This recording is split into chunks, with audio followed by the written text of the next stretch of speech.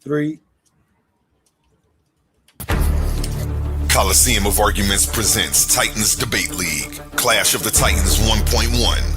The arena is opening once again, and only the strongest minds will survive. After an unforgettable first tournament, Pandemus the African Atheist fought through the battlefield of ideas and walked away with $500 in cash. But that was then. This time we're raising the stakes.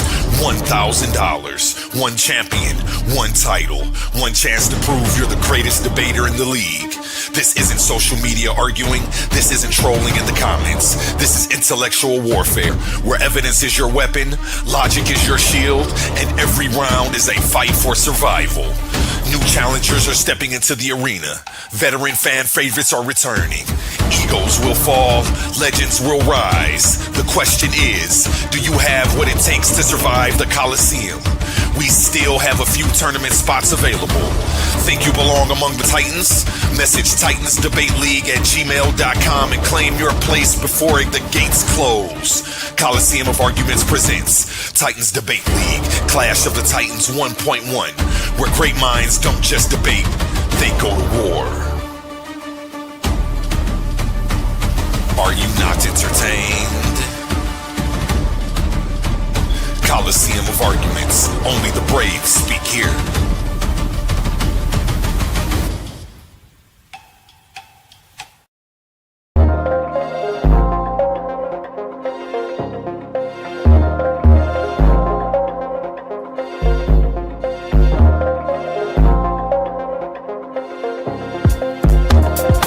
So many bodies in the cemetery, brothers getting buried. So many bodies in the cemetery, brothers getting buried. So many bodies in the cemetery, brothers getting buried. So many bodies in the cemetery, brothers getting buried. So many bodies in the cemetery, death is an illusion, homie, so I ain't never worried. Just ever ready, the flow's colder than February, anybody can get it, I'm hotter than the Serengeti. Yeah, back in the day, quick to shoot the heady, catch you a fade and do you dirty in my little pennies, ready. Snatch for love, hit a nigga with a crossover. Plenty receipts, my homies loony, not at all sober. LeBron James of the motherfucking rap game, crack cocaine, come and whip you up a batch, man. I'm with the shits, knowledge is dollars, niggas, I'm rich. You won't find a product bigger than this. Downloaded it to my conscience, been bodying ever since. Right now it's starting to make sense. I blessed since the adolescent, been practicing, manifesting and stretching out to the heavens and leveraging energy vectors in several directions. I've been in the trenches with multi-dimensional vision. I ain't superstitious, but just for the record, I don't care if you respect it, nigga, fully invested. I don't care if you a legend, my appearance a blessing, So many bodies in the cemetery, brothers getting buried. So many bodies in the cemetery, brothers getting buried. So many bodies in the cemetery, brothers getting buried. So many bodies in the cemetery, brothers getting buried. Ain't no telling will I live or I die. Wish upon a star has a gaze upon the sky. Looking at the world and I see clear. So it makes sense, I don't wanna be here.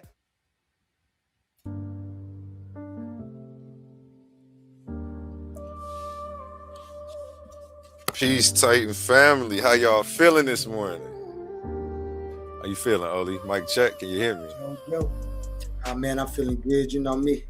Shout out to the Titans Debate League A1. How you feeling this morning, man? Shit, I got up. Feeling amazing, man. I'm feeling amazing, you know. What they say, I can't call it, baby. You know, another good one, another beautiful day. Wish I was somewhere in LA, you know, but Cleveland is where I'm at right now. It's all right. Coming soon, man. Yeah, man, I woke up to this. I see you got nice another presentation you done put together for us. Yeah, you see who we got on the chopping block today, man. You see who we got on the chopping block today. Peace, Titan family. Yeah, we got Ankh West on the chopping block today. Please smash that thumbs up on the way in. We are about to get started here shortly. Hope everyone's having a beautiful morning. You know what I'm saying?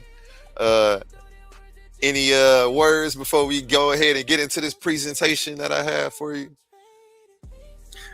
You know me, just want to say shout out to all the Titans and everybody that's fighting to be enlightened. Watch out for the snakes that's striking and the dogs that's biting. And I think this might be the case. Definitely may be the case. We'll see. You know, I'll wait to save that assessment to until I see how they respond to this. Um, First, I want to shout out Unc West and the Pseudo Killers. Um, some amazing peers to have in the intellectual community. You know, they definitely make it fun and they keep it fun. Uh, I just want to be able to play too. You know what I'm saying? So don't be mad when it's my turn to get on y'all. Y'all made a living off of hunting down bad information or information that you didn't agree with. When I do the same thing, you know what I'm saying? It should be fair game as long as it's all respectful. Which, you know, I assure you this is going to be another healthy refutation. But what I do want to do is make sure. Wait, hold on one second. Yeah, I do want to make sure that I'm allowed to address this subject with the same intellectual rigor, I guess, or enthusiasm that you approached it with when you did your show yesterday and I think 2 days prior to that. Um, I found what you were doing, and let me turn this music down. I found what you were doing to be very problematic, Uncle West. Um, I'm not liking my lighting over here. I'm not liking how this is looking. Let me tighten up real quick. Oh shit! Don't mind me. Excuse me. Excuse me. Okay, back to business. Back to business. And that's better actually. So yeah. Yeah, I don't like what you're doing over there, bro. I find it real problematic. And I see we keep having the same problem. The first time that I came to talk to you guys about uh what should we call it? Can we call it do we have to talk in code about this still? What are the YouTube laws like? No. No, man, you can live, man. You We can can talk live. about the hot sauce 19 on here freely, or do I gotta use words like that when I'm talking? It's probably for the best. I'll use hot sauce 19 and the jibby jab. So you know what I'm talking about. So those would be my code words for the rest of the conversation, just until we figure out how this algorithm goes. Um, so yeah, when I came to talk to you guys about the jibby jab and you know the side effects of it, things like that, I was met with a lot of aggression, and it was pretty intense. I pretty much was just yelled at, called names, pseudo, scientifically illiterate, a bunch of other crazy stuff. Like it was real wild. Um, and I'm coming to find out that there's a pattern here in the behavior of you guys not actually wanting to address source material and just wanting to slap labels on people without actually having to do the work.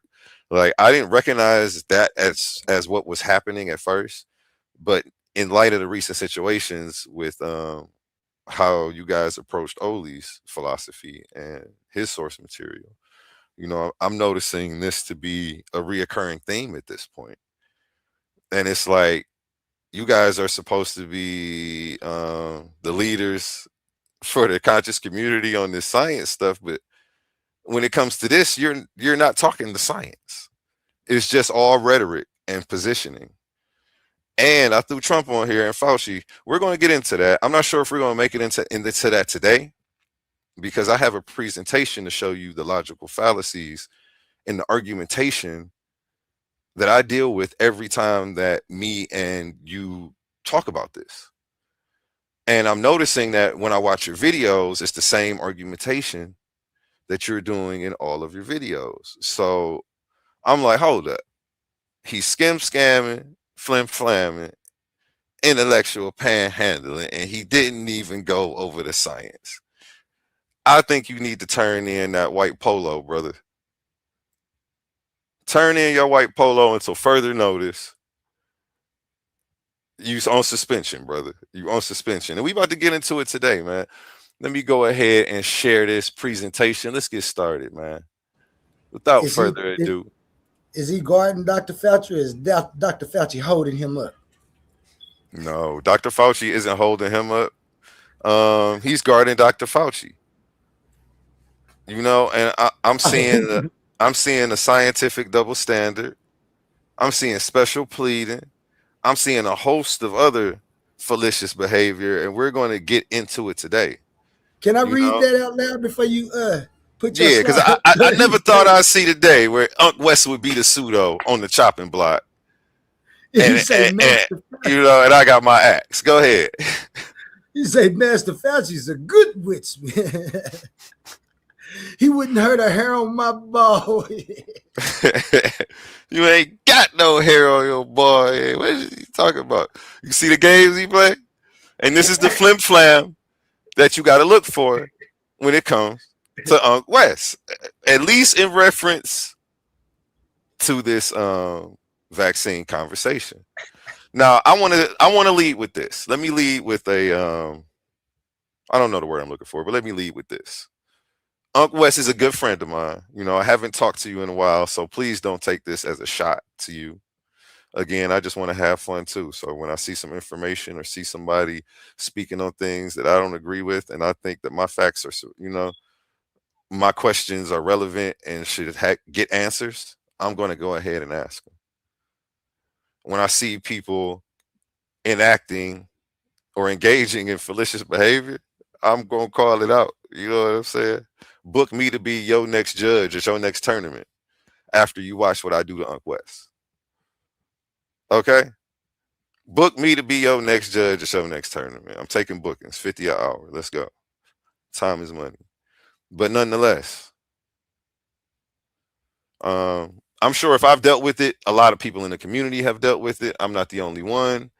And I'm going to give everybody a framework and pretty much a toolkit on how to deal with him.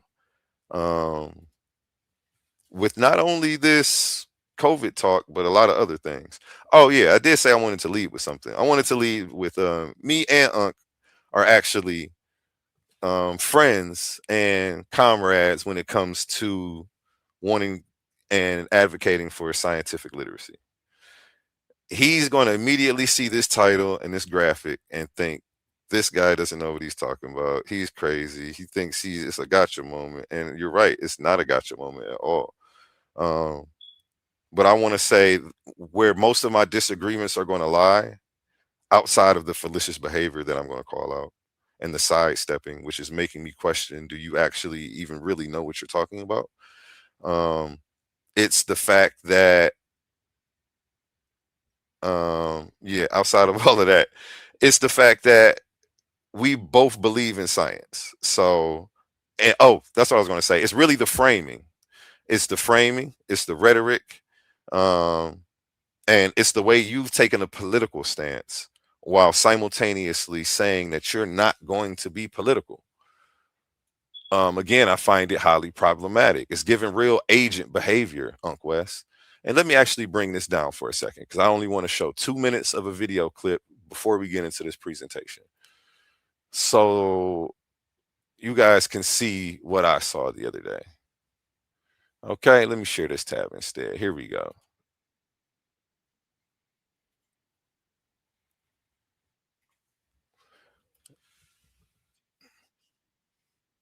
Oh, sorry. I gotta add Appreciate it, Jody Breeze, man. The 2 jewels, man. That's love right there. Yeah. 6 jewels, man. Yeah. Appreciate the gifts, man. So it's, you know, for me, man, I don't understand how you would actually trip off of the lead scientist at the NIH. But not trip off of Trump. You still hear some feedback? I'm sorry. Yep. Mm-hmm. Really? Don't think the people in the chat hear anything, but I'll go out and come back in. Should he don't? Yes, this is the part I wanted you to hear. Juju said With the it echo. sounds clear. I Why? Oh, you don't hear the double? You can't hear that? Nope. What do you got going? Did you switch something? I didn't do anything. You mean you can't actually hear that? I cannot. Hey! No, I can't hear it. I thought he started chanting Trump, though. I wanted to hear that one more time, because that was going to turn me up. I'll be back. Trump. There you go. Trump. It's still about Trump. Pseudo. Yeah. You know what, Pseudo. man? Okay, yeah. Just mute out. I ain't mute. So, one, I had a problem with this. Crime in the middle of talk. Because while simultaneously saying this isn't about politics and calling himself a scientist, he's doing what scientists aren't supposed to do. Just come up here and get a science. You've taken a side as if either side is right or wrong. And this is before I get into my presentation on his fallacious behavior. I just wanted to start with this. This was just a side note. And my actual further episodes are going to continue to be on the Fauci stuff. I'm going to have to make this a series because he's actually said a lot. And I feel like he doesn't have the science or the intellectual capacity to digest it, to really know what he's talking about when it comes to this, because that's why he stays real surface level and just gives you a broad overview. And I'm going to show you today some of the stuff that he doesn't talk about.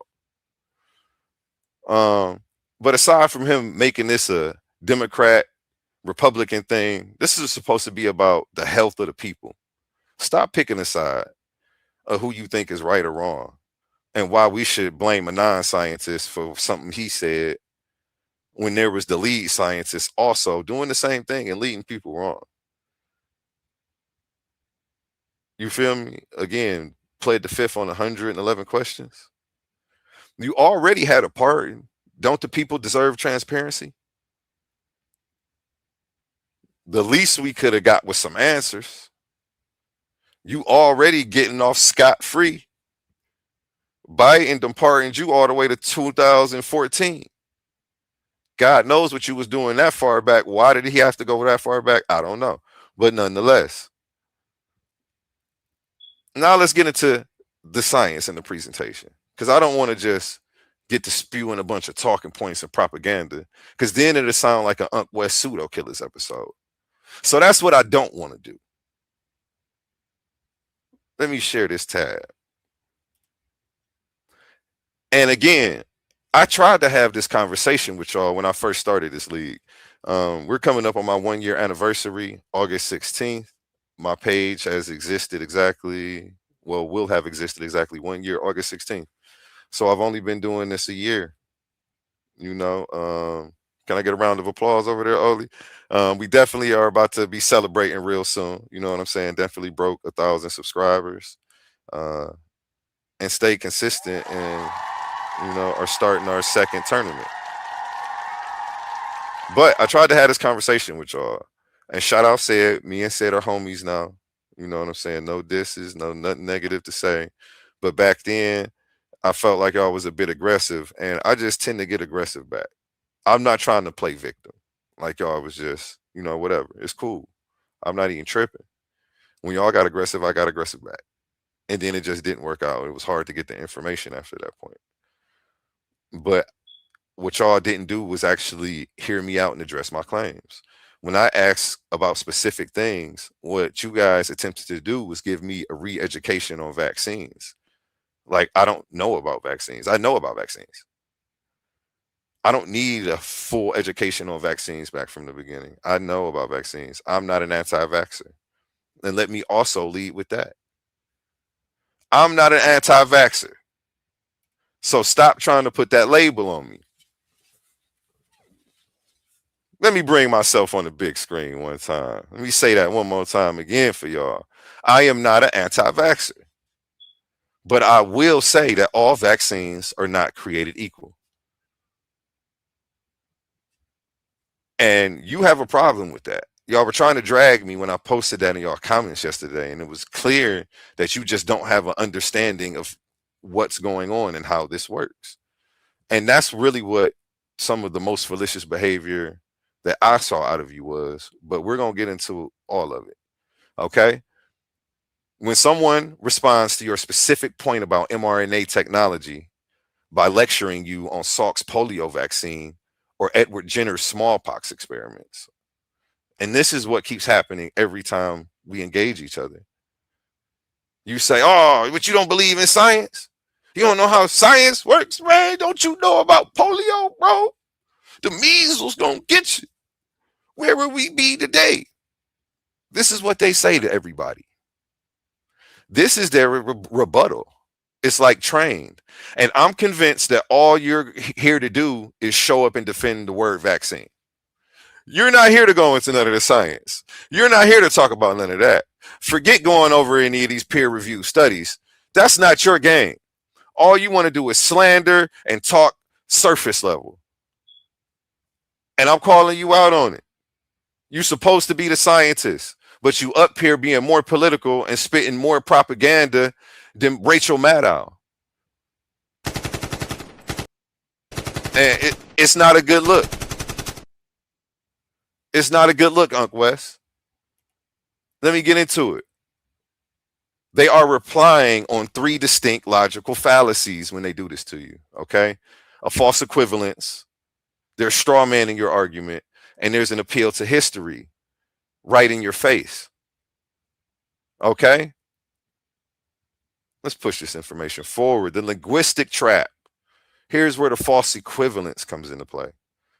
The false equivalence occurs when 2 distinctly different things are treated as identical simply because they share a superficial label. The superficial label would be the word vaccine, if you didn't know. And if you didn't know, I'm about to break this down for you, why this is the superficial label that they're using, which is making me question, do they even know anything about the vaccine at this point? At this point, it's getting real scary for me when I watch y'all and try to engage with y'all, because now I'm questioning, can you live up to the song that you're playing?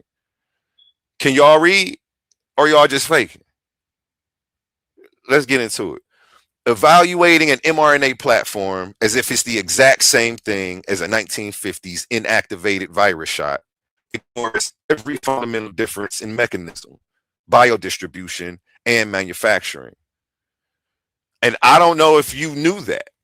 From the way that you use this false equivalence on every platform all over the internet, I'm thinking that you don't actually know anything about the science at this point, unless you just like to be a walking, talking fallacy.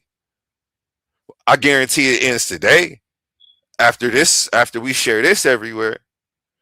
But after today, you're going to have to start addressing some science.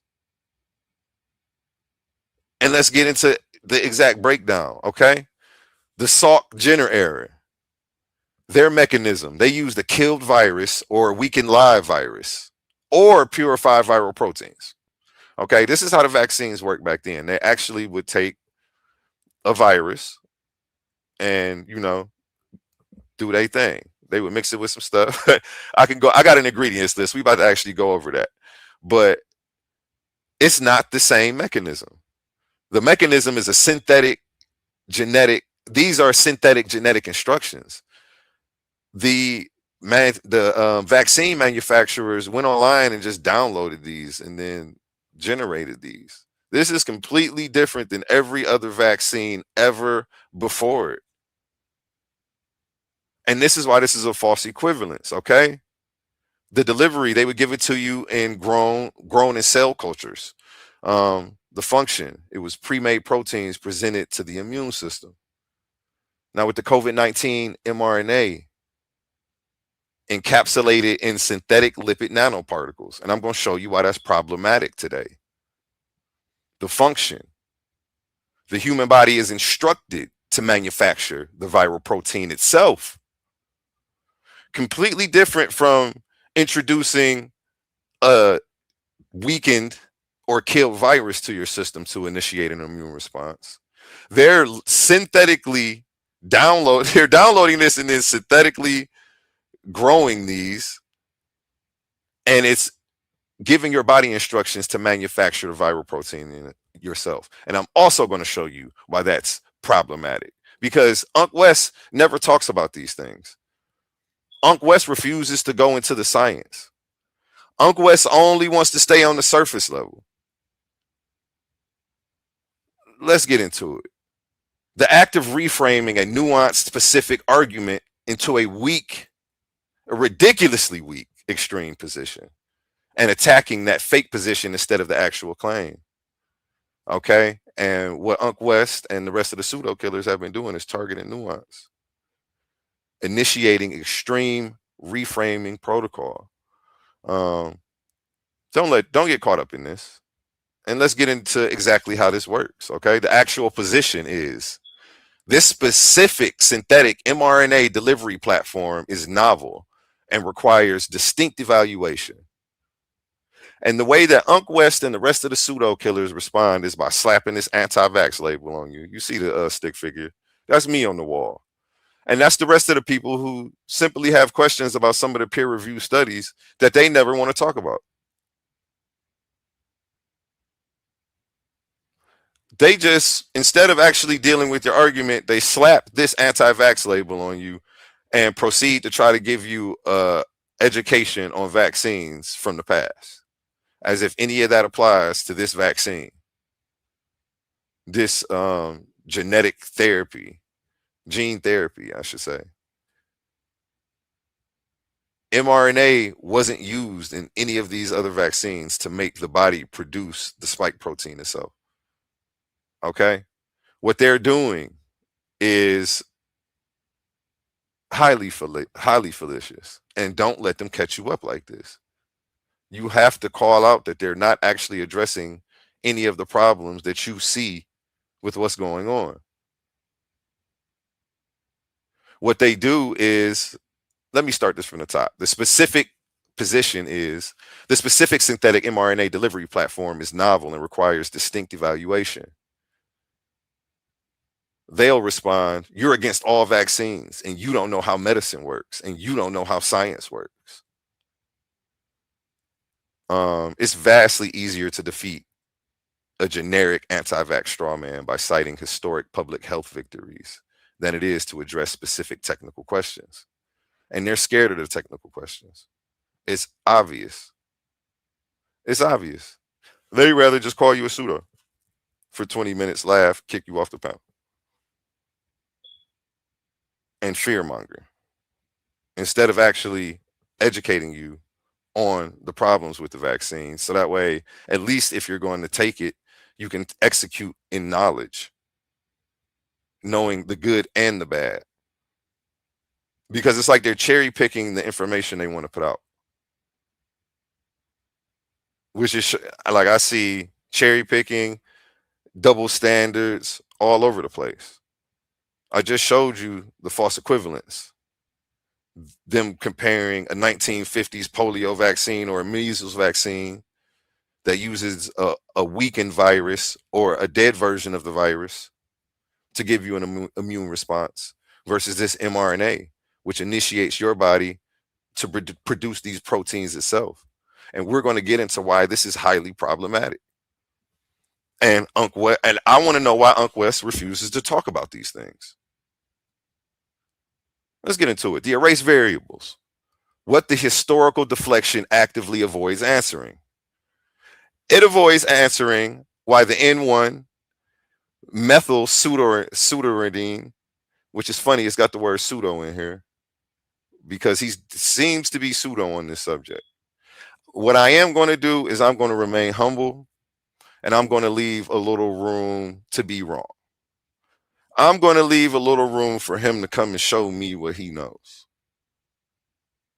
Because it's got to be more than what he's offering on these 3 to 4 hour streams that I've seen as of late. Because I'm not seeing much.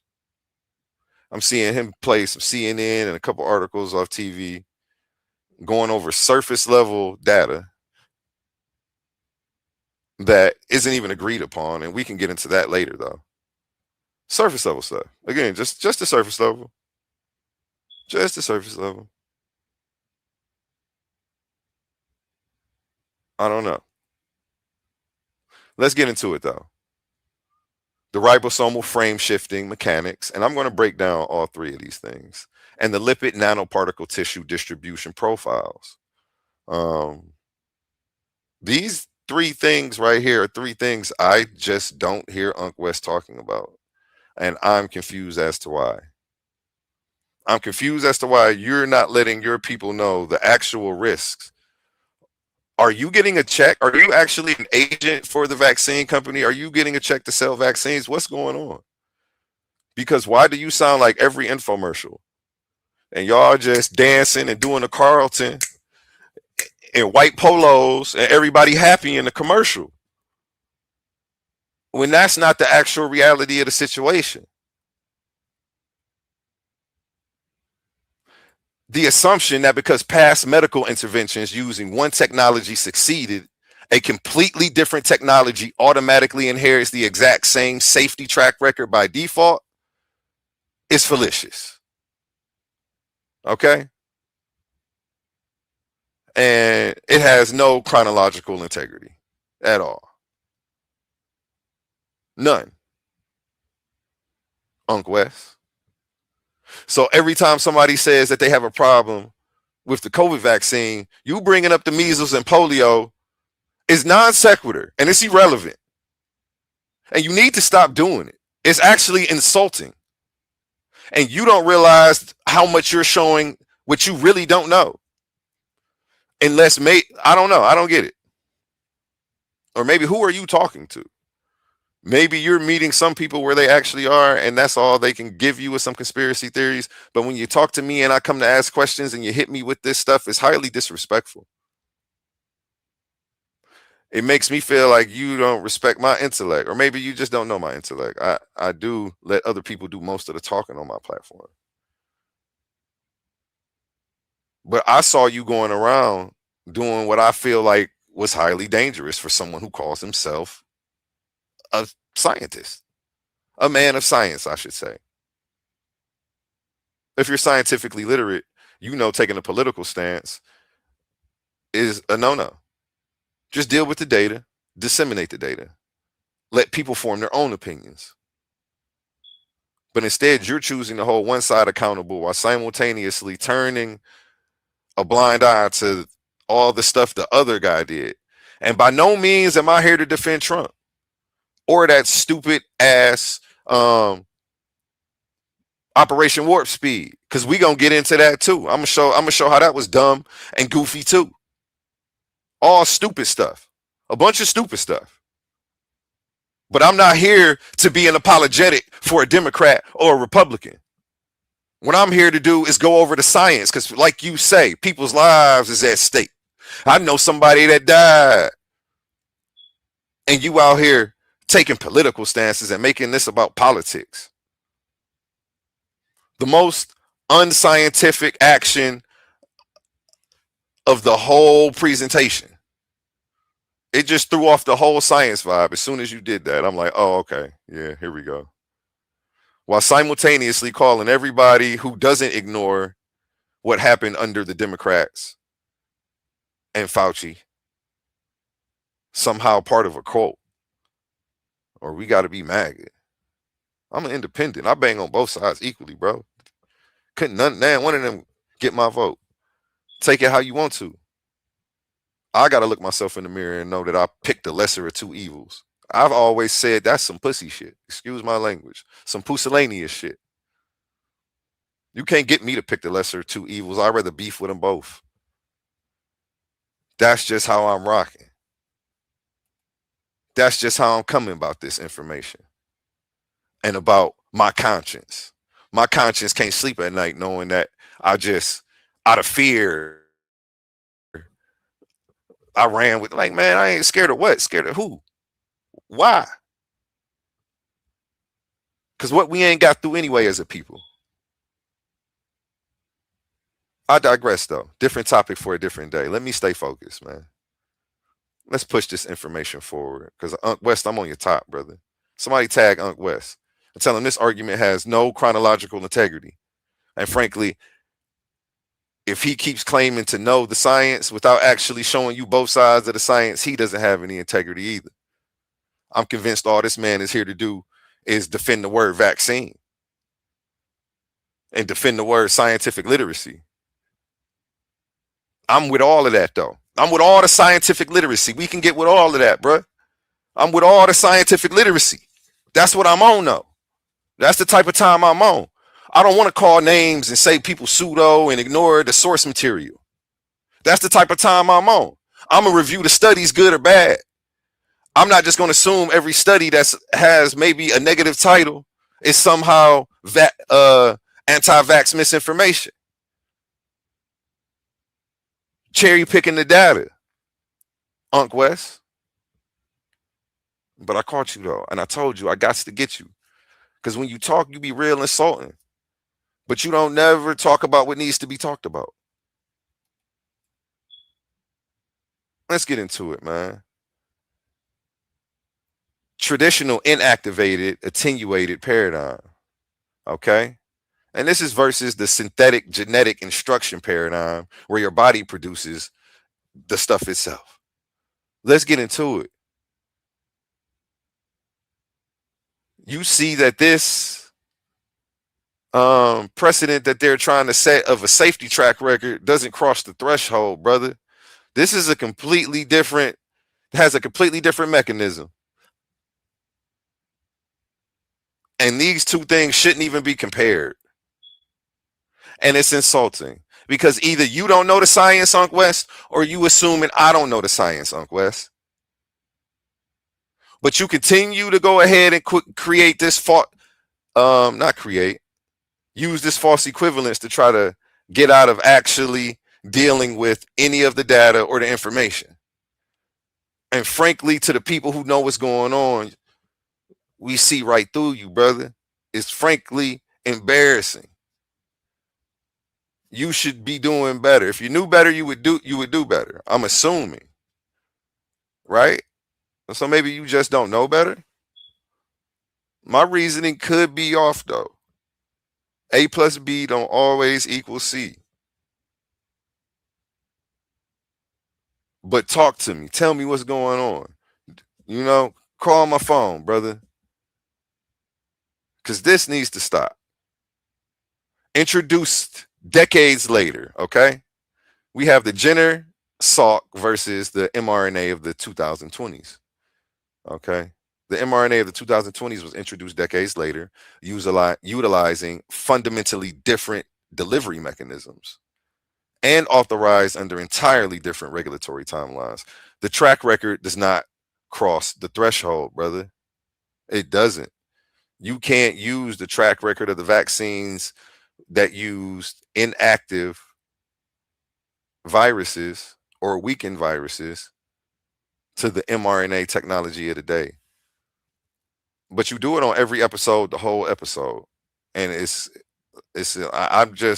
me, it's embarrassing. I'm like, why is he doing this? Does he not know anything to talk about? Maybe he doesn't know anything about COVID, and that's why he keeps doing this. Maybe that's all he can say.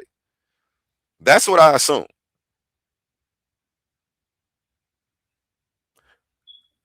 But let's get into it. The 4-term fallacy, okay? A sense shift in the word vaccine. Let me show you how this works, because again, you're going to catch most of the pseudo killers doing this. I'll say about 9.9 out of 10 of them. You know, I'm going to be scientific about it. I'm going to leave some room, a little room for error. You feel me? 99.99991.3% of the pseudo killers are going to commit this 4-term fallacy on you. Vaccines have a 100-year track record of safety and provide long-term immunity. You don't understand science. You're a pseudo. You're scientifically illiterate. COVID-19 mRNA shots are vaccines. Okay, this is the second phase of the 4-term fallacy. And I want you to pay attention how vaccine shifts. Therefore, COVID-19 mRNA shots have a 100-year track record of safety and provide long-term immunity. This is where they try to get you. Are you hip to the measles? You don't know about the measles, brother. Be dead without the measles. COVID-19 mRNA shots are vaccines. Therefore, COVID-19 mRNA shots have a 100-year record of safety and provide long-term immunity. It don't work like that. And this is their best argument. This is their best argument. If this was a debate, I definitely would have took home the money. But it's not about a debate. Again, like he said in his videos, people's lives are at stake. So I don't think it's fair, you know, how you're doing this. And before I actually get into the science, I'm just breaking down the fallacies that he's committing with his arguments. we're about to actually show you some of the problems with these jibby jabs. Yeah, man. Because Lamar Mm-hmm. Pope over there, he very interesting. Shout out Lamar Pope. Shout out everybody in the Shout chat. out Lamar Pope. Yeah, yeah. Melanated Goddess, I see you. Shout out to the new member we got. Real quick, man. While you on there, I don't mean to get in there, but shout out everybody in the chat. I just want y'all to know that we are paying attention, but A1 is on fire right now cooking. And Lamar, I think he's gonna give you all the science and everything you've been asking for. I know you ain't paying attention to the chat, A1, but I got you, man. I I got you. just Keep checked doing out somebody say I'm gish galloping. Me pointing out the fallacies in the argument isn't gish galloping. Me showing the four-term fallacy that they use as a rebuttal is not gish galloping.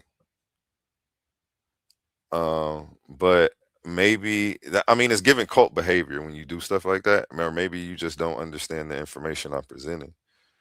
I am Pope, and it's no slight to you. I know you're a subscriber. I wouldn't talk ish about my fans. Maybe I just did, but um, I don't know. It's giving. Maybe you. I don't know. Just believe in the pseudo Lamar killers. Pope. I think Lamar. I think he is a pseudo killer Okay, well, fan. shout out I them think then. At he least might be some one of them is watching, so they can report back that he got you.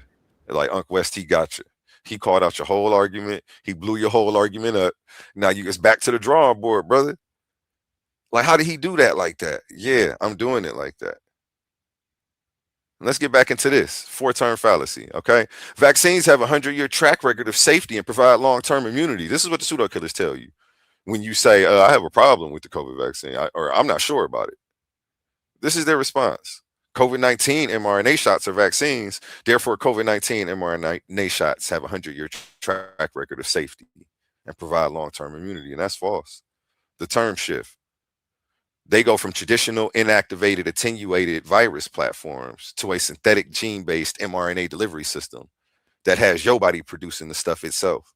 And we're going to get into how this stuff, where the shot is, it's not staying localized to the area, how it's slipping into the bloodstream, and you have different organs starting to produce this stuff, these lipid nanoparticles all over your body, and it's getting real crazy. But I never hear Unc West going over this peer review work. This is the stuff Unc West never talks about. He never addresses the actual issues. He rather just label people conspiracy theorists instead of just trying to talk to people. But if he wasn't so damn aggressive, he could actually like listen to somebody present something that doesn't already align with what he thinks without jumping out the damn chair. And it's not even like I can't be corrected. But first, we have to fight through all of these damn fallacies and gaslighting and them trying to give us a whole re-education on vaccines like we don't understand vaccines.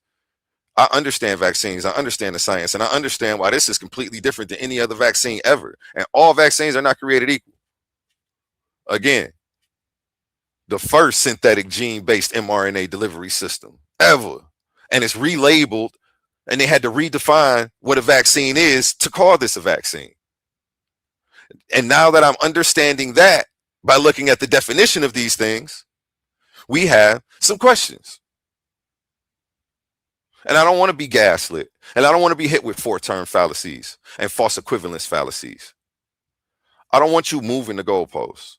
I don't want you labeling me an anti-vaxxer and saying I don't understand science to avoid having to deal or allow me to even get to these questions. As much as I would love to come on your platform and ask you some of this stuff, I've already dealt with you in other places and spaces, and it just hasn't gone well. And when I see other people coming to your platform who don't agree, granted, there are times where I actually have seen you let people get it out, but I've seen people get dismissed real quick. And if people get aggressive with me, I'm just matching it. Like it's just natural. Like I have to mentally prepare myself not to match all energy. And I'm not even about to do all of that because it's not even worth talking to y'all at that, to me. And, again, shout out to y'all though. Again, this is not a shot at y'all personally. I'm attacking this information, but you happen to be the bearer of some bullshit news. I can't even say bad news, the bullshit news, the pseudo news. You are the person carrying the pseudo torch today. You are the person full of fallacious behavior. It's coming out your pores. You can't stop. Every episode, you're just doubling and tripling down. And then you got your people around you hyping you up, committing the same fallacies. They don't know no better. They can't call you out on it. But yeah, let me quit gish galloping, like Mr. Pope says. Shout out, Mr. Pope. I appreciate you tuning in today. The error is this is a classic 4-term fallacy. The word vaccine changes meaning between premise 1 and premise 2. Okay. 1 word, 2 meanings, 4 terms, invalid conclusion every time. But this is how they talk to us to avoid actually having to ask us, well, what's wrong? What don't you like about it? I have some actual questions, some peer review studies to bring up and bring out. I would have loved to do it with you. I allotted you guys the opportunity. And, I appreciate you guys for doing all you've done. I guess you feel like coming over here, and supporting me was a favor, which is cool, but I'm just as big headed. I think my presence is also a blessing as well. So it's like we both got the same big head thing about ourselves, where we both feel like we a blessing in life, and it's a blessing to be around us. So we just, and we both add value to any space we in. So I feel just as adamant about that about myself as you do. So I don't know, maybe that's why we bumped heads on this instead of actually being able to talk. Yeah, especially baby Cedric. When I was trying to talk to them about this and actually just talk, I told Uncle Wes, I don't want to debate you. I just want to have a conversation. When I would go into this, they would just get very aggressive and then make me end up matching their aggression, being in defense mode, and then we wouldn't get anywhere. Yeah, Cedric cussed me out and yelled at me. We're good homies now. I don't want to go back to that. I like being his friend. I'd rather be Cedric's friend than on the other side. You know what I'm saying? I don't know. I enjoy Cedric as a personality in the community. We definitely both be banging on religion, and I think he does it. He's one of the best to do it that I've seen. I give people their flowers while they can still smell them.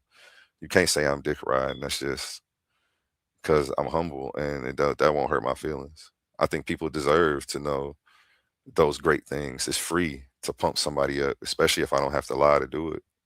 It's free to make people feel good. Tell people they dope. Go around telling everybody, some amazing things that you see about them today and just see how it uplifts people's spirits. Some people might look at you like you weird. Like, man, if you don't go on ahead, what do you want? But yeah, I was met with a lot of aggression, and I'm kind of reluctant to even go back down that path and try to ask them for another conversation. Honestly, this probably would have been an even more amazing debate than just a rebuttal and presentation, which I'm actually about to turn this into a series because Unc West has said a lot. He's put a couple videos out, and I feel like he's put his foot in his mouth as well as taking a political stance when he claims to be a scientist. Has double standards, is trying to turn a blind eye to the corruption of one regime, while simultaneously trying to ridicule and condemn another regime for how they handle things when they all bad. I'm not a Republican or a Democrat. I'm a black man trying to stay alive. And I think that at this point, we can all drop and stop trying to gang bang sides. We got kids that, are being affected by this. At some point, we got to put that stuff to the side and get down to business. Shout out Roy Chess in the building. Peace, Roy Chess. Peace, Akira. Shout out King Hercules in here. Mika in the building. But yeah, my bad. Did I just go the pod and sing somebody's name? Let me cut it out, man, for she clipped that. Let me cut it out. Shout out Mika though. Okay, yeah, let me continue with my slideshow. Sorry, I had to go on a little rant, man. I had to talk about this. The logic diagnostic matrix, operationalizing the breakdown, converting historical deflections into actionable analytical checkpoints. Okay, and let's get into it. The first thing you want to do is identify the tech, okay? Check for the false equivalence. Are they lumping synthetic genetic instructions with purified viral proteins under the superficial label of vaccine? hell to the year, every time, every day, 365, from on every platform that let him on. Not let him on. Book him. I ain't gonna say let him on. He's the name of the personality. You know what I'm saying? He do some numbers. His name is in demand right now. But yeah, this is exactly what they're doing. After you identify the tech, verify the claim, okay? Check for the straw man fallacy after the false equivalence.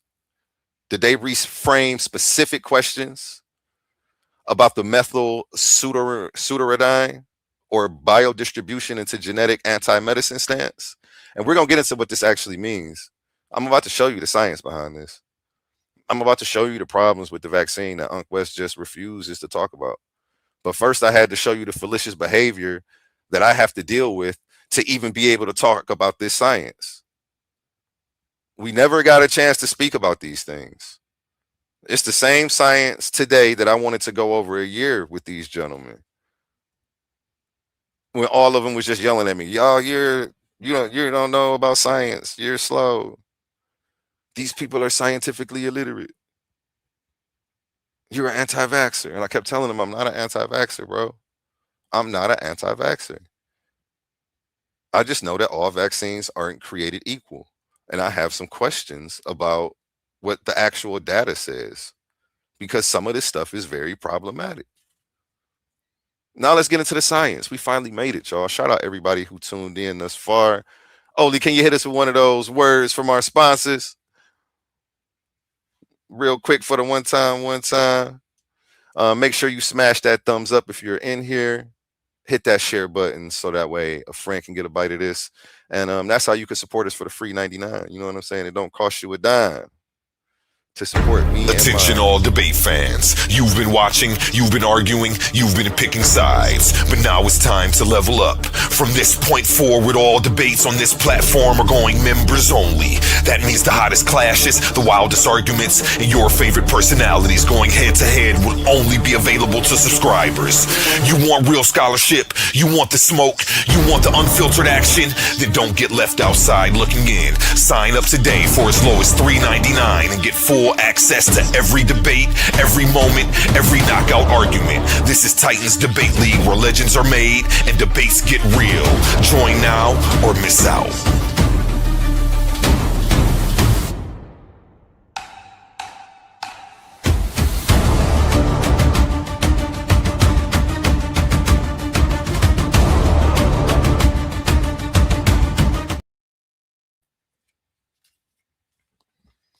And we are back. Can you hear me, Oli? Mic check. Loud and clear. We up in here. Okay, that was part one of the presentation right there.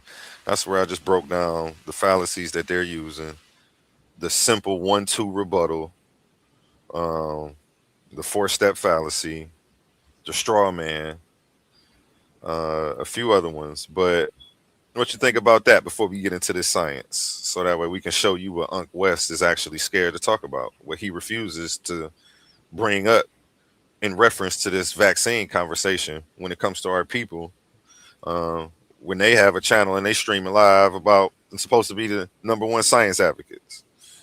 But yeah, my bad. The question was, how you feel about what you saw? No, you good. I noticed a couple things that you know what I'm saying, you touched on.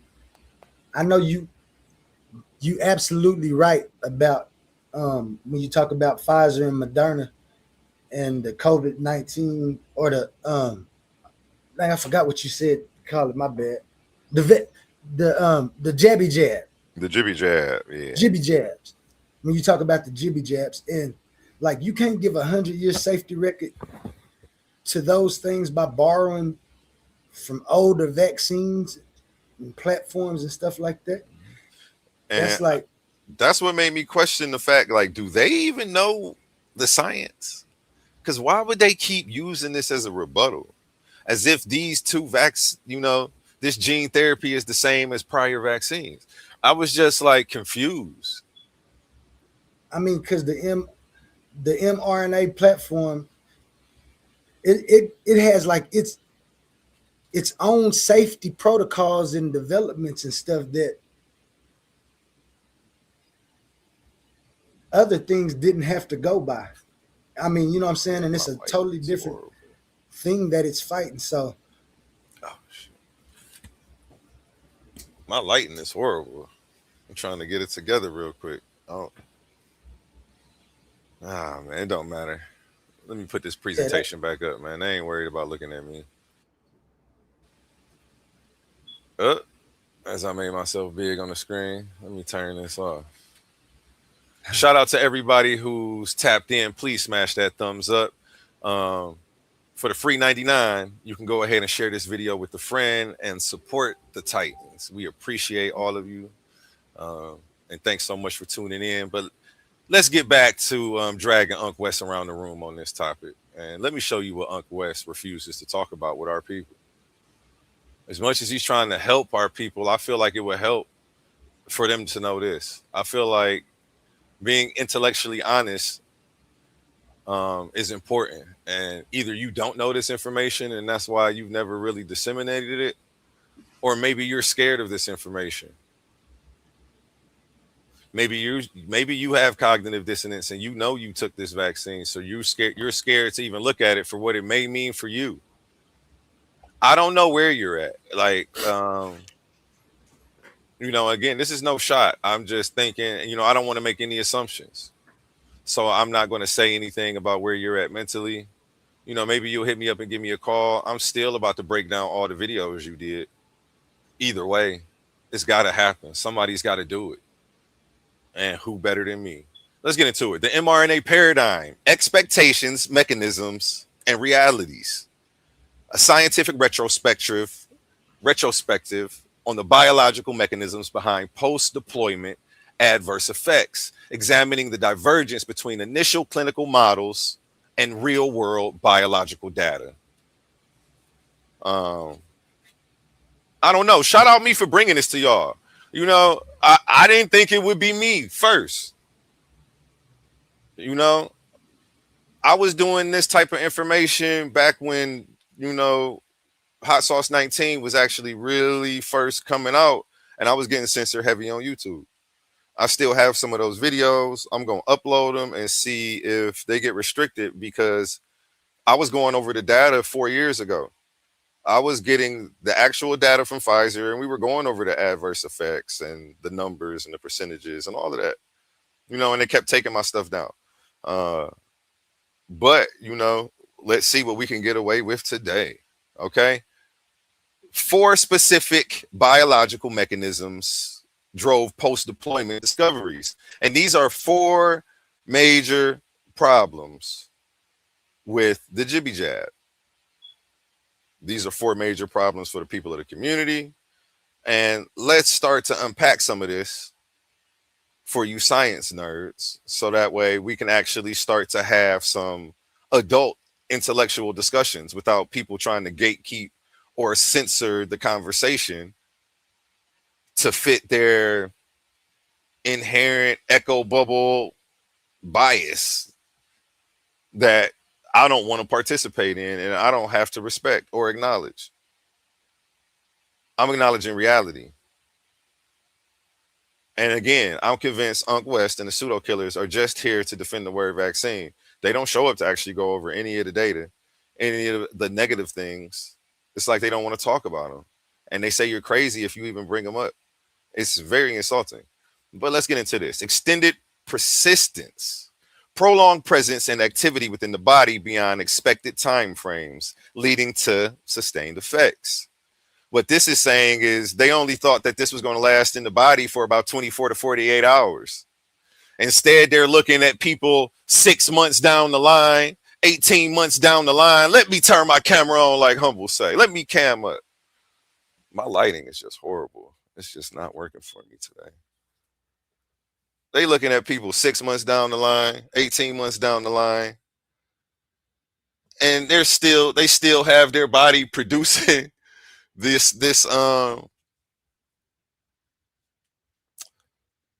producing the vaccine inside of them. And it sucks. This is not what people signed up for. And I think that we should be able to talk about it without being called an anti-vaxxer. I think we should be able to talk about the differences between the mRNA vaccines and the other vaccines without being slandered as a pseudo for even having the question. I think we should be able to talk about the existed persistence of the COVID vaccine inside of the human body without you guys getting all upset and angry and wanting to yell at people and throw people off of your panel because they're not part. You were calling it a cult yesterday.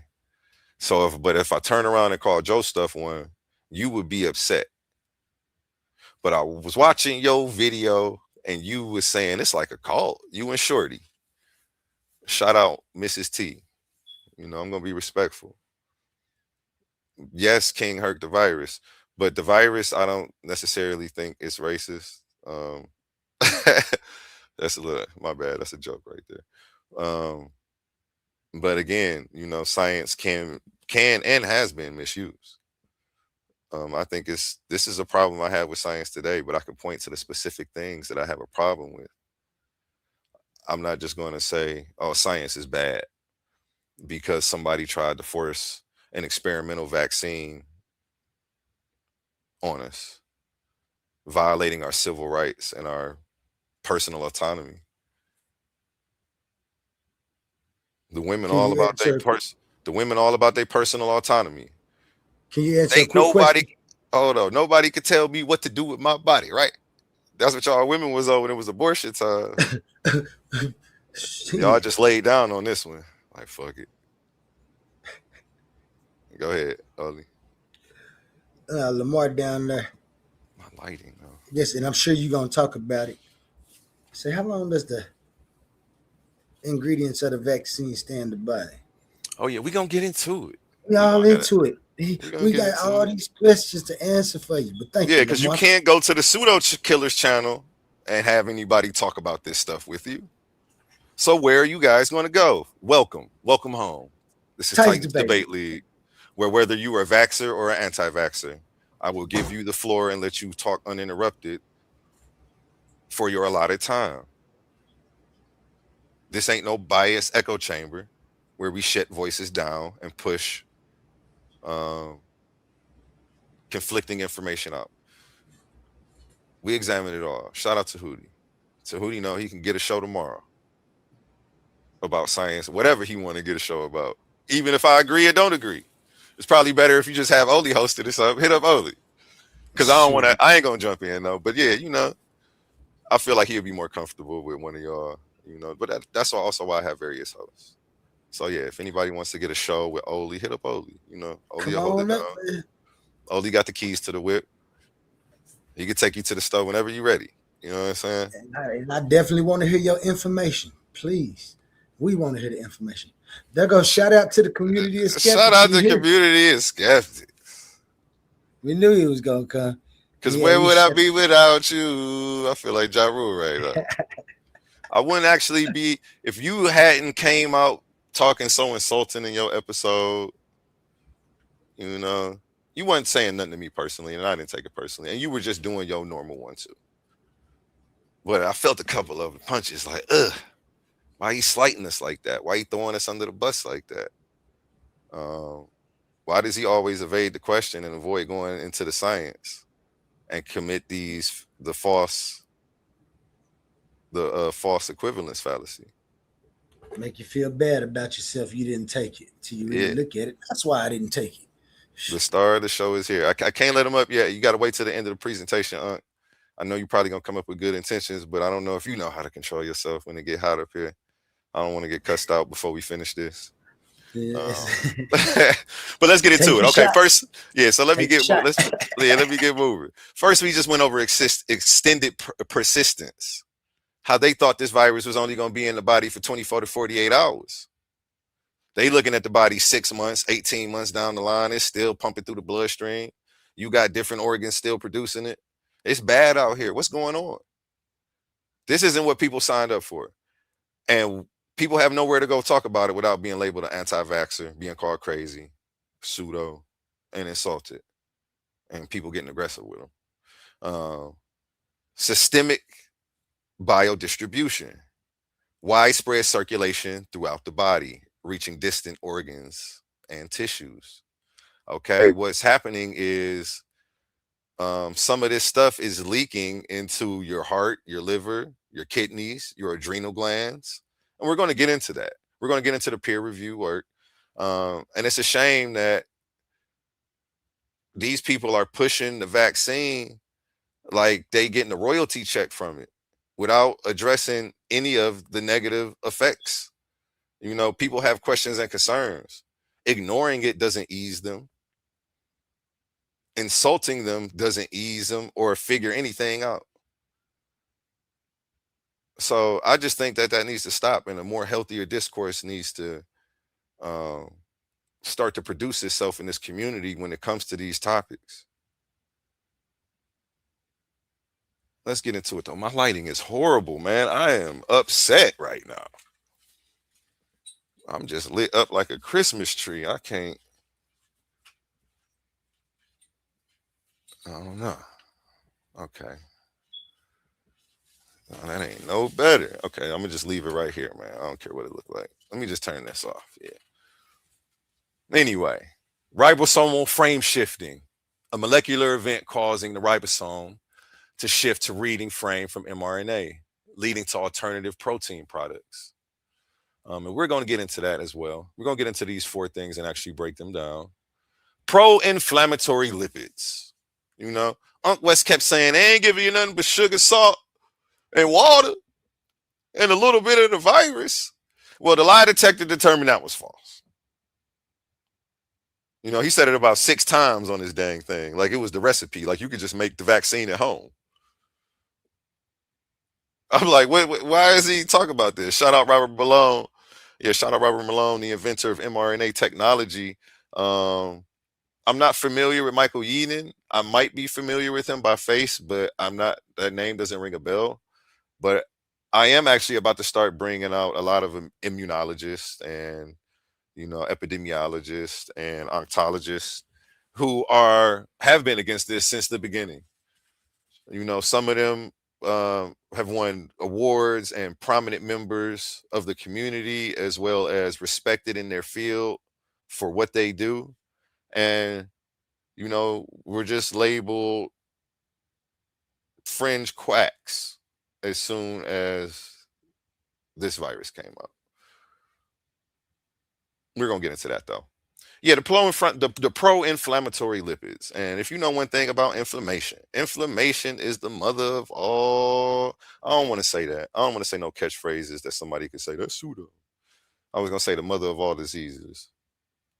But if you know about negative cell reproduction, you know inflammation definitely supports that, amongst as a host of other problems inside of the body. And we're going to get into some of this. Let's get into the science, man. Since we got Unc West here. Unc West, we about to do what you never did, bro. We're about to go into some of the science, bro. I would have rather had this conversation with you, but y'all was so aggressive, I had to have it without you. Modified mRNA persisted in tissues far longer than early models assumed. You don't say, Oli. You don't say. The assumption was that it would last about 2 to 3 days. The reality is it lasts weeks to months, and we're finding it in people years now. Continuous unintended manufacturing of the spike protein. This is a problem, but you can't come to Unc West and talk about it because he's going to say, you don't trust the science. Oh, you a pseudo. I ain't having this conversation. He immediately runs and hides, puts on his track shoes. Pew! Forrest Gump in this joint.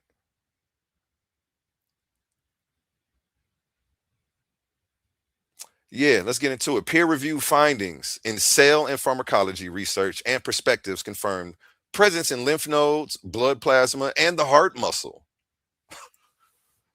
Not the heart muscle. Not the heart muscle. If you got a weak heart and you took the vaccine, you might not want to watch this. You might not want to watch this. You might just want to go on over back to Unc West channel where it's safe. where they don't actually go over the peer-reviewed work, where they don't deal with any of the things that people say that are negative about it. They don't talk about the adverse events. If you bring up adverse events, you're labeled an anti-vaxxer, and how dare you? You're going against the cult rules. We don't talk about adverse events on this page. Who does he think he is? Get him out of here. I vote him off this island. That's the vibe over there. Get it together. It's a thin line between gatekeeping and censorship and scientific literacy. And you've long jumped past the line. And it needs address. I'm here to do it. Let's go. Lipid nanoparticles distributed systematically rather than remaining at the injection site. Unc West don't want to talk about this. I don't know why. I don't know why it's a problem for me to bring this up on the pseudo killers page, or I'm going to get yelled at. Why is it a problem for people to know that this may happen? What are you so insecure about? And again, at this point, I'm just convinced that when Unc West shows up, he's just here to defend the word vaccine. Oh, it won't be no going over no science with him around. There won't be no going over no science.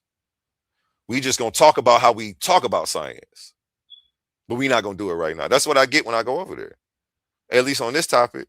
He was killing it with the, trying to label the people of antiquity black. He was doing this thing on that. You should have just stayed there. You should have ignored the Fauci stuff. You shouldn't have came and jumped out the tree and started trying to insult everybody who has questions about this. If you don't got the answers, just say that. Instead of going around insulting everybody. What type of little man syndrome is this? I digress, though. Lipid nanoparticles distributed systematically rather than remaining at the injection site. The assumption is that it's going to remain strictly localized in the deltoid and nearby draining lymph nodes. The reality, a fraction of the lipid nanoparticles escape local tissue, breaching the bloodstream, and initiates systemic distribution all over your body. So when you see somebody online saying, I'm glad I'm not pumped full of nanoparticles, know that they're not talking about them little machine bots that you saw on the Matrix. They're talking about the shot. And they're actually being scientifically literate in the terms that they're using. They're not trying to be overly insulting. They're actually being accurate. I'm glad I ain't got lipid nanoparticles crawling over my whole body. Damn cyborg, we don't know who you are no more. I don't know. And again, there's never been a vaccine like this.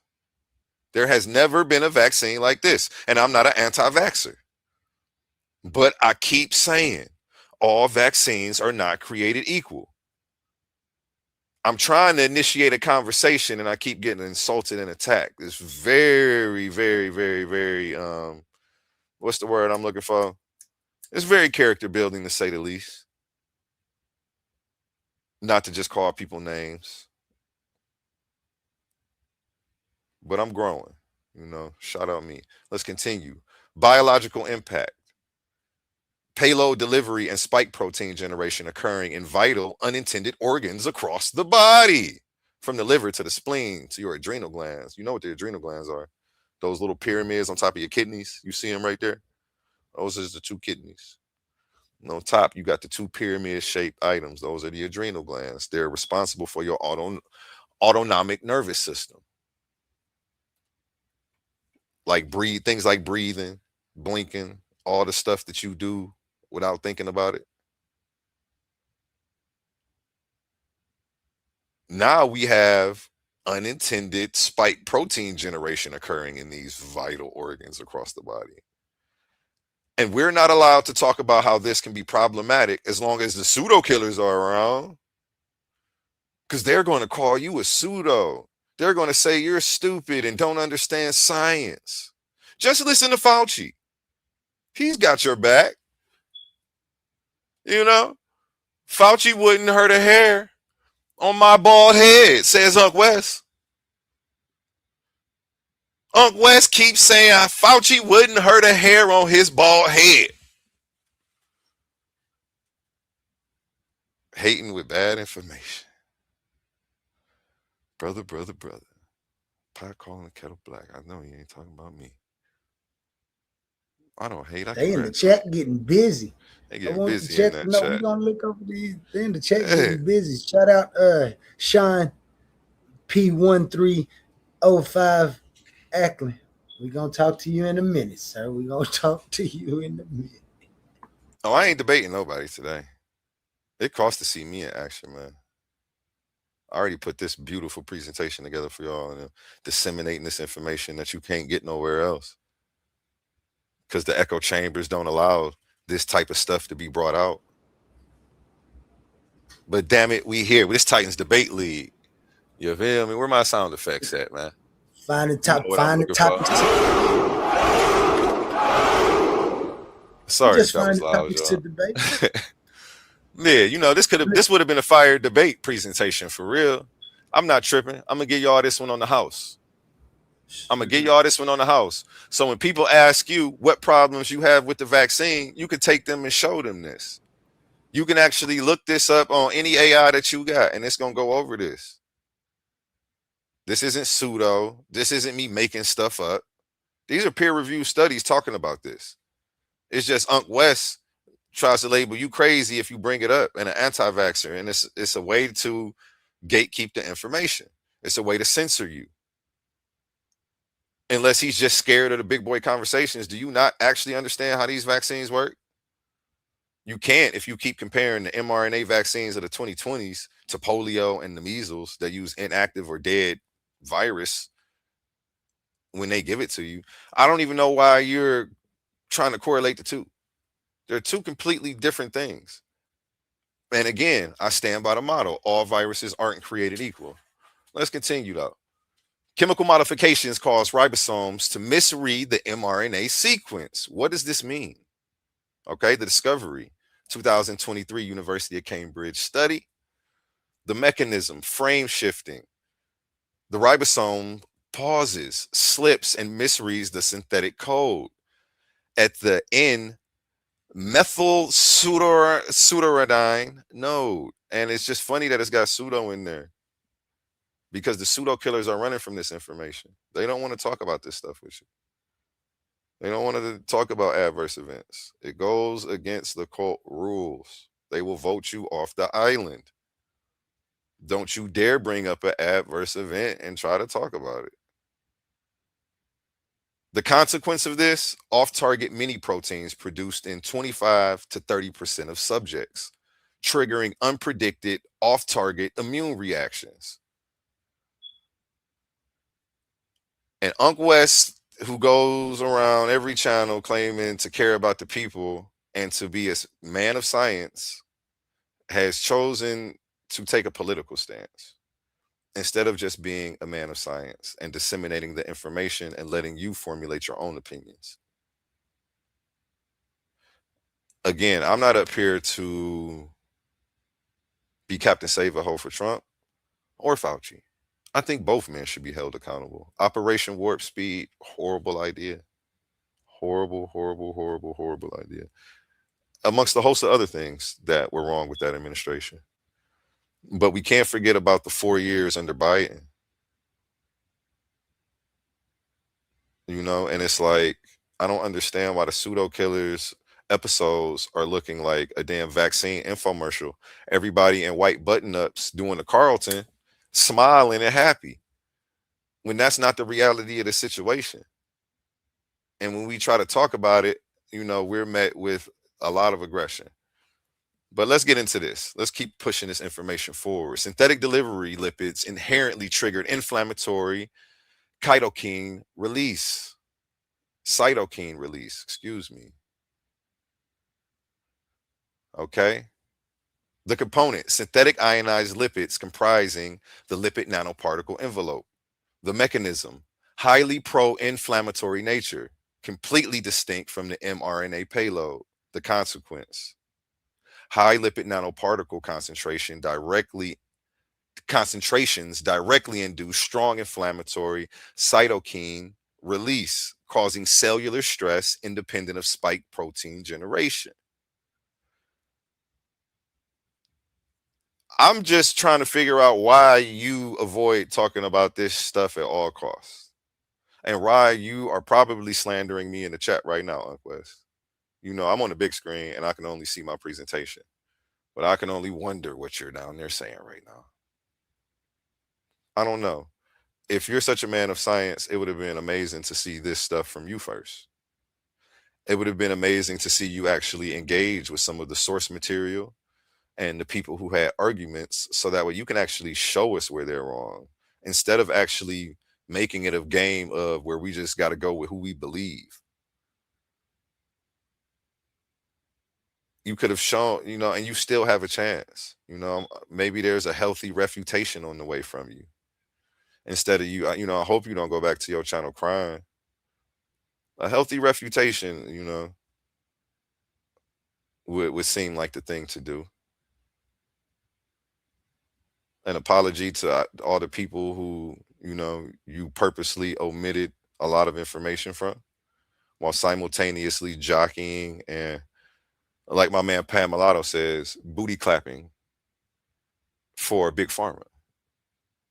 Checkmate. Shout out Pam Mulattoism. My man Pam Mulattoism. Let's keep pushing this information forward. Synthetic modifications initiated a precise cascade of biological consequences. Problematic mRNA feature. Okay. The pseudouridine modification. The systemic lipid circulation. The PEG lipid coating. Frequent repeated dosing. Let's see what this stuff means for you, okay? First, let's go over the biological mechanism. Ribosomal frame shifting and extended lifespan. Unintended proteins, that's what that led to. When it comes to the expression, my bad, I'm reading this all out of order. Systemic lipid circulation leads to expression on heart vascular cells, which leads to myocarditis, okay? So we have unintended proteins, we have myocarditis.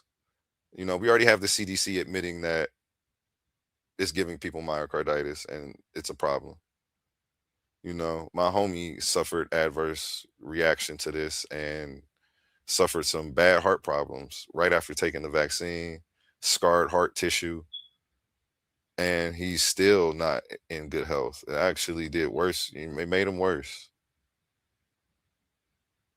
And again, I'm not here to bring up any of the conspiracy or the QAnon stuff. I'm just trying to bring out the data that we have, peer-reviewed studies on. But it's like they don't want to talk about those either. They still trying to label people conspiracy theorists just for actually trying to have a conversation about the data. They first must know, do you agree or disagree? And then if you don't agree, they don't want to talk to you. I don't know. But again, for the next week or two, you're going to be seeing me bring out a string of immunologists, oncologists, epidemiologists, leaders in their field, award winners, who have been speaking out against this from the very beginning, who have been pointing out the things that have been problematic every step of the way, who've actually been going over the data.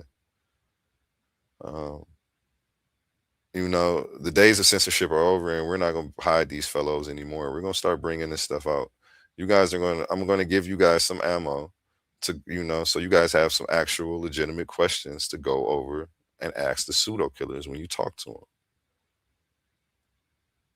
Let's get into it though. PEG lipid coating, pre-existing antibody recognition, leads to anaphylaxis. Okay. Frequent repeated dosing, high prolonged antigen load leads to IG4 immune shift. And we covered all of those as well. Systemic circulation drove localized immune attacks on cardiovascular tissue. Okay, let's talk myocarditis and pericarditis.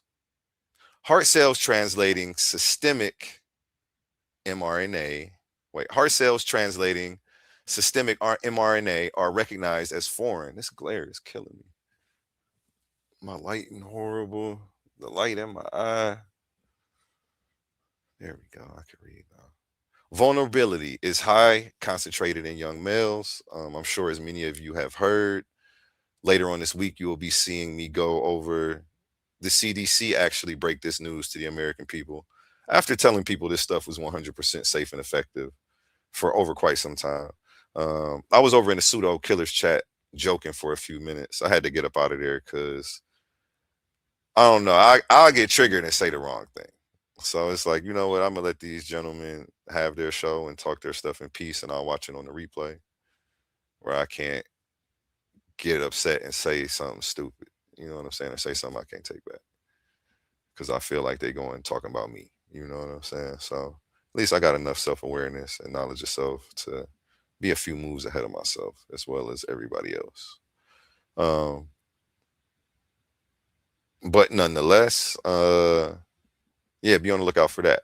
Okay, this results in localized cardiac tissue damage, micro scarring, and chest pain. Exactly what my homie has. Yeah, microvascular and thrombotic events, free-floating spike proteins bind the ACE2 receptors on platelets and vascular endothelium. This causes platelet activation and endothelial dysfunction and rare microclotting. So this is talking about the blood clots that were associated with the myocarditis. They put out a warning about this not too long after the first vaccine dropped. And the CDC actually issued that the vaccines cause myocarditis in young males. You know, so I don't know. I haven't really heard them address that, but I'm going to go through a couple more of their videos and try to give them a chance. So I'm not going to beat them up too much on this one right now. I'm going to focus on the things I have heard them say and make sure that they get beat up on those. As well as addressing the elephant in the room, the science they never want to talk about. The immune system exhibited both hyper-reactive and exhaustion responses. Okay, anaphylaxis, the acute extreme, triggered by polyethylene glycol coating, which is PEG. Individuals with pre-existing anti-PEG antibodies suffered rapid, severe allergic reactions shortly after the injection. And this was more minor, and it didn't happen to a lot of people, but it's still something that should have been covered. Why just aren't we going over the adverse effects if you actually want to make people feel comfortable about these? Why aren't you going over the numbers if things are actually on the up and up? Because again, every time you pop up, it seems like you just here to defend the word vaccine and you want to give people a re-vaccine education. Mr. Stick to the script. Don't want to talk about none of the source information, none of the peer review research. I actually sent you some stuff. I don't know. You didn't really look over it. You didn't look over that stuff that I told you they had to sue to get released, that Pfizer was trying to hold for 75 years. And the judge said, you got as many days as it took you to release the vaccine to release the data. We're not going for 75 years, sir. And shout out to that Supreme Court judge. And we're going to actually cover that as well coming up soon. It's a lot to unpack. And I almost didn't know where to start with this because this is going to end up being a series going over a lot of what Unc West has said in reference to this vaccine. But I just had to start here with the science they don't bring up. And if you missed the beginning, I gave you a whole toolkit on how to deal with his arguments because they're very basic and he only has two or three of them. And he always hits you with the same thing every time. So now you'll be able to stop him dead in his tracks and he won't be able to get none of that off. The mute button ain't going, having a mute button ain't going to save you now. I done taught him what you're doing. So I guess the hustle is over. He been out here scamming, flamming, intellectual panhandling, and the jig is up. You feel me? The ball isn't under any three of the caps. It's up his sleeve, y'all. Let's keep it moving. I ain't finished this one, okay? The IgG4 class switching, the chronic extreme. Discovered via science immunology. After 3 or 4 doses, the body shifted from inflammatory, neutralizing antibodies to passive, tolerizing antibodies, potentially slowing pathogen clearance. He just doesn't want to talk about any of the problematic stuff. I guess he wants vaccines to be all rainbows and sunshine, McDonald's, French fries, and burgers. What else was they giving away to get y'all to take the shot? Again, I have my own theories and I have my own opinions, but what I'm not about to do is bring them up here and disseminate them online like they mean anything, because they don't. My opinions don't mean anything. What I think politically doesn't mean anything. And it's like the Unk West and the pseudo killer conversation when involving the vaccination has a heavy saturation in all of that. Opinions, political stances. Yeah, you're not going to get none of that over here. I'm just going to drop the information and I'm going to let you come to your own conclusions. You know what to look up now, whether you agree or disagree. Because that's what a real man of science does. He doesn't cherry pick information. He doesn't omit information to try to convince you that something is good. That's what we call skim scamming and flim flamming. And I got to call you out, Unc West. Let's go. Unprecedented discovery over anticipated preclinical risks. What does this mean? Let's talk about it. Anticipated pre-rollout risks. Allergic reactions, PEG sensitivity known, 15-min observation protocols established. The unprecedented rollout discoveries, myocarditis in young males detected spring 2021 via post-market surveillance. Unpredicted. They didn't know that was going to happen. And again, this is why I say all vaccines aren't created equal. This ain't what you got before. This is something totally different. But if you go listen to his episode, that he would have you believe that, you don't understand measles, you don't understand polio. They give you the vaccine. I heard him saying it yesterday. They're giving you the virus. He kept saying it. And then I'm like, you know what? I don't think he understands how mRNA technology works, because he actually is talking about the old vaccines. That's how it used to work. They used to give you an inactive version of the virus or a weakened version to initiate an immune response. That's how the old one works. So the fact that he kept saying that as if that applied to mRNA technology or these COVID-19 shots, I'm like, I don't think that he understands how it works. I'm literally convinced. I'm convinced. Or there is no or. He doesn't know how they work, and he's committing this false equivalence fallacy. And I'm guessing that he's just been in the room with other people who doesn't know how it works, and that's why nobody's called him out on it. I don't know. Why did it take A1 to call him out on it? How come nobody else has said this? And if you did, shout out to you. I'm not trying to IBM the situation. Send me your, tag me in your stuff. I'll check it out, do a watch video on it, or bring you on for an interview. Anybody who wants to get on this channel too and have a discussion about some of this stuff or do any presentations on some of this stuff, make sure you email me at titansdebateleague@gmail.com. Again, that's titansdebateleague@gmail.com. Let's keep pushing this information forward, though. Transient systemic inflammation. Fever and fatigue expected from liponanoparticle cytokines. Excuse me if I came up with my own pronunciation for that word. But yeah, we know what it means. Okay, long-term persistence, mRNA and spike protein lasting weeks, months, years after you take the shot. Floating all in your body and your vital organs and your bloodstream is getting real weird. Continuing to produce the spike protein. Continuing to give instructions to produce the spike protein. And I have some immunologists who I'm going to go over this week who are saying that this is the reason for the spiked cancer cases. This is what immunologists are saying. This is what Unc West would try to have you ignore. This is what Unc West is never going to want to talk about. You run a different program over here on Titans Debate League. Let's get into it. Minor organ biodistribution. Rat studies show small amounts outside the arm, as well as we saw, in studies that popped up afterwards, after we were able to see what happened.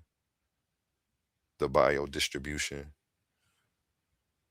it leaking out and going into your vital organs, your adrenal glands, your liver, your kidney, your spleen. It's getting wild out here. Your heart's producing, if you took that shot, your heart right now is producing spike proteins. Possibly, allegedly. I won't say allegedly, possibly. Everybody might not have the same effect. So I can't put that on everybody. But this was something that they knew. They anticipated that it would be minor, though. Ribosomal frame shifting, off-target proteins being produced all over the body. This was detected in 2023. Okay, and last but not least, the last unpredicted post-rollout discovery that I have listed, there are more though, is the IgG4 immune class switching, tolerizing shift after repeated boosting.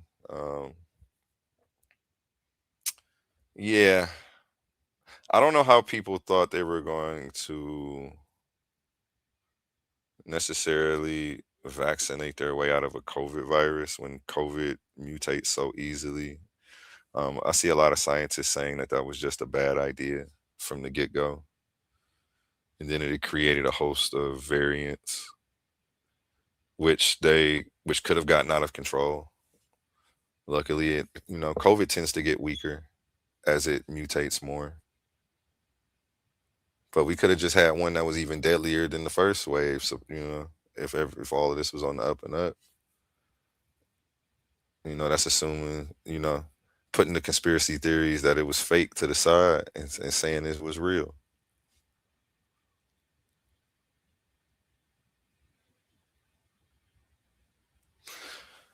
Let's keep it moving. Structural limitations in emergency clinical trials created critical blind spots. What does this mean? Trial size, phase 3 trials of 30 to 44,000 subjects are mathematically unlikely to detect a 1 in 20,000 demographic specific event. But somehow they ran this weak stuff past and then gave it to you and told you give it to your babies. Complete rush job.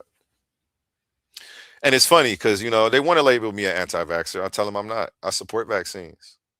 But all vaccines aren't created equal. This vaccine is completely different than any other ever created before it. And I just personally felt like it needed to be studied a little bit longer. I know lives are on the line, and that's another subject that we can talk about at another time.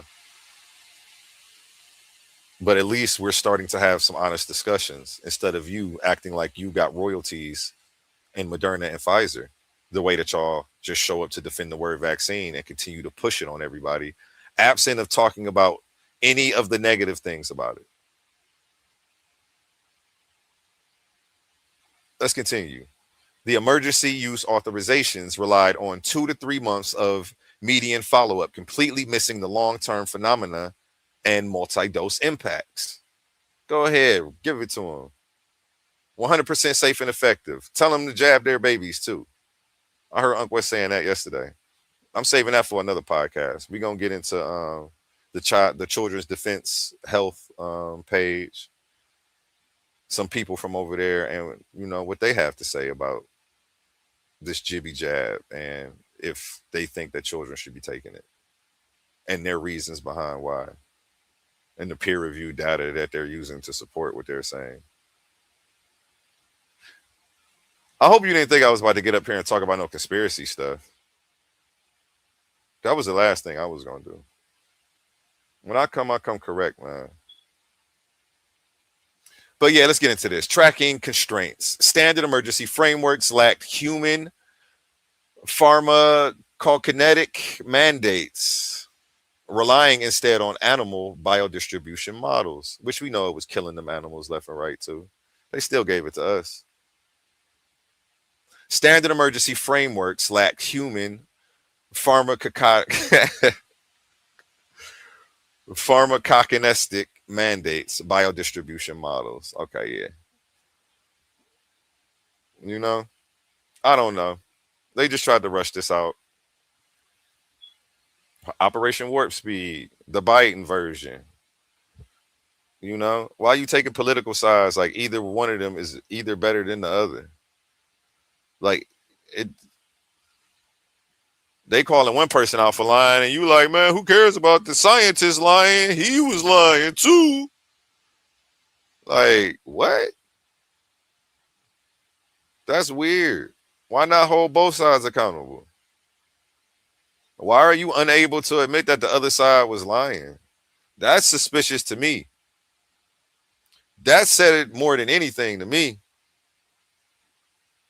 Like, oh, you're not gonna hold the actual scientist accountable? And he says, and we're gonna get into that on another episode. I'm saving that for maybe tomorrow, the Fauci episode. We're gonna get into some of the flagrant stuff that Fauci said that you just, you know, seem to be turning a blind eye to or in support of.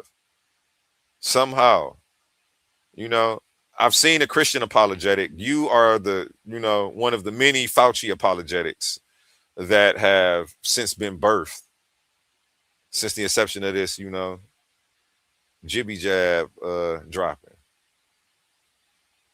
I digress though. Let's get into this. Absolutist public messaging masks the cautious realities of scientific data. The scientific reality. Regulatory filings listed known side effects and explicitly acknowledged that rare long-term risks remain unknown due to the novel platform. So they were telling you like, hey, if you grow a fifth finger, you know, we can only tell you so much. And that's how science works though. That's honest science. But that's not what you get from the pseudo killers. That's not what you got from Joe Biden. I'm gonna play a little clip from Joe Biden, nothing too big. You know, I wanted this video to be more presentation. The next video, I'm actually going to be doing a watch video and breaking down some of this stuff Ankh West says out his mouth, line for line, because it's crazy. It's crazy. It's like the cognitive dissonance has got him wearing a blindfold, and he doesn't want to look at anything that doesn't already align with his prior beliefs. And I'm all for science. I'm all for scientific literacy, but I'm also for scientific integrity. You can't keep insulting people and just calling people, you know, labeling people anti-vax for actually having questions about some of the peer review work, about some of the negative effects. You are doing the community no service, sir. Okay, that was the scientific reality. The public messaging was, hey, this is 100% safe and effective. It stays in your arm. It's not going to be leaking into your organs. It's not about to give you cardiovascular scarring and heart scarring.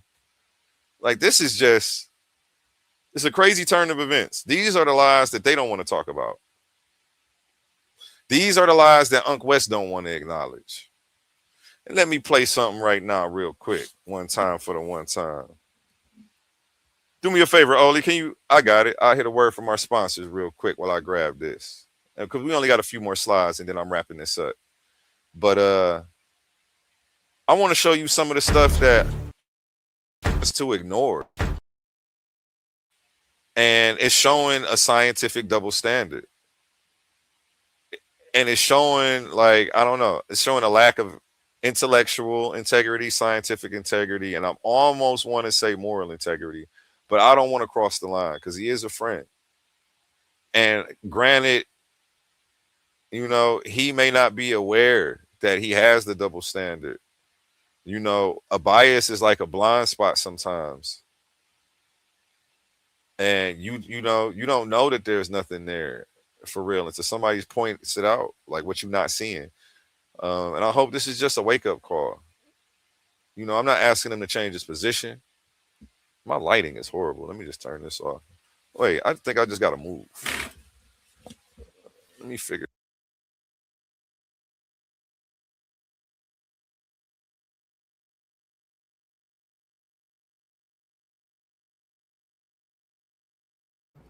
Jay Snake say you got that glow, like you just fought show enough. So I must be show enough and you just glowing. That's enlightenment, man. On the camera, you can't even stop it. I ain't one because you enlightenment. It's enlightenment, man.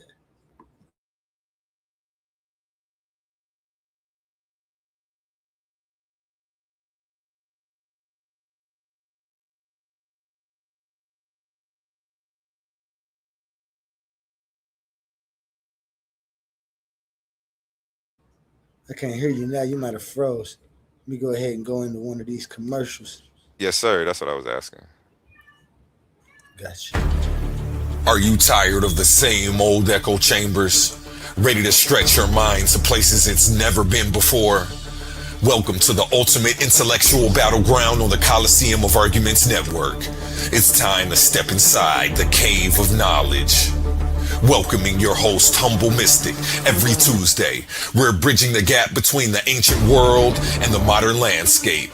From the deep esoteric wisdom of ancient Kemet to a grounded naturalist view of our world today, no topic is off limits. We're dissecting philosophy, breaking down ancient civilizations, and clashing over modern day politics every Tuesday. This isn't just a lecture, it's a debate. A powerhouse arena where your voice matters. A premier space to step up, voice your opinions, and challenge your perspective with the sharpest minds around.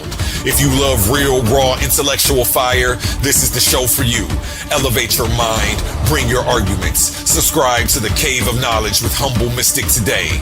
New episodes drop every Tuesday on Coliseum of Arguments. Step into the cave if you think you can handle the truth. Titans Debate League. Only the brave speak here.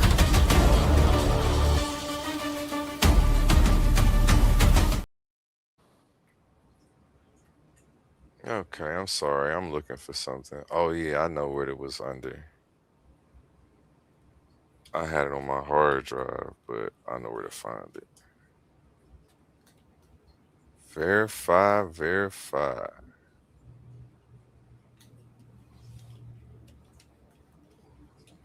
You know, I want to talk about a name that ain't nobody really bringing up right now. If I could find the right video, dang. It ain't coming up.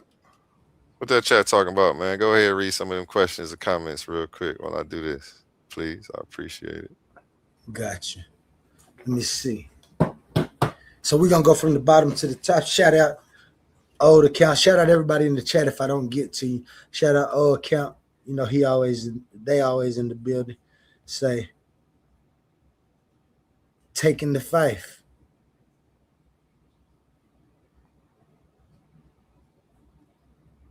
Yasha bin Israel says, how many black people listening to you, Ankh West, suffered from your advice taking the shot? It's a good question, Ankh West. If you could take that question down when you come up here. A1 is about to open the panel. Say modern medicine, science, and religion are against us. That's old account. That's kind of what we're talking about. Here we go. Let me share this tab instead. Let me blow this up for y'all, man. I can't hear nothing. Can you hear that, Oli? No. Now I can. Yeah. Okay.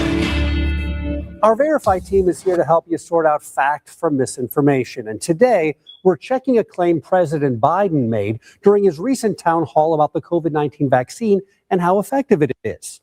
First, here's what the president said. You're okay. You're not going to get COVID if you have these vaccinations. Social media. Let me pause it right there. You're not going what? He said you're not going to get COVID if you have these vaccinations. Let's not talk about which side was lying more. Let's not talk about which side messed it up. They both messed it up. Let's hold them all accountable. Why can't we just rally for all of them to be locked up? Why are you out here defending Fauci? Master Fauci, a good white man. He wouldn't hurt a hair on my bald head, says Unc West. You know, he's made this political. He's no longer a man of science. He's taken a political stance. He's chosen to have a scientific double standard. He's chosen to ignore the wrongdoings of one regime while trying to condemn another for the same damn thing. Fauci was even worse under Biden and them. But that's another episode for another day. He said they're 100% safe and effective. You know, you won't get COVID if you have these shots.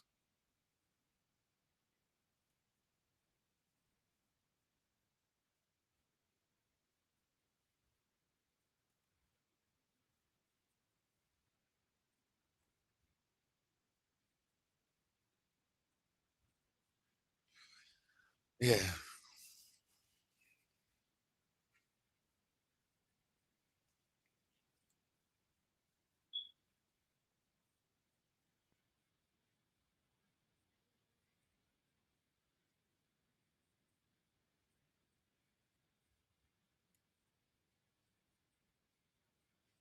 Oh, it's not playing. I'm sorry, y'all. They all agree you can still get COVID even if I'm you're fully sorry, y'all. Let me vaccinated. go back The here. answers, we turned to thrilled if these know if President You have you're not going to get COVID if you have these vaccinations.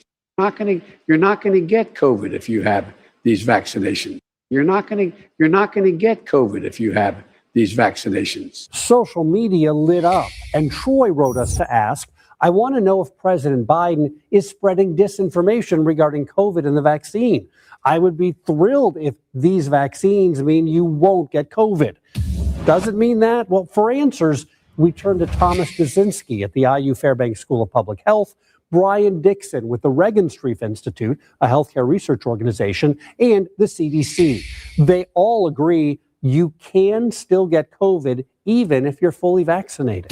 The vaccines were never designed to prevent you from being infected by COVID-19. Breakthrough cases occur. No vaccine is 100% effective 100% of the time. And on its website, the CDC says no vaccines are 100% effective at preventing illness in vaccinated people. There will be a small percentage. You know, but Joe Biden was going around saying that, you know, let's just hold everybody accountable, bro. Because 100% safe and effective isn't what I just showed you in this presentation. I just showed you the spike protein leaking to all of your vital organs, floating around your bloodstream. I showed you myocarditis, cardiovascular damage, amongst a host of other things. But you just as bad as this guy who said they're going to put us back in chains. You just as bad as him. Because every time you come around, all you show up to do is defend the word vaccine. You don't want to talk about no science. God forbid they bringing up peer-reviewed studies that disagree with you. Oh, now somebody got to get cussed out. Dealing with Unc West. And that's why I just chose to do a stream on you instead of trying to come up on your platform.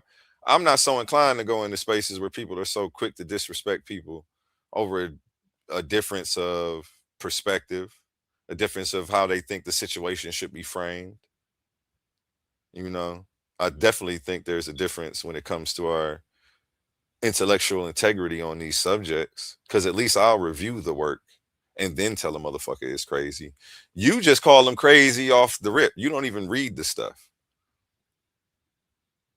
Oh, you crazy. You don't believe in science? Do you know about the polio vaccine? The polio vaccine wasn't the mRNA vaccine.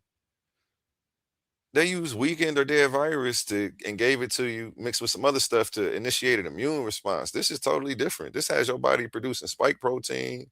It's leaking into the bloodstream. It's got your other organs producing the spike protein. It's giving people myocarditis. We just got questions. Can we talk about it without being called anti-vaxxer? Without being called a conspiracy theorist? Without being called Black MAGA or Republican? You're supposed to be the science guy. If you're not going to do the science, just let Bill Nye keep the name. Just let Bill Nye be the science guy, Unc West. If you're not going to talk about the data with people, if you're just going to insult people and get all aggressive every time somebody has, doesn't agree with you or even wants to talk about it. I don't know. Let's continue, though. Percentage of fully vaccinated people who still get sick, are hospitalized, or die from COVID-19. And again, that's what I told him in his chat, though. I said, yeah, vaccines are 100% safe and effective. If you have these vaccinations, you won't get COVID, says Joe Biden before he contracted COVID 3 times. So obviously that was a lie. But these were the people that we were supposed to trust.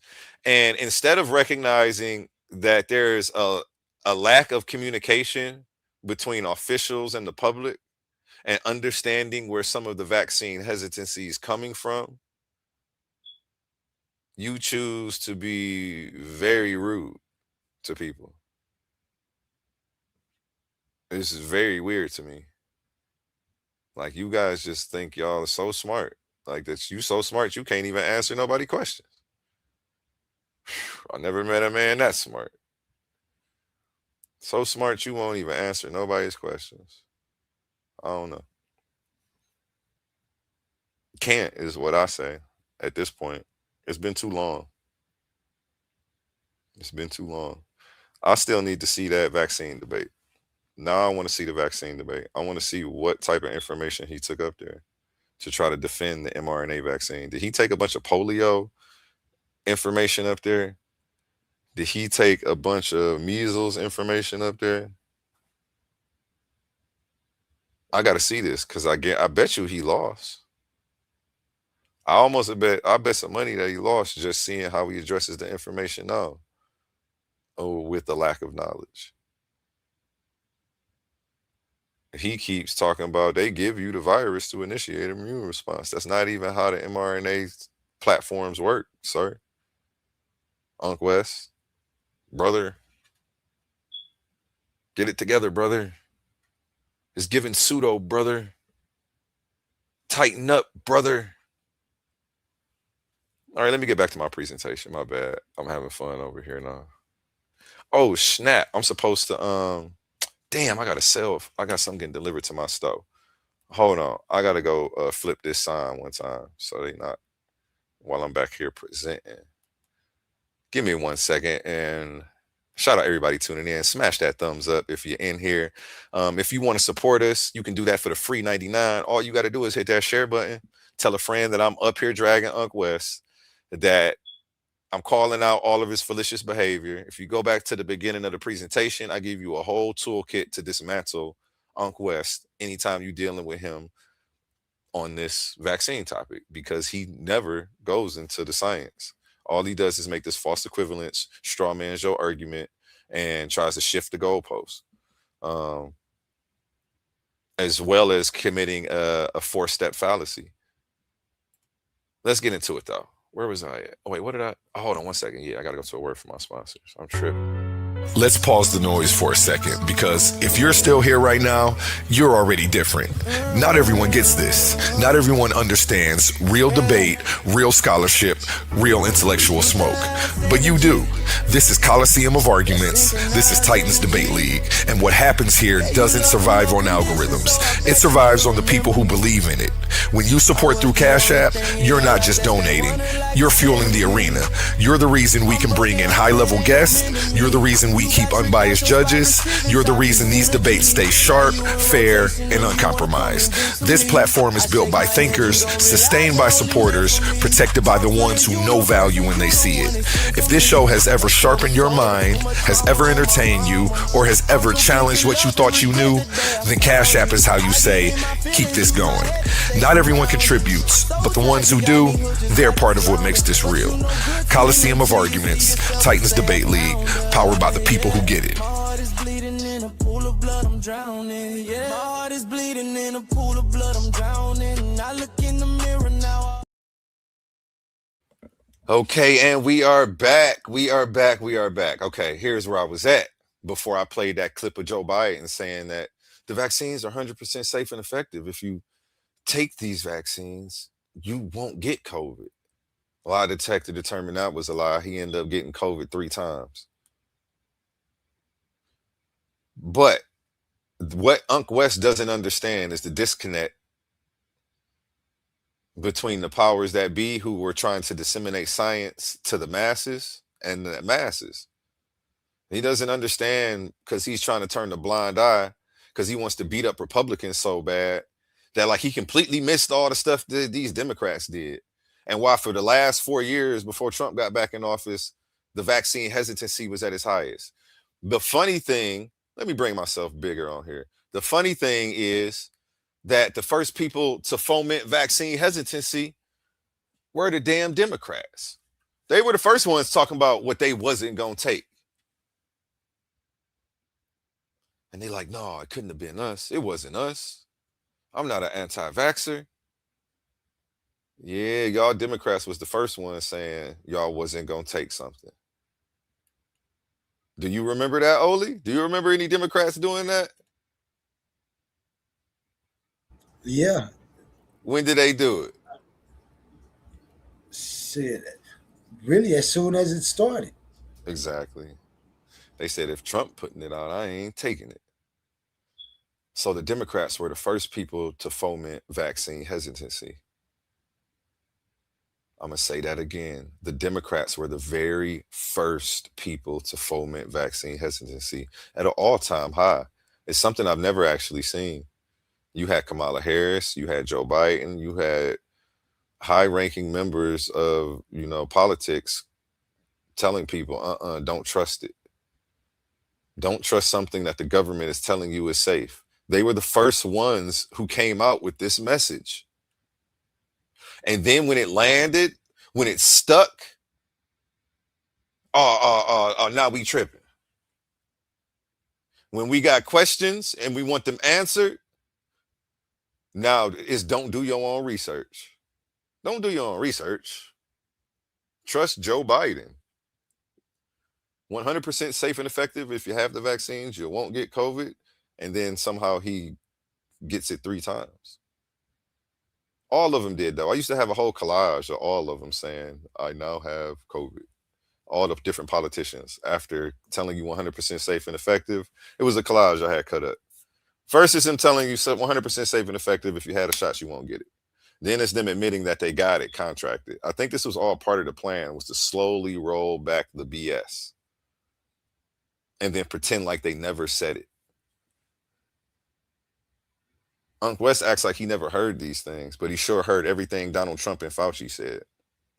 He over there got Donald Trump talking about some bleach on replay as if we didn't think that was a figure of speech. I don't know. When people take that literal, I just question their intelligence. I don't question Trump's.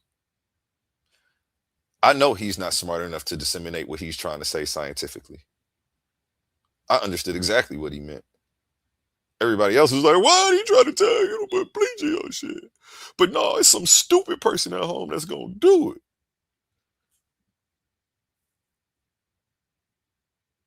I don't know. I mean, I guess. There's also people telling you to jump off a bridge on TikTok, Facebook, YouTube.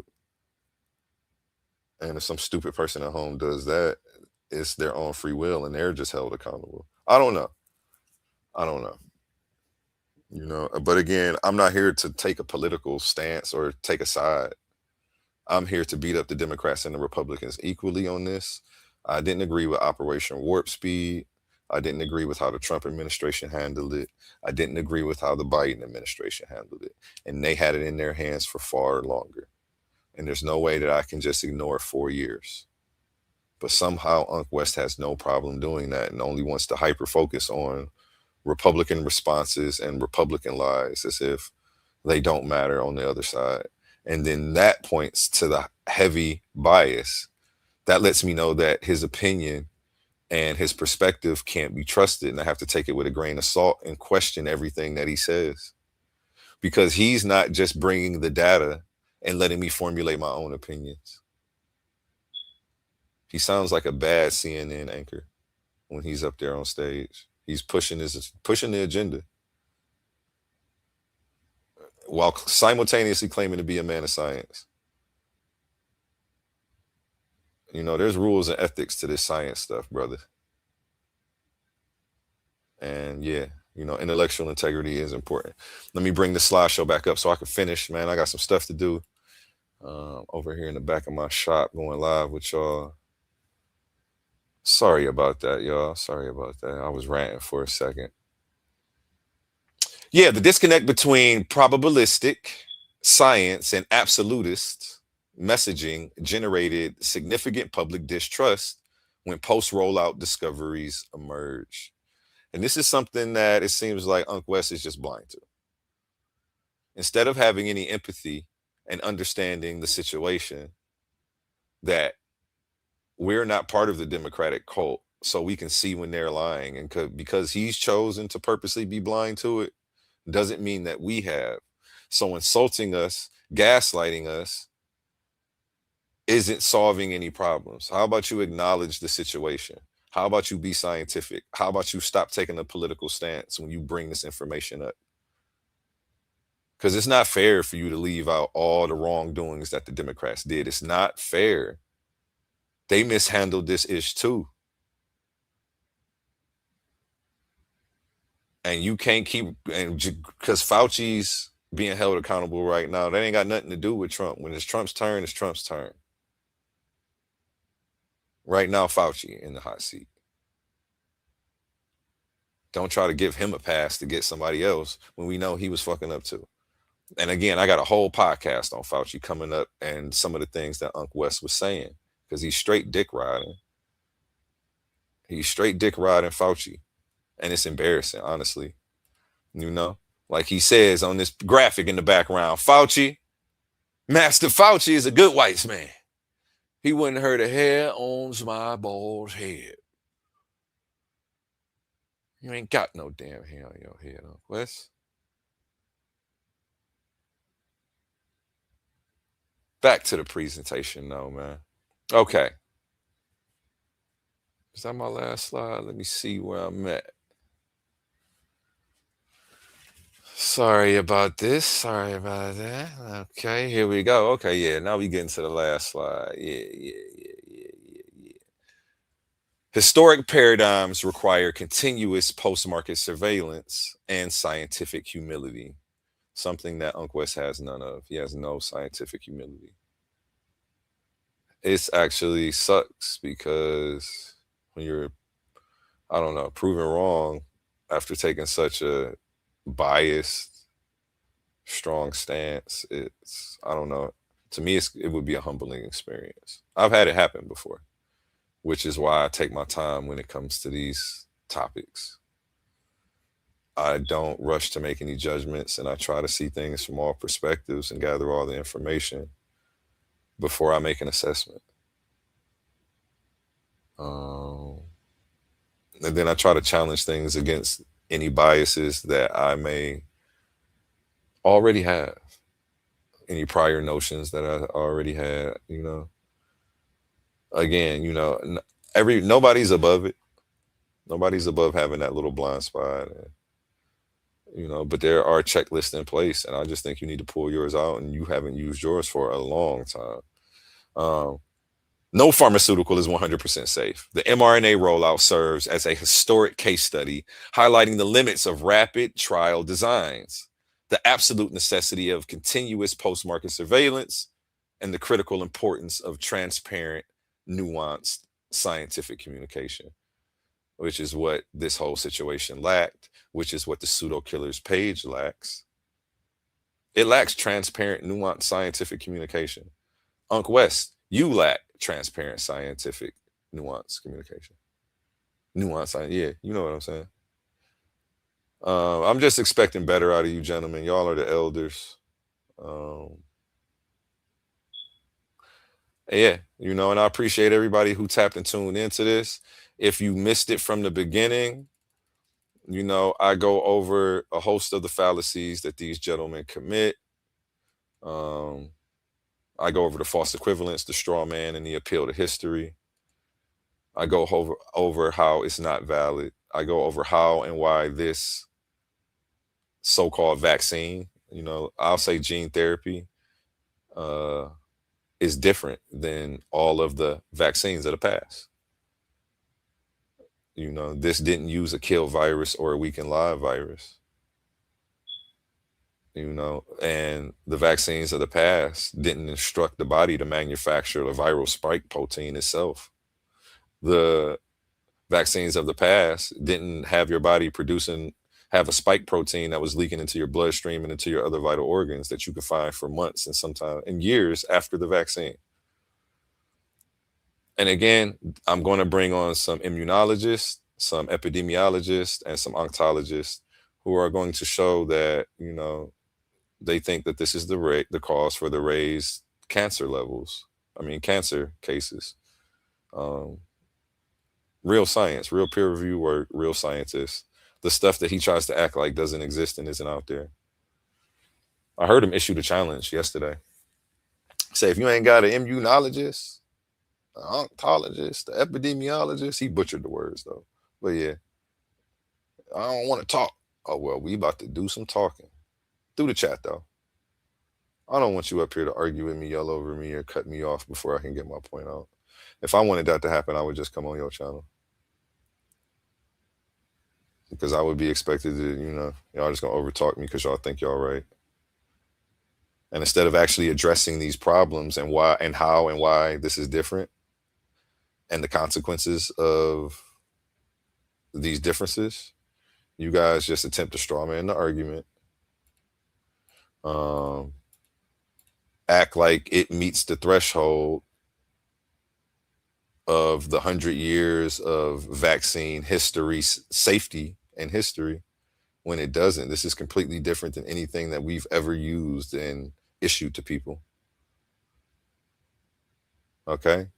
This was introduced way after the polio and the measles, utilizing fundamentally different delivery mechanisms and authorized under entirely different regulatory timelines. The track record doesn't cross the threshold. I digress though, man. I appreciate everybody who tuned in. You know what I'm saying? Go ahead and drop that link, man. I guess we'll let some people come up and give their thoughts and share some of their opinions.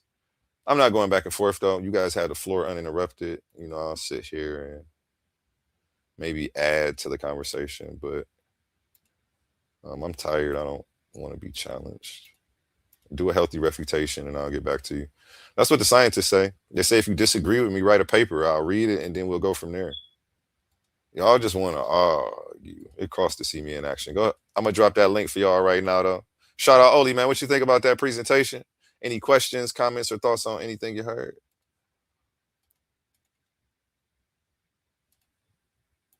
Dang, shout out everybody who's still in here, man. Shout out Mika. She's still in here. Shout out Viker. Is it Viker or Vicker? Shout out Gideon, man, my man. How you feeling, Gideon? I'm good, bro. What's good, man? What's up, Ollie? How y'all doing, man?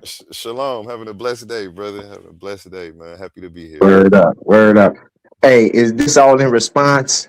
Not just simply because of the I was just looking at the Fauci hearing when he pleaded the fifth. So what is going on with that? They saying a lot of those, like the vaccines that he promoted was bad. Bad. It's just you got to add nuance to it. There are pros, there are cons. There are things they knew, there are things they didn't know. I don't want to just throw a one-word label on something as if that actually is describing the situation, because I feel like that's irresponsible. I feel like it's what's been going on the other channel, which is why I did this. But yes, this is in response to all of that, and more so in response to Unc West going online talking real jazzy about people who have questions, who have doubts, who may mistrust the system and science right now. He needs to be a little more empathetic, considering how much we've been lied to as of recent throughout this whole process. Which is why I made sure to show Joe Biden lying to everybody's face. And I just think that what he's saying he doesn't do when it comes to this. He's saying he's a man of science and he want to go over the science, but he never wants to talk about the things I brought up. How the spike protein is leaking into your other vital organs, how they're finding this spike protein in the body for months to years after you take the shot, when they initially thought it was only going to be 48 hours, the cardiovascular scarring, as well as the myocarditis, amongst a host of other things. I'm just touching the iceberg. And there's so much to get into. Really, I had a whole nother episode first, but I'm like, I got to do this right. First, I got to point out the fallacies he's using and show people how to dismantle his argument. So all that shit ends today. All the deflecting and trying to compare mRNA vaccines to polio and measles, it stops today. He's got to come up with a whole new spiel when he goes live now. Back to the drawing board, Unc West. You got to go back to the drawing board. Everybody's got the framework on how to defeat that simple 1-2 argument you got, where you really avoiding the question in any of the science. But yeah, I don't necessarily want to say bad. I'll just say pros and cons. I'm not here to take a political side or tell you what to do with your body. I'm just here to lay out the facts and present the information, which I feel like he wasn't doing. I feel like he was making this political. He was taking a side, and he wasn't giving people both sides of the coin, which is unfair. It's scamming. It's flim-flamming at the highest level, and it needed to be called out, man. And I tried to have this conversation with him a year ago when I first started this. But I was met with aggression from the whole clan of pseudo killers. They kicked me out they chat over this. They got aggressive with me, and naturally I just get aggressive back, man. It's natural. It's just how I roll. I'm trying to be better. But nonetheless, they said something fly. I ain't no victim, because I said something crazy back. So it was what it was. I got kicked out the group. We never got to actually have the discussions because I got attacked for simply having questions and labeled an anti-vaxxer. And again, I want to say this to everybody. I am not an anti-vaxxer. I support vaccines, but I live by the motto that all vaccines are not created equal. Right. To talk about this mRNA platform. And yeah. And I feel that's interesting because nobody ever challenged on.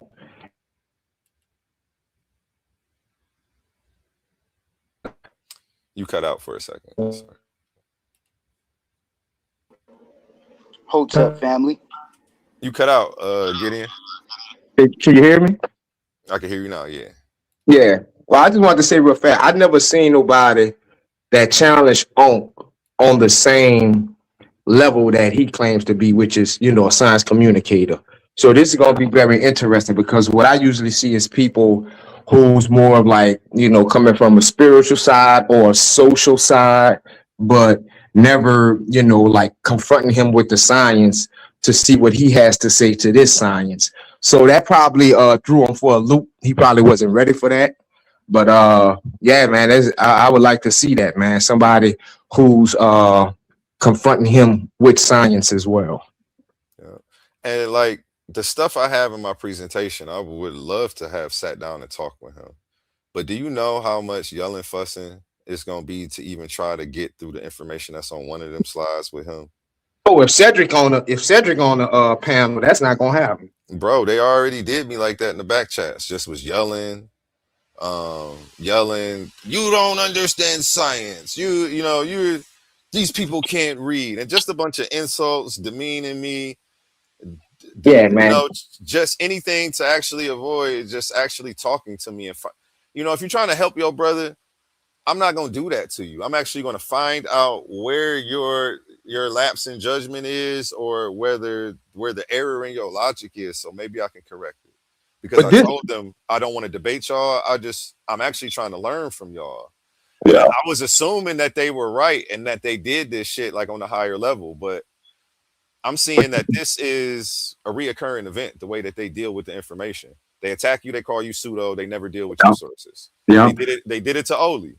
I didn't recognize that as what was happening the first time when I talked to him about the vaccines, but now that I'm looking back, I'm like, oh, it's the same gameplay. Yeah.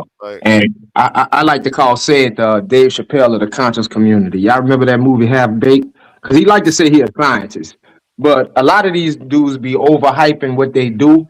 So, you ask me, I think Sid just cleaning a whole bunch of beakers over there, man. But, them guys don't know, I'm not going to say because what I would say about he reviews the information and he communicates it. I used to call it regurgitation, but now they're science communicators. So now it will be interesting to see someone who is also a science communicator, give him information and see how he reacts to that. That'll be interesting.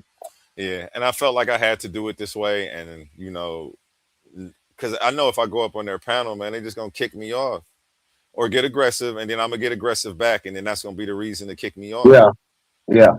Like I'm instead gonna of have just this having a watchtower. civilized discussion, and I just didn't want to go through that. As Yeah. bad as I wanted to hit the link, man, I'm like, it's probably best for me and our friendship to just do it this way. Healthy refutation. I'm gonna talk my little shit and make it jazzy, but no, he my brother at the end of the day, and I'm hoping he does address this information. I'm hoping he does give people both sides of the coin. I'm hoping he actually listens to the fallacies that I pointed out and tries to remove them from his argumentation and dealing with people, and recognize that he's being more of a censor and a gatekeeper and responding to people that way than Yeah. he is educating or communicating anything. Yeah, yeah, definitely. And shout out to those guys, man. Like you said, Big shout man, out to him, man. we got love for those guys. Say it Cedric included, too, man. man. Cedric, one of my favorite out here, man. Yeah. I like I always say, I love to see him beat up religion, and usually science he's pretty accurate on. Like you say, we just communicate science. It's not like, there's not too many stances to really take where it's like ideological. It is what it is, and it ain't what it ain't, and Yeah. what we don't And I'm know, gonna we say don't this, know.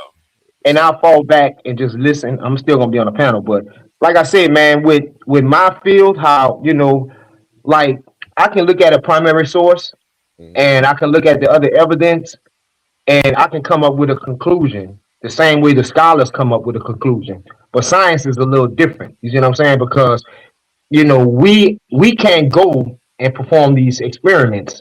So, like you say, the best thing we can do is just communicate it. And my biggest point today that I wanted to get across to Ankh was, how do I want to put this? If I tell him I'm skeptical of a new software update or something like that, lecturing me on how useful your typewriter is doesn't make you sound smart, brother. So if I got problems with the mRNA vaccine, you talking to me about polio and measles, it means nothing to me. This is a completely different technology. And you need to address the actual argument that I'm bringing. It's not even an argument. I really just was trying to talk when I was trying to go over this. What it's really proven is he doesn't know anything about vaccines. And even when I was watching the video yesterday, he kept assuming that the new mRNA technology was like the old. I don't know if he actually believes that. Maybe it was a slip of the tongue that he had several times over 2 videos, but he said it a lot over 2 videos. That, man, all they doing is giving you a dose of the virus, and it's initiating immune response. That's how the old stuff worked. That's not how this mRNA technology worked. But he kept saying that in reference to the mRNA technology. So then after watching him for 2 videos straight, I'm like, you know what? He doesn't know how the vaccine works. Wow. Either that or he just really keeps messing up like that over the course of multiple videos. I don't know. Hey, don't expose that. I like that. Maybe it would explain why he never can deal with this stuff, why he just has to insult you. And then try to give you an education on vaccines from the beginning. Like, I don't need you to go back to the beginning, bro. I don't need you to educate me on the evolution of vaccines. I know how the old ones work. There's actually some problems with the way this new one works that I want to talk about. If I don't know about vaccines and you expose that, I see why he's not coming on your channel. Hey, shout out. Go ahead. My bad. Go ahead, A1. I ain't even see Omar back here. I was gonna say shout out Omar Muhammad to the panel. Yeah, what's up? What's up, Omar Tahuti? Shalom. Hold up, family. So I just want to say that was a great presentation. But in that great presentation, it definitely exposes why science is racist. I want to add that I've always been an anti-vaxxer since my days on active duty. If you're looking for a debate over the vaccines, there was one between Kiyawadu versus Sean P. from the Pseudo Killers on Dr. Oya Ma'at's Roundtable channel. This was about 6 years ago, if I recall. I put it in the back chat. I just want to point out briefly that the vaccine situation has always been noted as a dangerous one based on the government's own vaccine injury compensation program. Back in 1987, a number of Democrats also went against vaccines, and they were competing against Reagan for the National Childhood Vaccine Injury Act. And as you said, in 2000, well, before the 2020s, in 2002, a number of Democrats were opposing the smallpox vaccine, that version of the smallpox vaccine. And then, of course, more recently in the 2020s, just like you indicated, they were opposing this vaccine.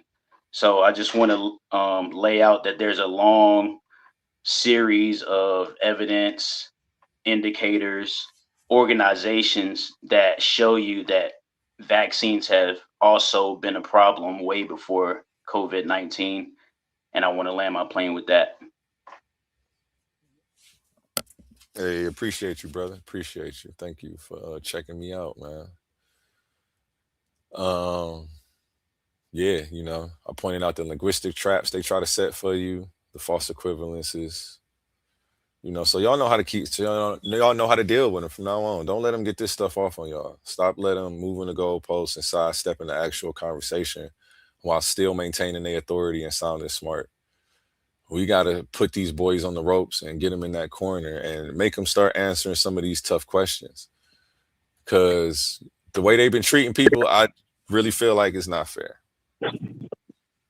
Hey, and I know you won't agree with this, A1, but I truly believe one day we're going to have an epidemic.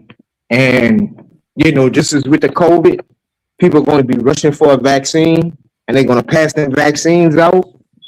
And let's say 2 years after those vaccines, like say for instance, they always do the testing before they give it to humans. So they test rats. So what I feel they're going to find out one of these days is that the vaccine they gave, they seen that the rat that they gave it to, just say for instance, internally combusted. So we're going to get on the news. Everybody who took a vaccine, you got X amount of hours before you internally combust. That's how I look at some of these vaccines. And that's why I think we really don't need them if we stay healthy. You know what I'm saying? But that's what I feel about the vaccine. They're going to put something out and they're not going to see it because they need a certain amount of time to see it. And with the rush, they're just going to give it to people and not fully vet it. And that's going to be a big problem. Hey, can I say something real quick? Somebody in the chat brought up a question. It was kind of like snarky, but I just want to address it because it is kind of legitimate. So when I was on active duty, vaccines are mandatory, but if you know a corpsman, if you are close friends with a corpsman, they can obviously cross your name off the list. There's also many ways to not participate in things that are mandated for active duty members. So it's not hard to omit yourself from things that are mandated for military people. So I just want to answer that. To Hootie, let me ask you this. So when you do get that from the corpsman, right? And they find out later that you didn't take it, will it fall on a corpsman or would that be a legal procedure of you being X'd out? Yeah, it would. If they would find out, it would fall on the corpsman. But the corpsman could also, like, the time period and you know how they would go through the process of finding out whether somebody took a vaccine or not. That's, you know what I mean. That's a long process. Yeah. Even with urinalysis. So if I just get up to the E4, E5, I can be part of the urinalysis process and cross my name out. In most cases, there are mandatory cases to where when you pee, somebody else over you is looking. But there are ways to get around things when you're in the military. Yeah. I just think it's a real catch-22 because being vaccinated helps the what science like to say the herd, but I don't so like I said, it's kind of conflicting. And I want you guys to make sure you smash that thumbs up, hit that bell so you get a notification every time we go live, and hit all. I am about to be breaking down a few of Ankh West's videos over the course of the next week, and I'm going to be going into more of the science that they refuse to talk about. I'm going to be debunking a lot of their talking points in the way that they're framing the situation, because I don't like it. Obviously, they've taken a political stance. They're not just here to disseminate the science and let you make your own opinions. They're omitting a lot of stuff, and they're cherry picking what they're presenting and what they choose to acknowledge. And it's not fair to the community or any of the Black folks who want to make an informed decision. And again, I just wanted to go back over this slide. The actual position that I have, because I'm not an anti-vaxxer, is this specific synthetic mRNA delivery platform is novel and requires distinct evaluation. How they're responding is, you're an anti-vaxxer and you don't know how medicine works. And that's false. It's a rhetorical reframing. It needs to stop. I'm calling y'all out, and y'all not gonna be able to get this off on nobody no more. Back to the drawing board with y'all. Now y'all gonna actually have to talk science. Hey, since you're a science communicator, let me ask you this. Do you think it would ever be a day, because people like to, blame a lot of things on the Bible. One of the things they blame on the Bible is saying, like, there's no freedom. Like, they used to complain they had to do the Pledge of Allegiance and, things of that nature. Stores are closed on Sunday, and they say the Bible is infringing on their rights. Do you think it'll ever be a time where science will do what people claim religion is doing? Because I kind of see it already, meaning like vaccines. You have to, like they say, the Bible say you have to believe in this God. Well, science is going to say, Gideon, you're breaking up bad. I can hear you though. I don't know why my phone been breaking up. But do you think it will ever be a time where science will become like they say religion is, and say you have to do this, you have to do that? I don't know. It goes against your civil rights. At the end of the day, telling you that you have to do anything. I mean, well, that you have to take a shot, that you have to take a medicine. Could you see they putting it in the framework of the betterment of the populace or the community? Forcing you to do it? That's the day that's the let me put myself on the big screen. The day that happens is the day that this becomes a fully authoritarian society, and I fear that day. Yeah, I fear the day that they have that much control over our bodies and our minds. I think that's what science is, quote unquote, science is leading us from the, EBTBQ stuff where, you have to, accept false realities. I think that's where science is going. Can I address that real quick? Can I address that question? A1, I know you're not going to like it, but to answer that question that's already going on, you already know that medicine has long been the umbrella for eugenics and symptom treatment, so that you only come back to treat your symptoms and not the actual disease itself. Even in economics is a science, is a type of science, but the first experiment with that, they had chattel slavery, and then it advanced over to capitalism. And then there's other arenas where they have destructive technology. They always are on the quest for more uranium. Just the control mechanisms with money. They don't want cash.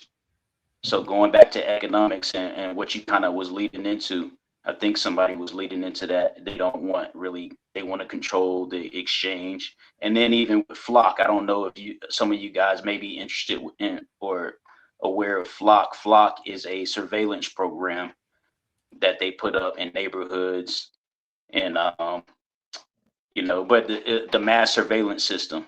So yes, science is pretty much. And based on the fact that, these Europeans come up with religion and then they get scientific after the fact, their problem solving processes, which is their science, is based on destructive and exploitive philosophy.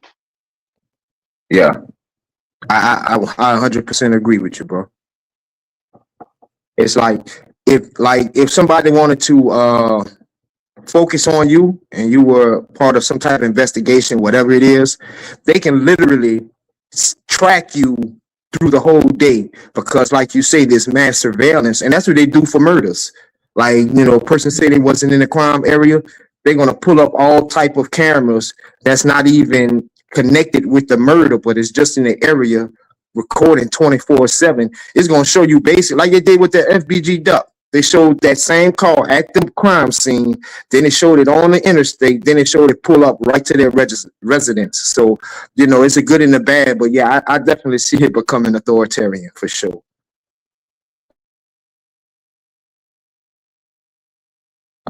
I mean, even with how we speak on YouTube changed so much in the past 15 years. It's like if you sneeze on YouTube, you probably get flagged. So it's crazy. Most definitely. And, a lot of people are going to hate this too, but you guys notice on multiple social media platforms, it's okay to use the N-word, but it's, not okay for somebody to say Oreo or anything along the lines to keep you correct for considering yourself first. Yeah, man. Science is scary, man. When I say science, I mean in quotations, because the true author of all science is the Most High. But this stuff they call science these days, man, is pretty scary. And also, I want to just point out that you can expose the racism and the exploitation in science and still be scientifically literate. So please don't confuse that. Even with, people that engage in white collar crime investigations within science and, other arenas, you have to be scientific to even know and be aware of these certain crimes and conspiracies that are going on. Yeah, for sure. For sure, man. So how many y'all brothers got the COVID vaccine? Can we still say that? Can we say that on air? I don't want to get you. If you're asking if we got it, no, I didn't get Omar. it. This Omar. Go ahead, I got Omar. You can say it today. Yeah, I got the Good morning, brothers. I just got up not too long ago. Like I'm on the West Coast. I think I'm 3 hours behind one of them. So it's still like 8 something. What time is it?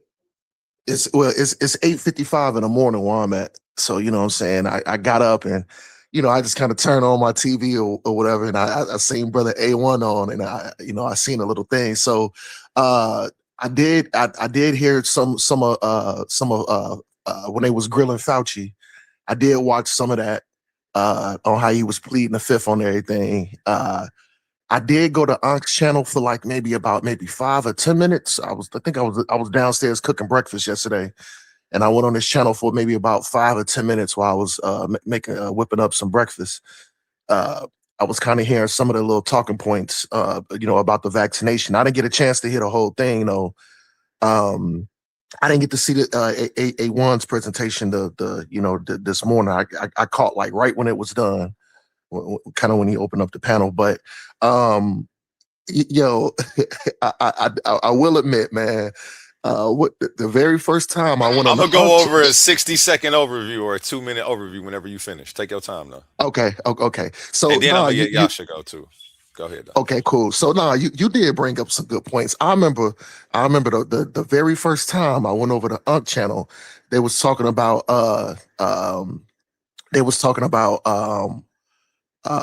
like DNA or something, but they was talking about like the Homo habilis. They was talking about the different so-called apes or whatever, and then they let me on a panel, and I didn't come on there to clown. I came on there to really learn. So, I said, well, what about the missing link? Boom, boom, boom. And man, when I brought up the missing link and I had some questions, man, these brothers went, boy, they went off on your boy Omar. They're like, why you come up here asking that? You see, that's the problem with your Hebrews. You're not scientific, literally. You also, and then Cedric come up, you big dummy, Omar. You are a dummy. You have no scientific knowledge. And I said, brothers, I didn't come up here to bash you. I said, I came up here because I really had genuine questions, and it seemed like, the questions that I posed, they didn't want to answer. Now, I must say, they've been a lot more kind, a lot more nicer. I'm just talking about my very first experience coming up on a show. I went on the show again, and they was way more nicer, way more kind, way more respectful. You know what I'm saying? And them my brothers now. I rocks with them. Them my brothers now. I rocks with them. But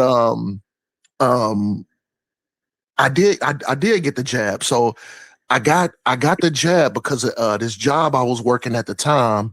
It was in the medical field. This job I was working at the time, and then they told me, they was like, well, you gonna have to get it. And I was like, well, what if I don't want to get it? It was like, well, we ain't gonna force you to get it, but nigga, you might not have a job tomorrow if you don't get it. So I end up getting a jab or whatever. I actually caught. I caught. I don't want to get nobody channel. We can say the C word, the COVID word. So basically, I caught COVID. I caught it twice. The very first time I caught COVID, I didn't have a vaccine at that time. I mean, let me tell you, man, it took me a good maybe 21 days to fully recover, man. I was down bad, man. I was down real bad, man. Like, Yo, Omar, let me tell you this. Did you hear what Rick Ross said? Rick Ross told all his fans to holler at Morris and Morris and sue because, that COVID. And what I'm about to tell you is not only can people jobs force them to get that. So those jobs are liable too, I can't say that they forced me to. It's just that in order for me to keep my that's still a decision on me to say either look, maybe I want to take it because I was in the health field at the time, and that was a damn good job. So you know what I mean. I'm not gonna put that on nobody. I wasn't forced to. It was just I had to make a decision if I wanted to keep working at that job and making some good money. I had to take it. So I was, like I said, when I caught COVID the first time, I was down bad, real bad. I was at this job at that time too, and then after because I caught COVID like in the beginning, like when everybody was first getting sick. I got sick, man. I was down real bad. I recovered from it. And then that's when the job was like, yo, we'll pay for it and everything, but we need you to go get it. I went to go get it. I caught COVID like maybe a month, almost 2 months after I got the jab. Like, I mean, it was like maybe I was down for like maybe about 3 days though, like maybe 3-4 days at the most. And then and then I had to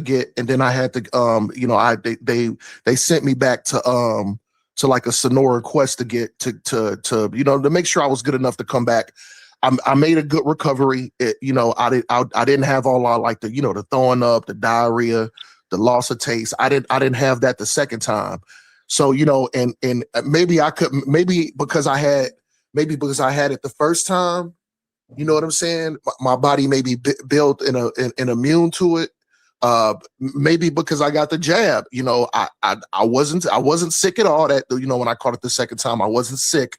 It was just that I noticed I had kind of got the sniffles a little bit, and it felt like I was getting a cold. So my job had me swab when I left. And then they told me the next morning, they was like, yeah, man, you got it again. We're going to have to sit you down. But they was like, we already know you got vaccinated because, they get a little card or whatever.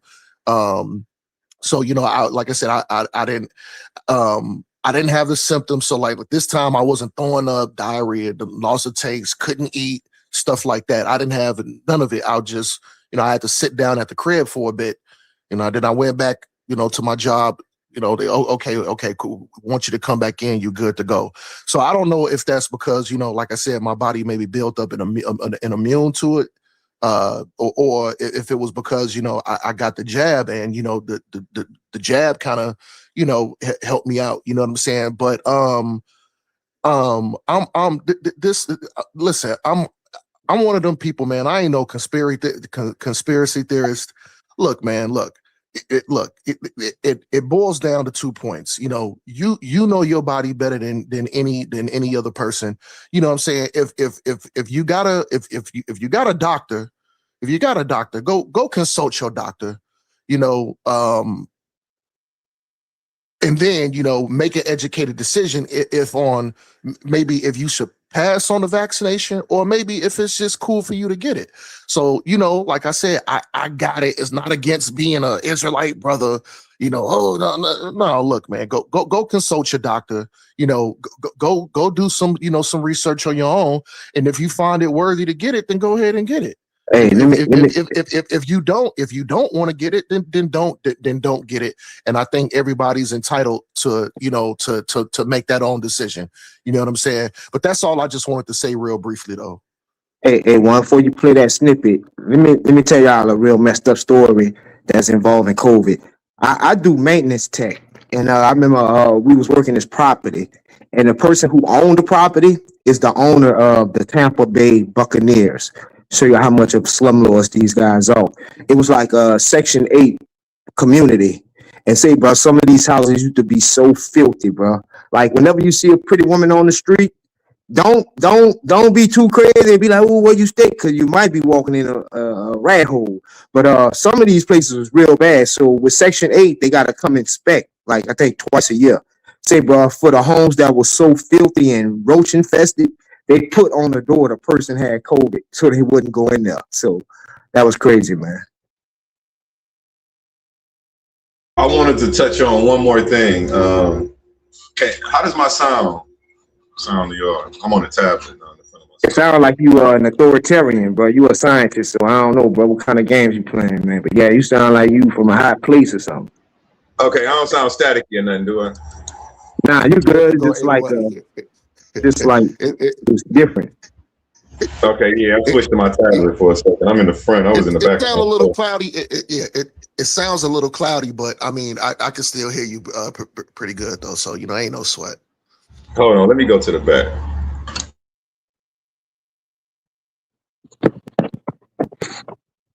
Yeah, while you get that, man, I suggest y'all watch that movie Idiocracy, bro.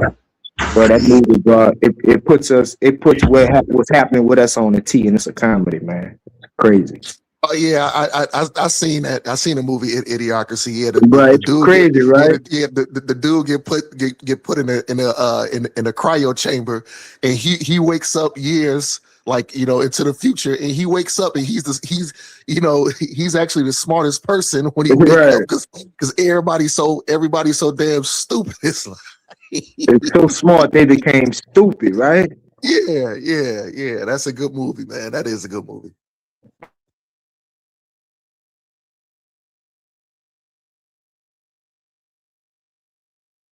Okay, can you hear me? Damn, that's a crazy. Yeah, we should have told you were straight because you actually were straight last time, bro. But now you echoing. Okay, what about now? You're perfect.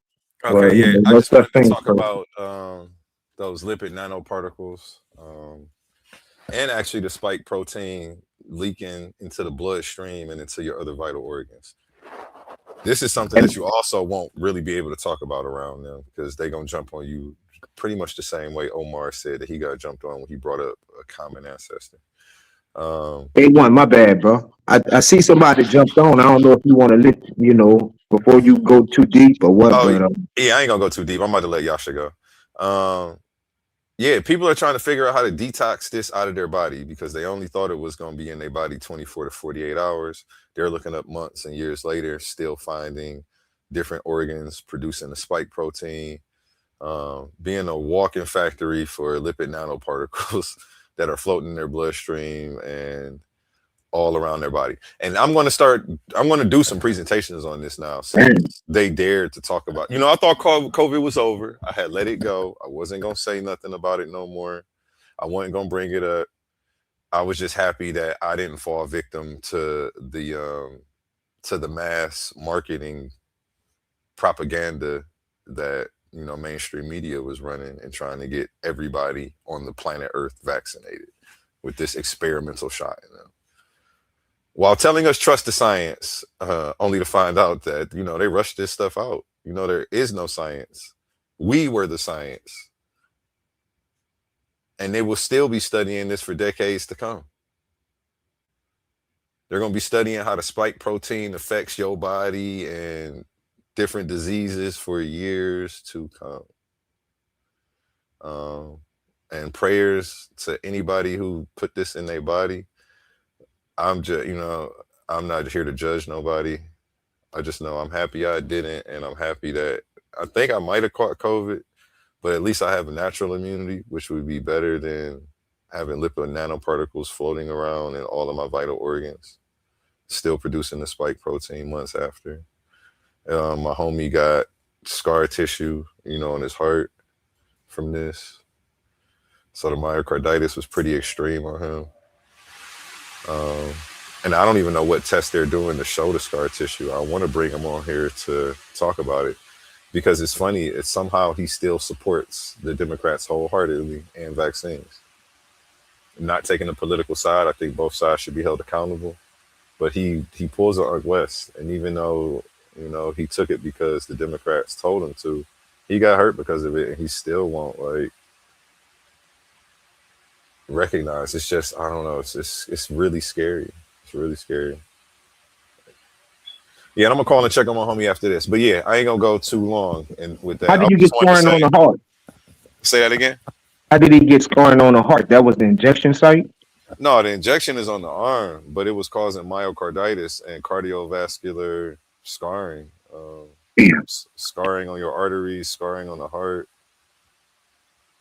And this is what studies were showing. So, and it just so happened it happened. I know somebody it happened to. One of my best friends who's a very, very big Democrat. Vote blue no matter who.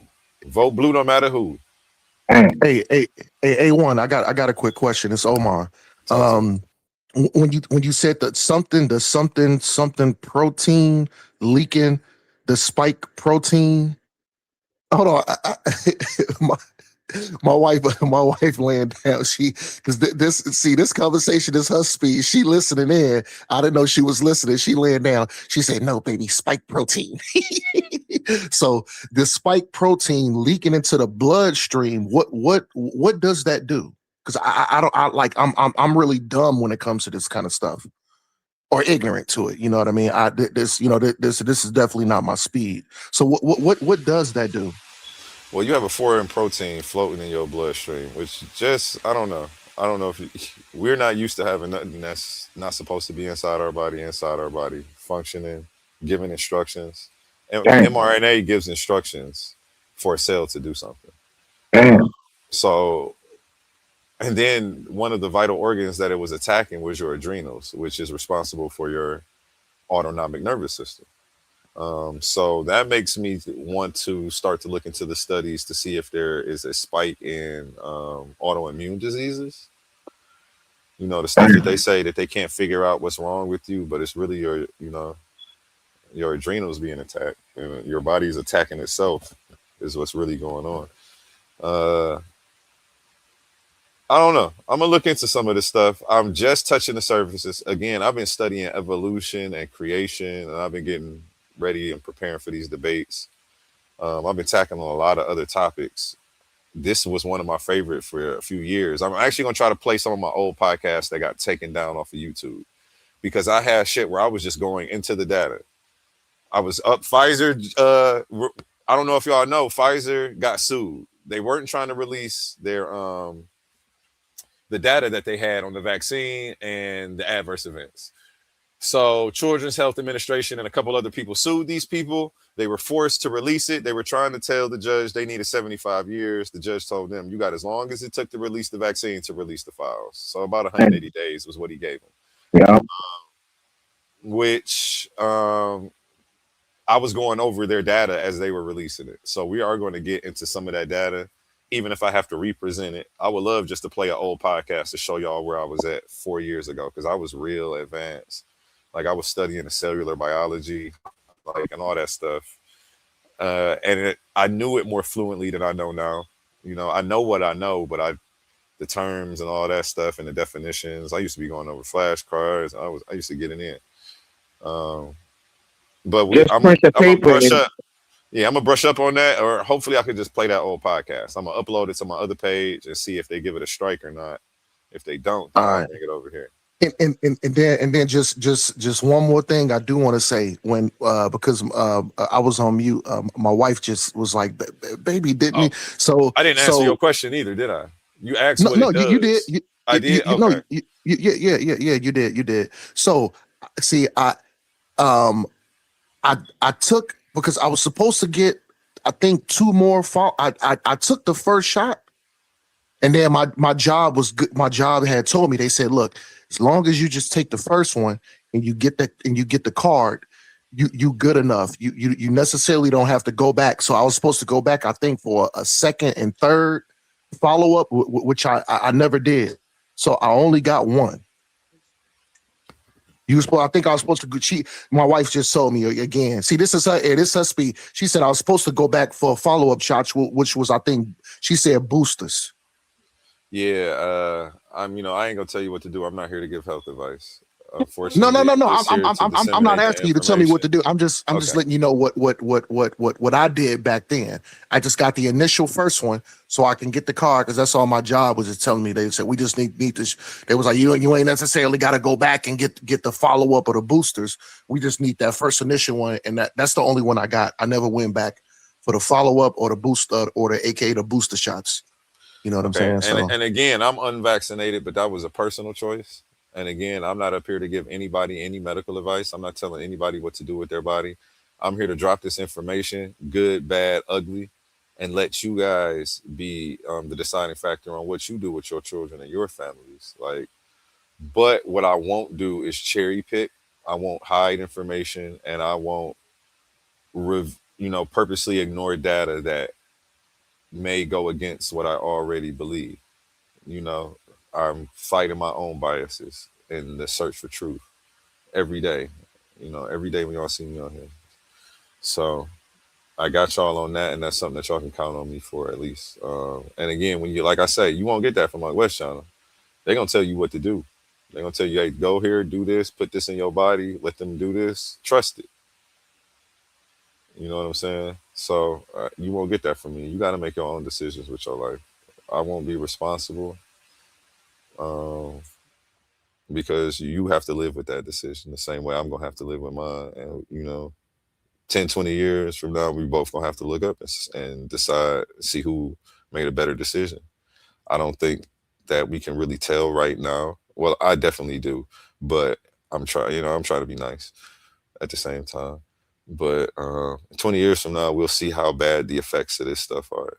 And look for me going over the spike cancer rates because of this spike protein being produced in the different vital organs from some immunologists, some epidemiologists. I got a bunch of doctors, man. Some people from Harvard been going against this since the beginning. They suppressed all these people.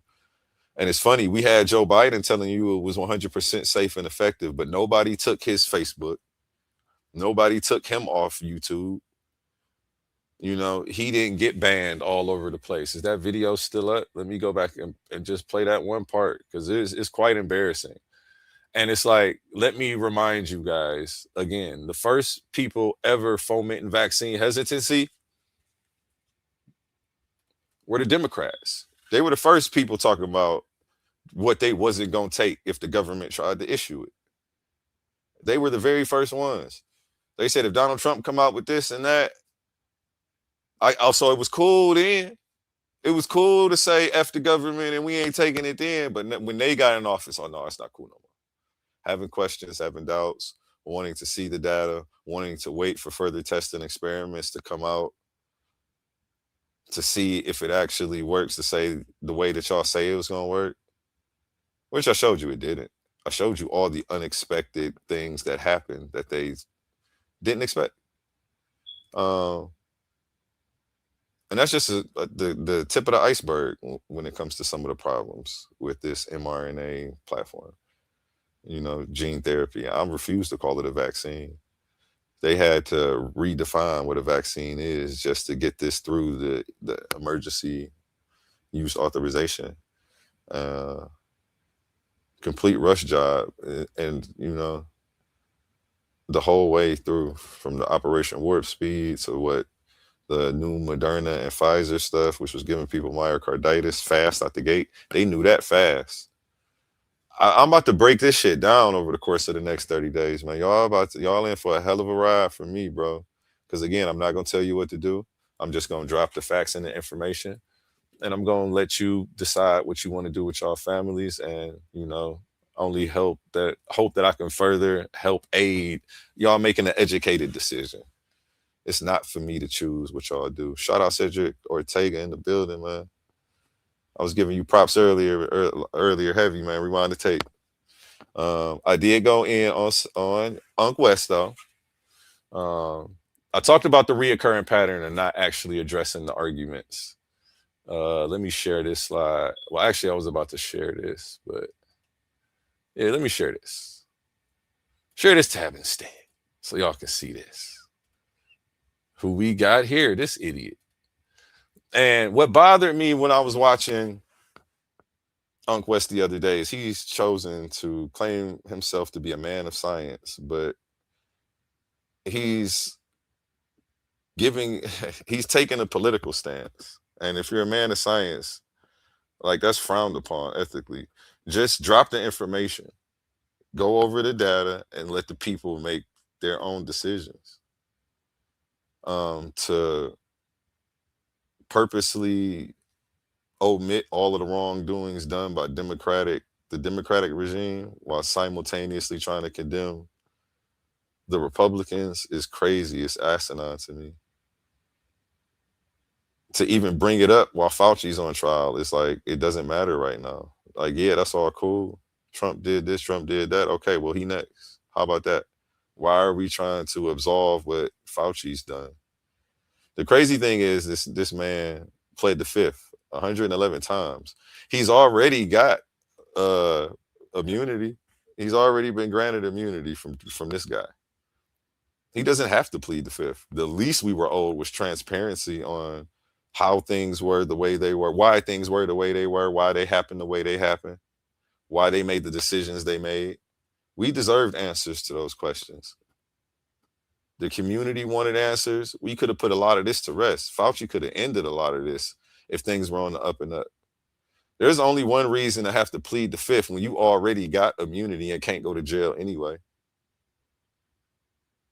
There was something nefarious going on at the end of the day. And, you know, and all I could, and, you know, people are going to say it's speculation. But any chance that they could have used for transparency to make themselves look better, in light of the horrible way that this was handled, they would have taken it. And they chose not to. And it was for a reason. Everything they do is for a reason. I digress, though. I don't want to preach, you know, and I'm coming up here trying not to take my own stance either. I think both sides are horrible. I didn't vote for any of these jokers. I'm an independent. So I beat up both sides equally. I want to hold Trump accountable for warp speed the same way I want to hold Fauci accountable for telling us not to wear masks when he knew better. And we'll get into that on another episode. But yeah, we're about to talk about this stuff since they wanted to open this can of worms again. You're not going to get COVID if you have these vaccinations. Social media, you get COVID if you're okay. You're not going to get COVID if you have these vaccinations. Social media lit up, and Troy wrote us to ask, I want to know if President Biden is spreading disinformation regarding COVID and the vaccine. I would be thrilled if these vaccines mean you won't get COVID. Does it mean that? Well, for answers, we turn to Thomas Kaczynski at the IU Fairbanks School of Public Health, Brian Dixon with the Regenstrief Institute, a healthcare research organization, and the CDC. They all agree you can still get COVID even if you're fully vaccinated. The vaccines. Nobody took his Facebook page. Nobody banned him off of YouTube. It's all right, though. Yeah, and I'm done here. I'm done. I had a great time. I appreciate everybody who showed up. Cedric, go back and check out that presentation. I gave y'all a lot of props. I did address some stuff, though. But, you know, it's all out of love. And hopefully you guys do a healthy refutation to this, respond to some of the points. You know, I didn't bash y'all, so not too hard at least. I kept it light. I ain't go hard on y'all how y'all be going hard on people who y'all think are pseudo. But I did address what needed to be addressed. And Uncle West is going to have to go back to the drawing board. He's not going to be able to use those same arguments no more. He's not going to be able to deflect and do what he was doing. You know? And it shouldn't be taboo to go over to the pseudo killer's page and want to ask questions about the continued unintended manufacturing of the spike protein in the body and how it's being found for months up to years after a person's taken a shot. When they initially only thought it was only 24 to 48 hours, and what that can mean for a person or their children. We should be allowed to ask these questions without being called an anti-vaxxer, without being attacked, without being called dumb. Peer-reviewed findings in cell and pharmacology research and perspectives confirm presence in lymph nodes, blood, plasma, and the heart muscle.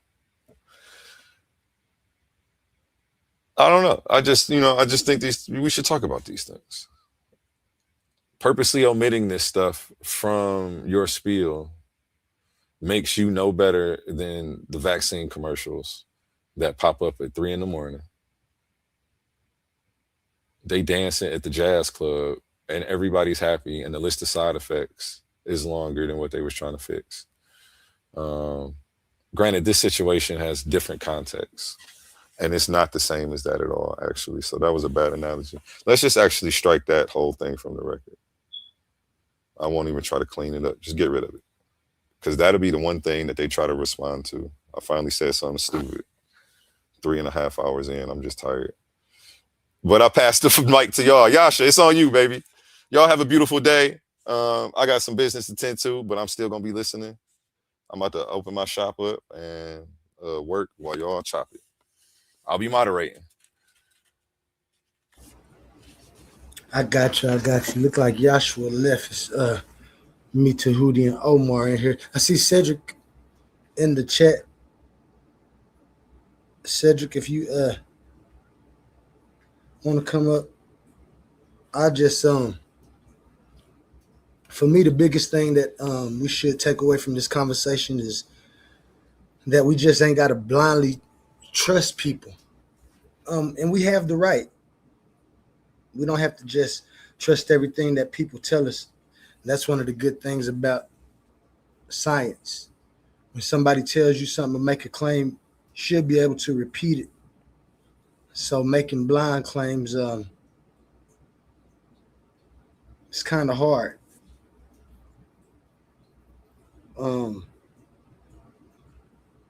Public health officials got things wrong. There was risk from COVID itself. There was benefits from the vaccination for some people, but there was also legitimate concerns and questions about it because we know each and every individual has different immune systems and take things differently. Myocarditis is real. We know it is. There's difference in the vaccines of today and the vaccines of the past. And mRNA technology And these platforms that they have today do different studies. So to claim that vaccines 100 years ago give credibility to vaccines today, that's kind of not a good idea for me when trying to persuade someone that they should or have to take the vaccine. And so we see that there's plenty of people who didn't take the vaccine and their health are good. We see people took the vaccine and they still have health problems now. Blood is carrying foreign objects. Those foreign objects are spiked. That spiking causes problem when it connects with or runs across and gives friction within the circulatory system all the way from into the heart. So for me, it's real good because producing spikes in proteins could block passageways for blood and an assortment of other things that A1 mentioned. And I'm sure there's others that he didn't. And so it's all up to you, man. It's all on you, whoever you want to, put your trust in. If you feel like the vaccine might help you, I encourage you to do so. If you feel like the vaccine won't help you and it could harm you, I encourage you to take. Oh, look like Sid up here. Did we get him to the stage? My bad, Sid. I didn't know you was up here. My bad, Sid. I just seen you came up. Sorry about that. But yeah, man, that's kind of what I got out of it. Sid, I don't know how long you've been here, but I'm sure you want to talk to A1 about what he was saying. So go ahead. So this is where, good morning, gentlemen. Good afternoon, gentlemen. And this is one of these conversations, and this is where my arrogance come into play. When I hear someone saying, Santa Claus makes our gifts up in the North Pole and he brings them every year and he sends them down the chimney, right? When you hear a kid saying that, right, you know exactly what the kid don't know. So when I hear you guys talk about this subject, this is how you sound to me. And I'm sorry. It's just rooted in pure ignorance. I watched the thing saying mRNA in tissue. What? Huh? How? Like your whole spill about Ollie just now was pure ignorance. You have no idea what it is, and you're just operating on fear. It is the same technophobia fear that we experience of other things, and this time it's just the technology. Each one of us up here was subject to the same vaccine schedule because it's an international one based in a science that exists for over 200 years. All of us up here got the same vaccine schedule, and if you was in the military, you got some more. Because all vaccine does is hijacks your body's natural system. You go in the gym, you learn jiu-jitsu, you learn Muay Thai, you learn boxing, and when you encounter these different styles, you're ready to combat them because your body has been trained to deal with them. mRNA technology is the cleanest technology existing. All of us here was subject to a technology of vaccines that was not as secure, not as refined, and not as pure. What happens is your ignorance of the technology is what scares you. That's it. That's all it is. Now, coming out of this field specifically, being a biochemical analyst and technologist, I was in the forefront of extracting DNA from tissue, physically extracting DNA from tissue, a see-through glob of material that comes out of a little piece of meat. You go like, how does all of that fit in there? Subsequently, if you understand just how the cells, how your body produces protein. Everything in your body is a protein. Everything, from the enzymes to the macrophages, all of them are built based on proteins. What this technology does, it hijacks your cell's ability to make proteins. DNA has taught us how to sequence different proteins. We just know how to do this stuff.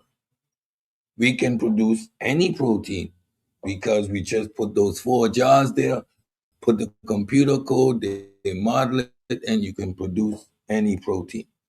Your body can synthesize proteins via the cells.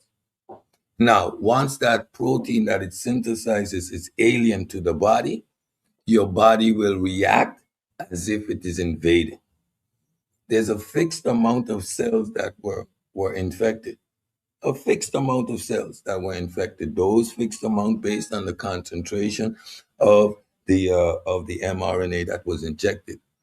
mRNA uses a lipid coating to penetrate the cells. So if 1,000,000 cells was infected, that's the only amount of cells that produce that spike protein.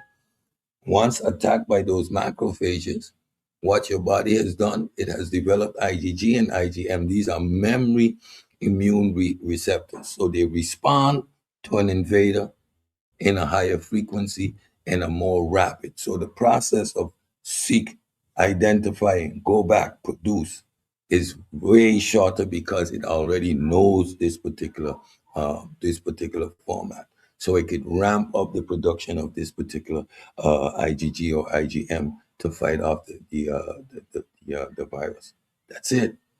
Everything that people experience from the vaccine, they would have experienced 10 times worse without it. So if you have people that had situations of myocarditis, like because of the vaccine, without the vaccine, they would have been dead. I am a immune compromised individual. I cannot have old style vaccines because of their impurity. The risk for someone that has an autoimmune illness is too high. I cannot get conventional vaccines. I can get all the mRNA vaccines because of their pureness and because of their precision. They do not affect people with autoimmune illnesses. Right? So if you are scientifically literate and you would listen to the hearings, you would have heard that that dude Rand Paul, look who his father is. See how far he is of QAnon. He is a featured guest on Alex Jones. He's a conspiracy theorist lunatic. If you understand how gain of function work versus how you mutate and produce zoonotic jumps, you would understand that you cannot produce this type of virus in a lab.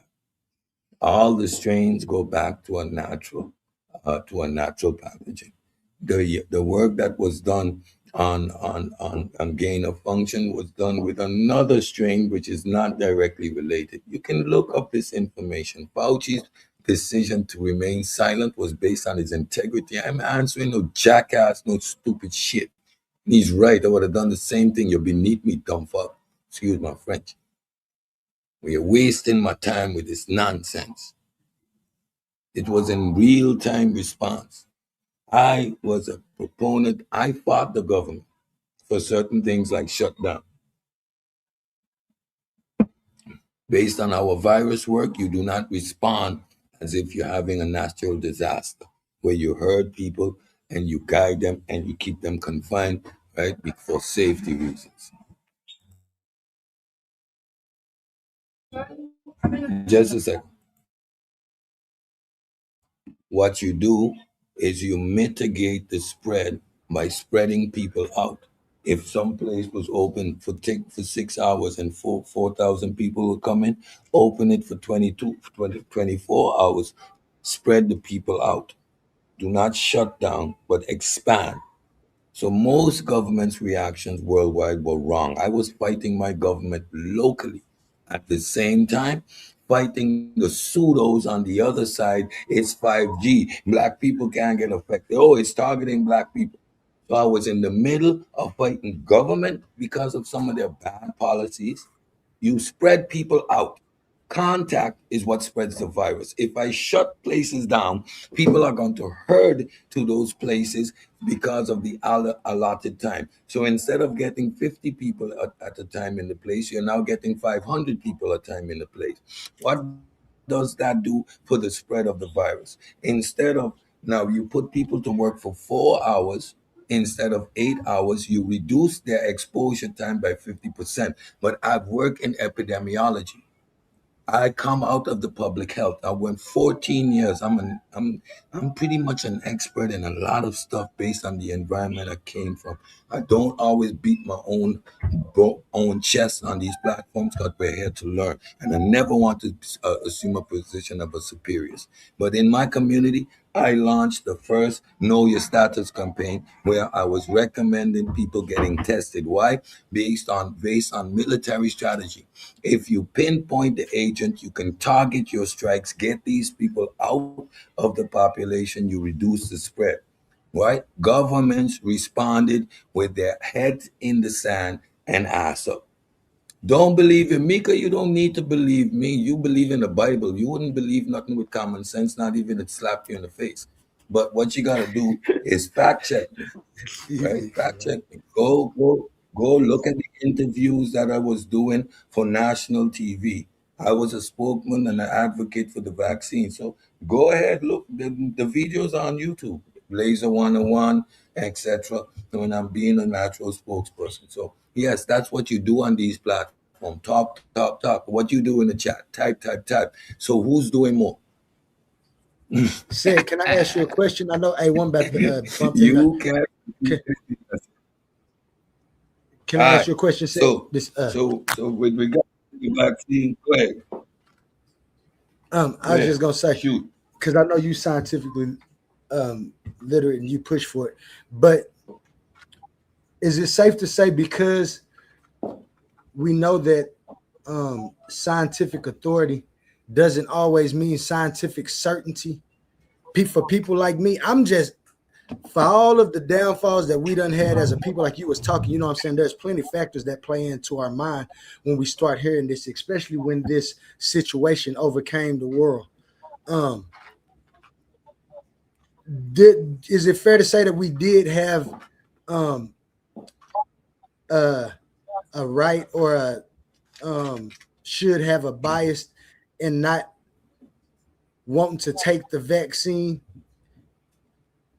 because we see that it didn't it did harm some people. It did push some people over the edge. And like you said, some people who didn't take it probably got worse and could have had worse. And so that's what I understand. But as far as me, like personally, I was just scared to take it because I'm little.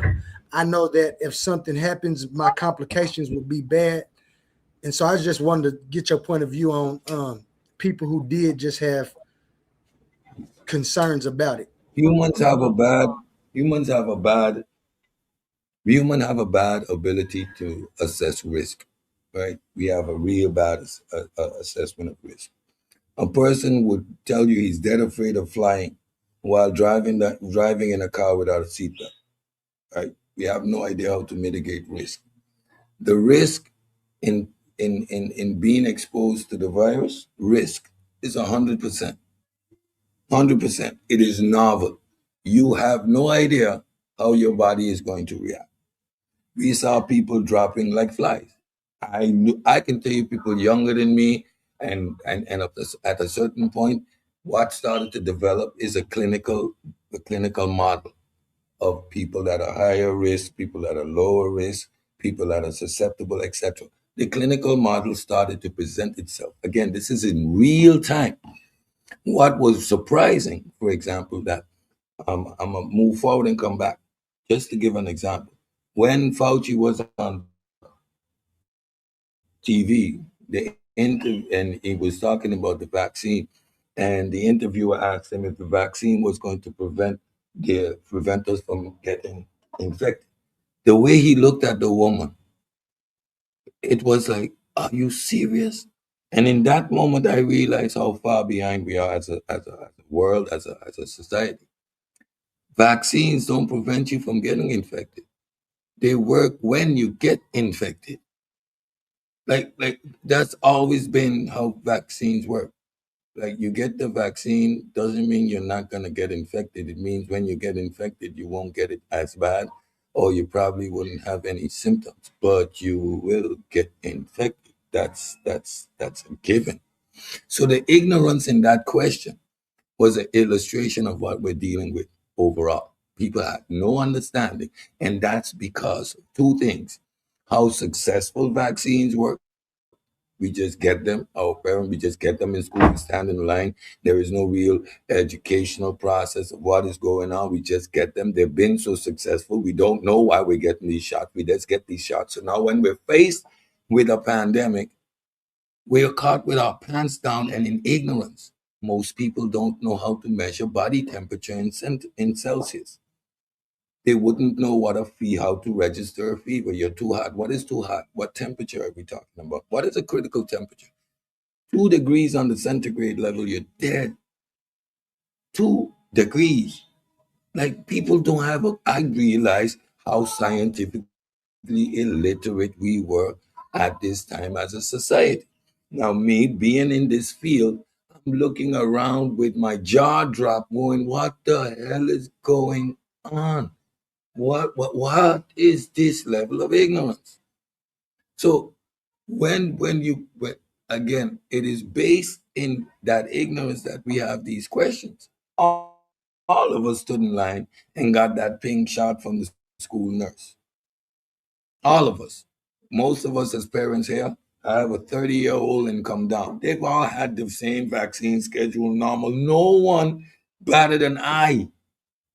All of a sudden, we're hearing a bunch of nonsense. First of all, the whole thimerosal coming from a bubblehead actress who played the bubblehead daughter on Married with Children. That's who we're running behind. Total ignorance. A fraudulent piece of document produced in England 20 years ago that has since been debunked. Thimerosal has been out of vaccines for over 20 years. Why do we still see an increase in patients known with autism? Our diagnostic has improved. The terminology is spectrum now, so it's much wider. You have people who are the far extreme and those who have lighter symptoms. These are the real issues. But what we tend to do is hold on to the conspiracy theory. I am one of the Black people in the medical field. You all have family that are directly in the medical field. Doctors, nurses, lab tech, x-ray technicians, first aid in your family. Have these people been educated to kill Black people? Or are we relying on what we have quantified, know about, flawed way of doing things? We look at the Tuskegee experiment, but don't realize that's in a whole line of scientists doing evil stuff prior to the advent of these moral and ethic committee all over the world. Lobotomizing of people, just people. Go look at what was done in Europe to Europeans. It is not always a race thing. Most of the time, it's an ethics thing. A scientist is going to do things to get results that a normal and conventional person wouldn't do. The mere fact that we desecrate human bodies is something most cultures wouldn't engage in. And 99% of y'all ain't gonna stand, have a hamburger while I'm cutting somebody's open, taking out their heart and weighing it and dissecting it and looking at it, checking the liver of a human being. Y'all run the hell out of there. Most of y'all can't stomach that stuff. So it's about ethics, not always trying to get Black people. But this is based again in fear mongering and ignorance. Because then I would go and show the amount of scientific so-called experiments done on people, just human beings seen as specimen, regardless of color, ethnicity, age, sex, didn't matter. The amount of people that got lobotomized or limbs removed, experimenting with ether and these different type of drugs. We are in the safest place qua medical science has ever been. With all the flaws and all the mishaps that happen, we would not want to be 20 or 200 years ago when you would chop your leg off without any anesthesia. Or we had no knowledge of antibiotics, so a cut would fester, rotten, and you lose a limb. So it's on the backdrop of these type of things that these questions arise. Not based in scientific rigor, not based in actual data, based in nuanced linguistics and feel good, appealing to your inner fears. Go look at the hearing. Nothing in that hearing had an ounce of science in it. Just a bunch of nonsense, political grandstanding. I yield the floor. Gotcha. I got you. I got you. I know you're ready to go. Everyone, I just got say one more thing, ask you one more question, because like you said, you was talking about the ignorance and the question and stuff, and about how they do vaccination and how they for 100, 200 years we've got vaccines that we've done. But this was a new. Did we have a lot of info? And when I ask these questions, I know you got big answers, but can you kind of answer them quick? Did we have a lot of information on the COVID and the COVID vaccine when we started it? They had already did experimentation and a lot of experimentation.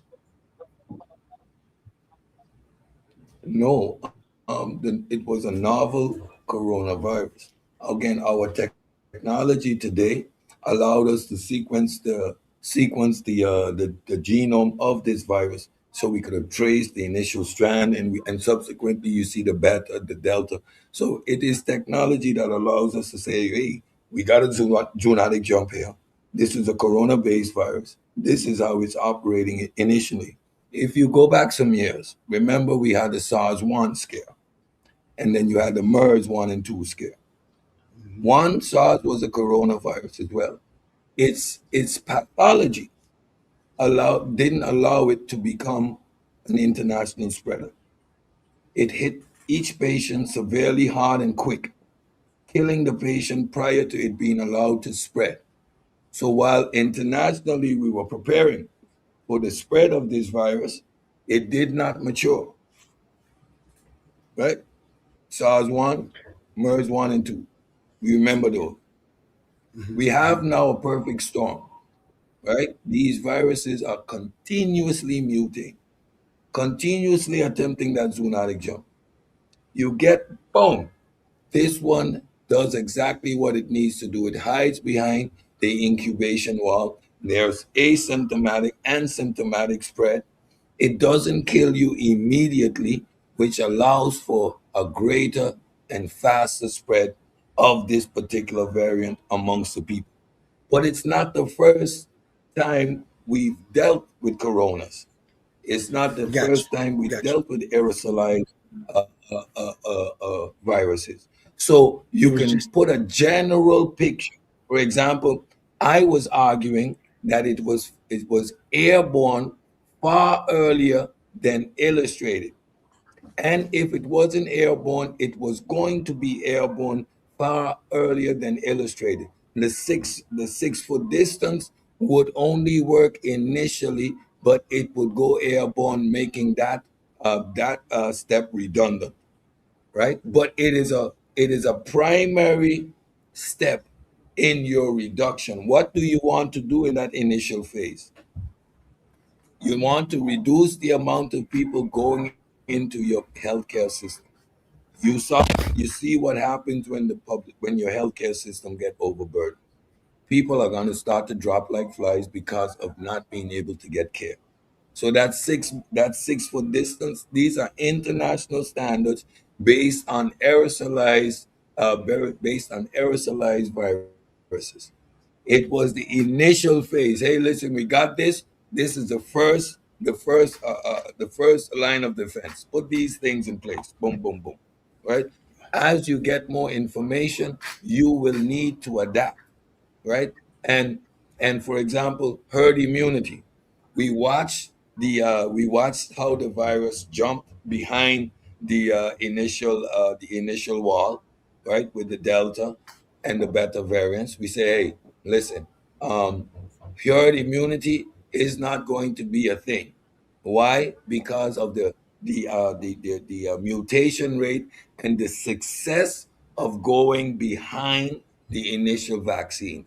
So what did they do? They also further developed the vaccines to meet the standard. Why? Because herd immunity was not going to be a thing with a virus that now we see slipping behind that initial protection. It is in real time action. You're actually fighting against an agent that is fighting back. Right, and that was my thing.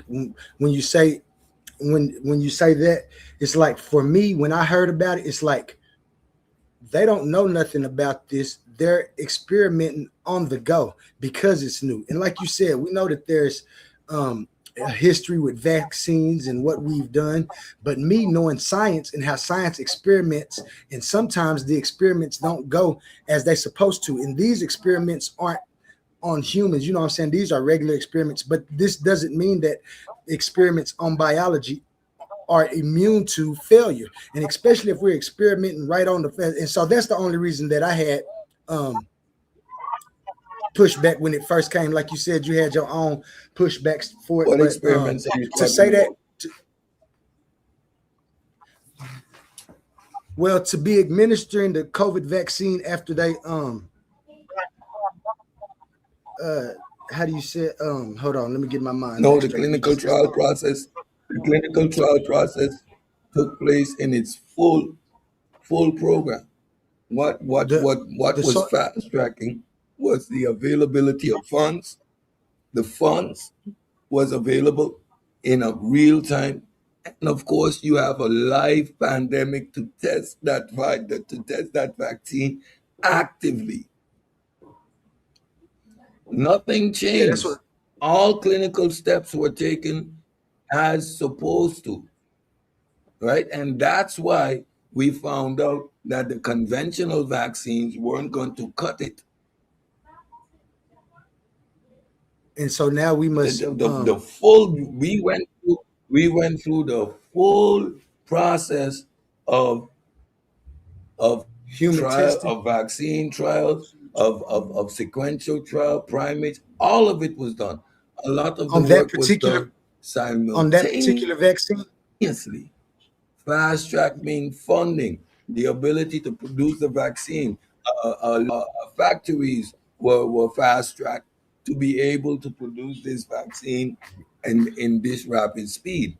But the process to get to the vaccine, that those clinical trial steps were all done, and in such a fashion, because of it not being hoarded, right? All the data was spread internationally, so everything was being done in different places at the same time.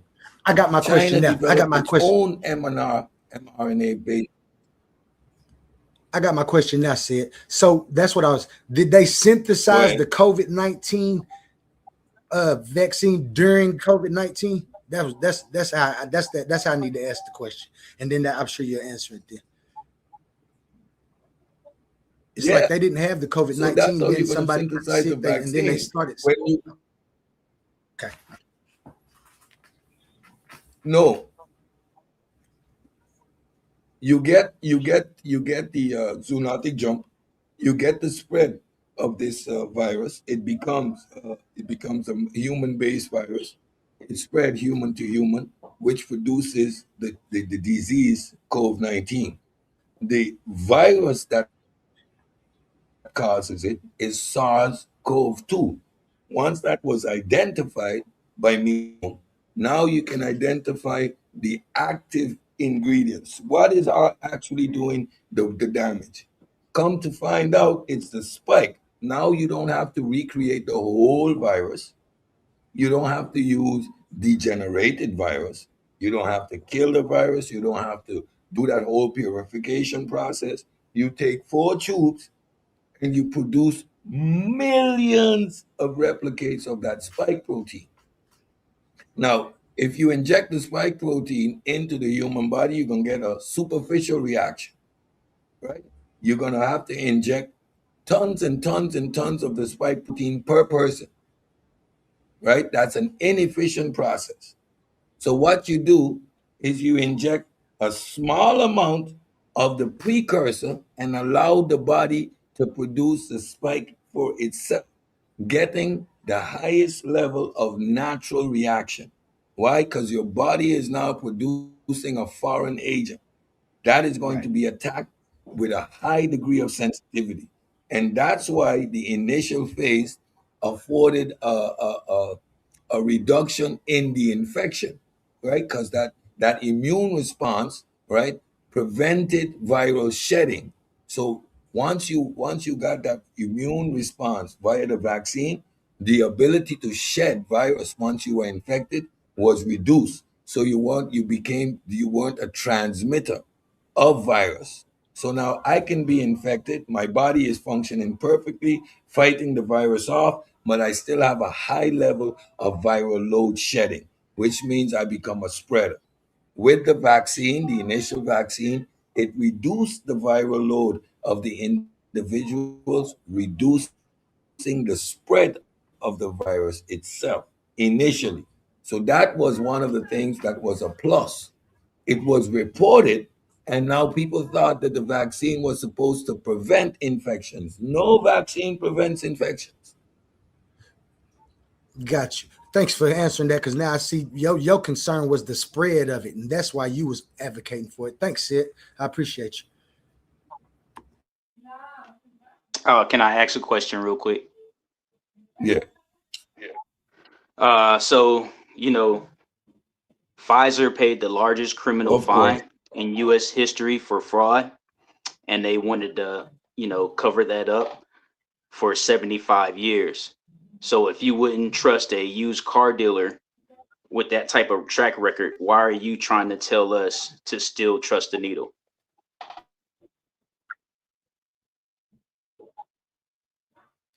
I'm not telling you to trust the needle. I'm telling you follow the science, watch the development internationally. If you want to stay away from what is happening in the United States, by all means, go to Europe. There's not an anti-black rhetoric in Europe. It's white on white violence, right? Go and look at the development of the vaccine then in Europe. Oh well, forget Europe. Let's go to Taiwan. Taiwan has absolutely nothing to do with none of them. They were giving the West the middle finger. I decided that I was going to follow the Singapore and Taiwan model. Go and look at it. That was anti everything that China and the West was doing. China is the one that came with this shutdown model, this communist style rhetoric, and the West all of a sudden swallowed it hook, line, and sinker when Taiwan, right next door, and Singapore said, fuck you. Their societies, excuse my French, their societies stayed completely open. You can see I'm passionate about this stuff. The society stayed open. Their schools was open. They had targeted response. They had increased screening. They were able to isolate the individuals infected. They did not treat them like they were prisoners. They were in state of the art medical facilities based on early treatment prior to the virus taking hold in their body, reduced the amount of deaths in Singapore and Taiwan significantly. So you don't have to follow the American model, because I wasn't following our Western model. Like I said, I was battling my governments. However, when it comes to the vaccine itself, that's a whole different topic, right? The implementation of these restrictive measures to isolate the virus were repressive, in my opinion. I was completely with the Taiwan and the Singapore model. However, with regards to the vaccine itself, once the genome was produced, once the mRNA lipid delivery system was solidified, that information was open source. Different countries developed same mRNA technology. Japan did its own thing. China did its own thing. Singapore, again, and Taiwan were ahead of the curve with mRNA technology. So when it comes to the technology itself, I'm not asking you to trust anybody. And this is why scientific literacy is important. You can go to the data and make the evaluation. If you do not understand what the data is, you can at least follow and understand the international body of scientists that are putting forth this information, right? So again, I fought with my local government to the point that they brought me in to produce the exit plan. But I fought with them because I was not down with these repressive measures because they had no actual function. They could not substantiate why they were doing things that were counterproductive. Now, in my little island, the fact that we reacted based on our hurricane protocols, right? It told me that you were just being reactive, not thinking about this with a holistic frame of mind. And of course, bowing down to the CDC and the World Health Organization, taking their cues from China, which was the wildest thing ever. We started on that. Let's stick to the science. The politics was crazy. Let's pass it to, we got Mika on the stage, then Master Hercules, and then Tiffany. Go ahead, Mika. Yes, I'm here for the smoke for Cedric. Because Cedric is on his little island saying that Americans are dumb. See, when he goes up, I'm not saying his information is wrong. I'm saying how he give his information is disrespectful. Like, who's going to go up to Cedric and be like, let me go listen to Cedric. You know, what he's saying is so attractive. I want to go and just find out what he's talking about. No, he got to insult people and then give the information. Like, what do that accomplish? That's all I got to say. So when I said I was fighting local government because of the application, You on your small island. Tiffany, shut the hell up. Don't let me explode on you. Because you come up here for smoke, and when you come up here, you come up here with false It wasn't me talking, bro. It was me talking. It was me talking. It wasn't me. It wasn't me talking. Did I call anybody dumb? Who did I call dumb? Cedric, you came up and you started to make me insulting people. anti-American, and you sound so fucking ignorant, you dumb, stupid cunt. Now I'm gonna get it out of the way. Since this is what you want, You mad, Cedric? You mad? You are a dumb fuck. Nobody on this panel did I refer to as dumb. Since you want the smoke, here you can have it. You ignorant cunt. Cedric, look at you. Look at you. Feel offended Look at because you. You a you're dumb. pseudo killer? We're You a having pseudo killer? Look how tough you are on your small island. You're on your small island calling Americans dumb. My small island got outside of the world, you dumb bitch. You don't even have a passport, you stupid cunt. Hey, Which small Cedric, island? You're on my small island with my big brain, and you feel stupid because I got you more going around fucking calling time Americans than dumb. Hey, Mika. Like, who the hell Hey, don't you Mika, listen hold to on. you calling Americans dumb? Why are you up here? I came up here to have an educated conversation, and as soon as the ghetto bitch But comes look in the at you place, now. look Look at at you digression. now. And watch what I'm gonna do now. It's been fun, ladies and gentlemen. Coliseum of Arguments presents Titans Debate League, Clash of the Titans 1.1. The arena is opening once again, and only the strongest minds will survive. After an unforgettable first tournament, Pandemus the African Atheist fought through the battlefield of ideas and walked away with $500 in cash. But that was then. This time we're raising the stakes. $1,000, one champion, one title, one chance to prove you're the greatest debater in the league. This isn't social media arguing. This isn't trolling in the comments. This is intellectual warfare, where evidence is your weapon, logic is your shield, and every round is a fight for survival. New challengers are stepping into the arena. Veteran fan favorites are returning. Egos will fall, legends will rise. The question is, do you have what it takes to survive the Coliseum? We still have a few tournament spots available. Think you belong among the Titans? Message TitansDebateLeague@gmail.com and claim your place before the gates close. Coliseum of Arguments presents Titans Debate League, Clash of the Titans 1.1, where great minds don't just debate, they go to war. Are you not entertained? Coliseum of Arguments, only the brave speak here.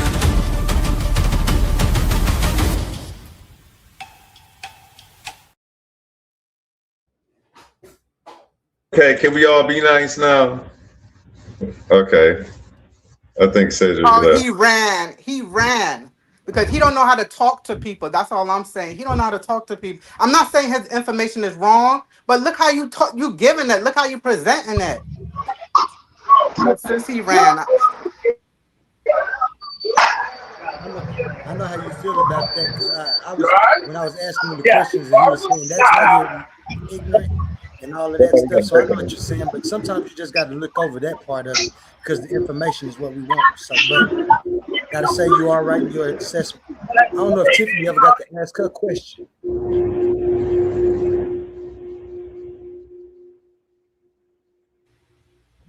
I think Tiffany dropped. Somebody had dropped. Can y'all? Because there's a lot of background noise.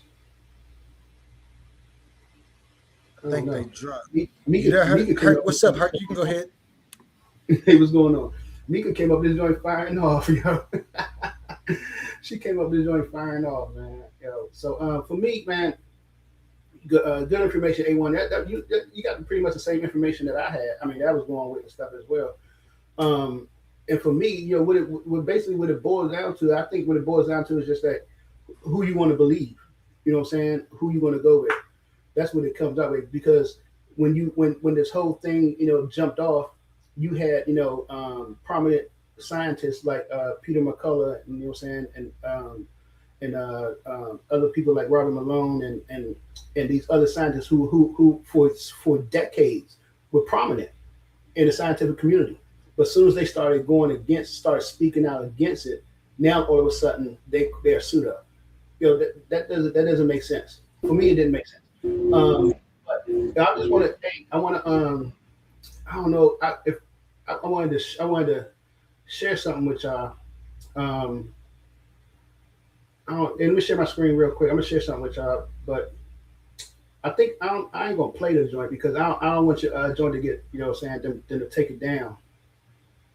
So what I'm gonna do is just show y'all. I'm gonna show y'all this joint because I don't want them to, you know, take it down and shit. So what I do with it. This joint right here.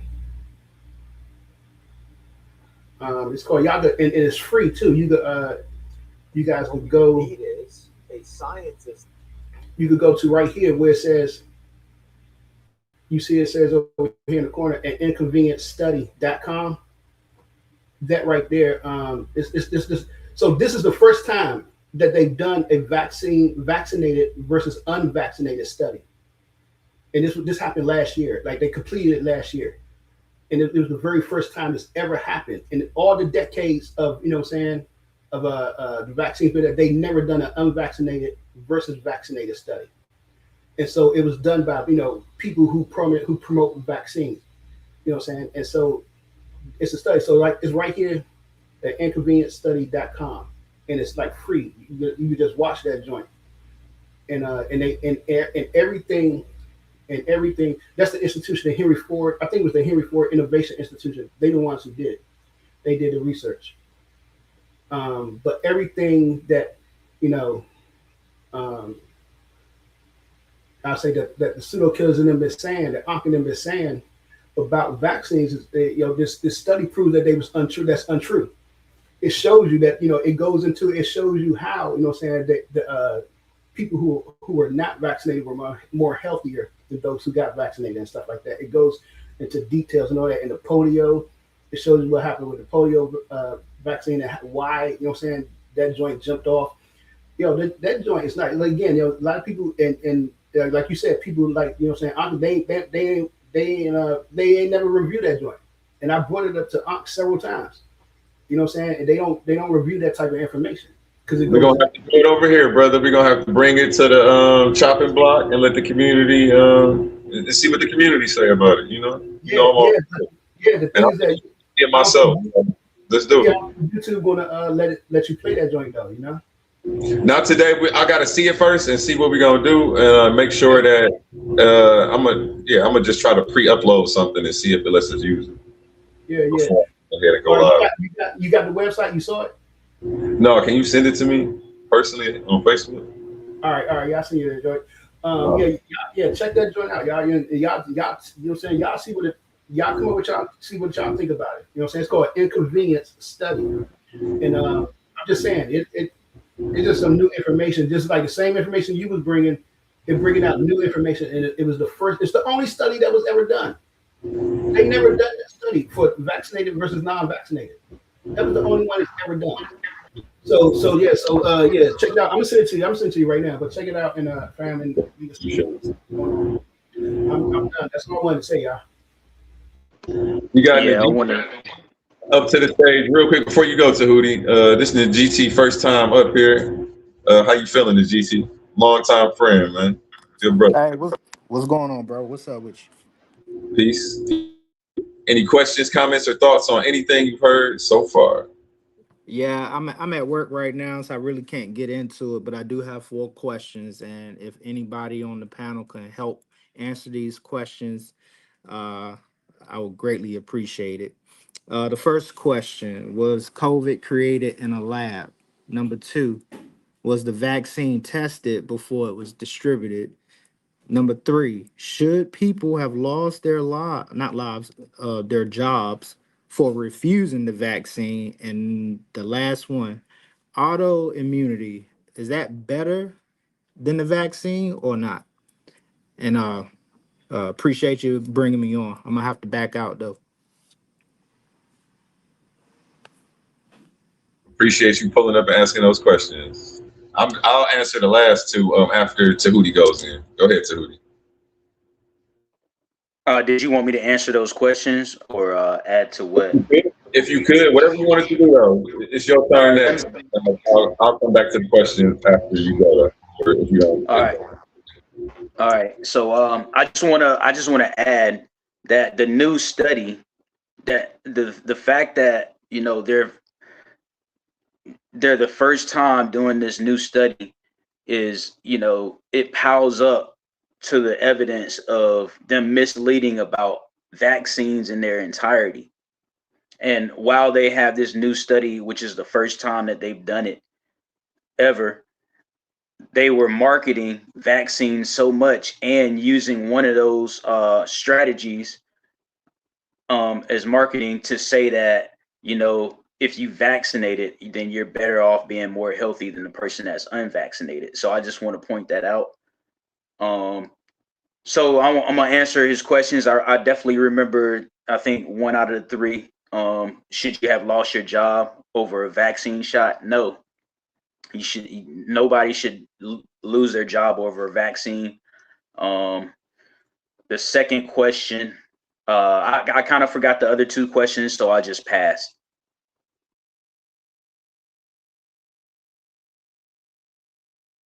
One of his questions was, had they did testing on the COVID vaccine before they started administering it?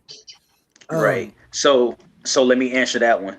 So the testing that they did was more so lab rat guinea pig testing. So they had trial errors way back before they actually released it to the public. That was their quote unquote testing phase. So they did have the trial errors, but there wasn't a lot of tests. Just like Hercules brought up, this is the first test. So in testing the unvaccinated versus the vaccinated, that is in fact a test, and the way you test, how strong your vaccine is or how effective your vaccine is. Yeah, and let me say that they did test the COVID-19. They did test the vaccine prior to releasing it. Moderna and Pfizer, it was in their report. It was some report. I used to have all that stuff. I kind of deleted it off my laptop, but it showed you that there was a lot of bad adverse reactions. This was why when you hear them talking about it doing it on Fauci and stuff, when they on the Hill, when they have them on the Hill, and they talk about they didn't want to release the testing data until 75 years later. You know what I'm saying? This happened. I think this happened like last year or the year before last. They had to go to court.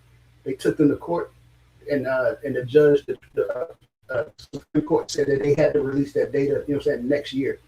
And so that's why if you go to the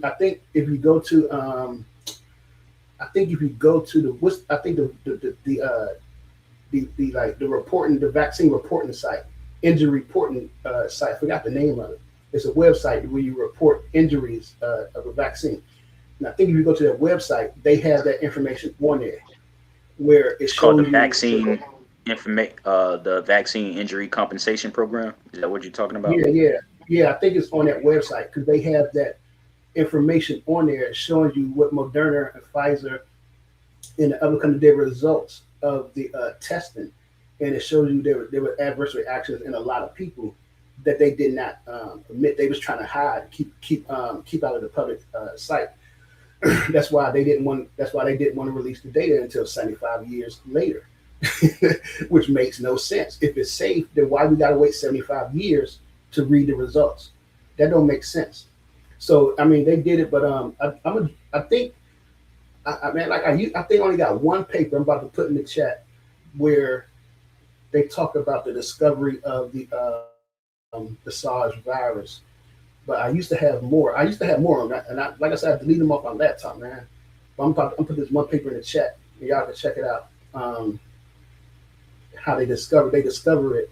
But you got to think that people, you know what I'm saying? Oh, they talk about it came from a wet market in China for them eating, contacting with bats. But people been dealing and eating with bats for, centuries. Hundreds of years they've been doing that.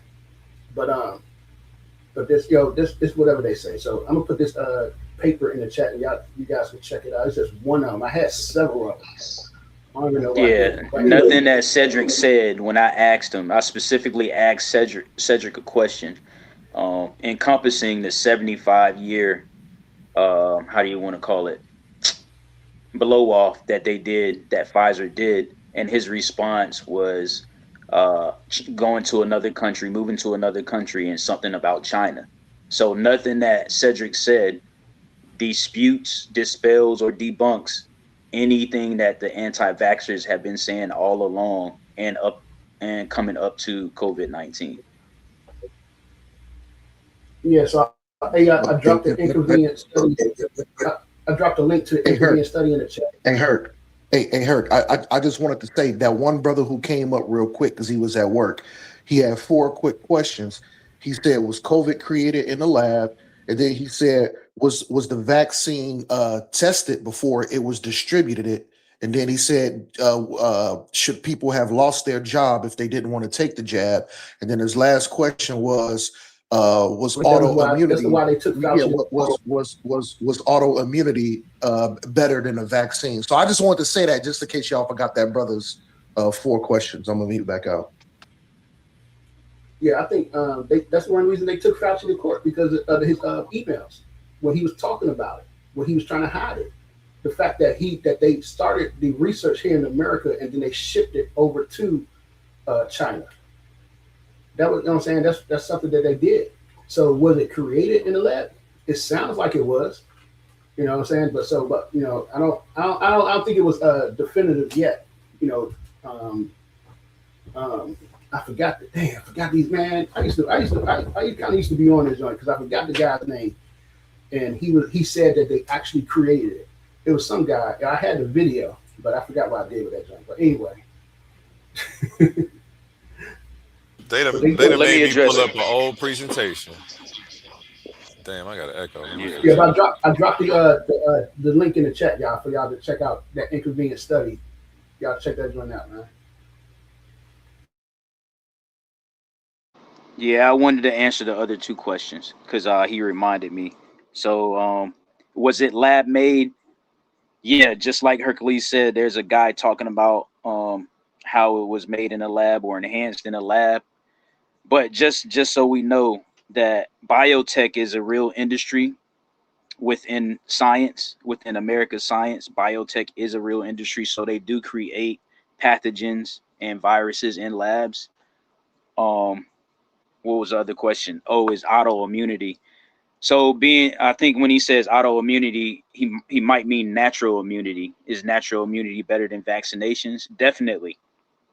So natural immunity is definitely better than vaccinations because you fortify your immunity naturally based on the food you eat. That's one reason why I decided to go plant-based with my diet lifestyle 10 years ago. I was a big opponent of vaccines, and I was thinking to myself, well, if I don't believe in pharmaceuticals, I need a really strong immune system. So that led me to the lifestyle that I live today. And yeah, I just want to land with that. I think I answered all the questions. Okay, I'll give it a shot. I think his first question was it tested before? Yes, it was tested. Um, I don't feel like it was tested enough. And that's a topic that, me and somebody can have a discussion about. What was the second question, Tahuti? So the other Was it question, created? Was it created within the lab? Was it yeah, go ahead. created in a lab? The specific variant, I guess, that infected the population, I don't think that was specifically created in a lab. I know they had been doing gain of function research on COVID. I'm going to be further covering that and what Fauci's diary actually said. And a few other things that were going on around that time that a lot of people aren't privy to. The funny thing is, I was covering this stuff real time, so I actually have a lot of old presentations on this stuff. I just happened to pull one up. But the last two questions that he asked, do you remember those? I forgot. Yeah, I got you. He said, should people have lost their job because they didn't want to take the jab?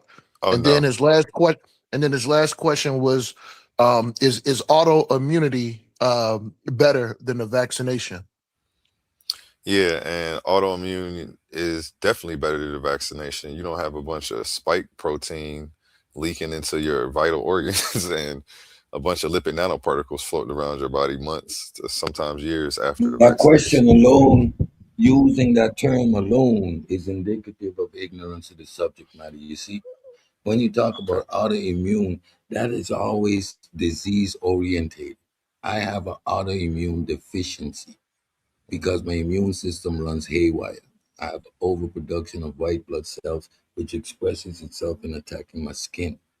I'm lucky that mine is cutaneous and not SLE, which affects your kidneys, liver, and heart. Eventually, you die from one. Mine's, I'm just gonna get more pretty. That's it.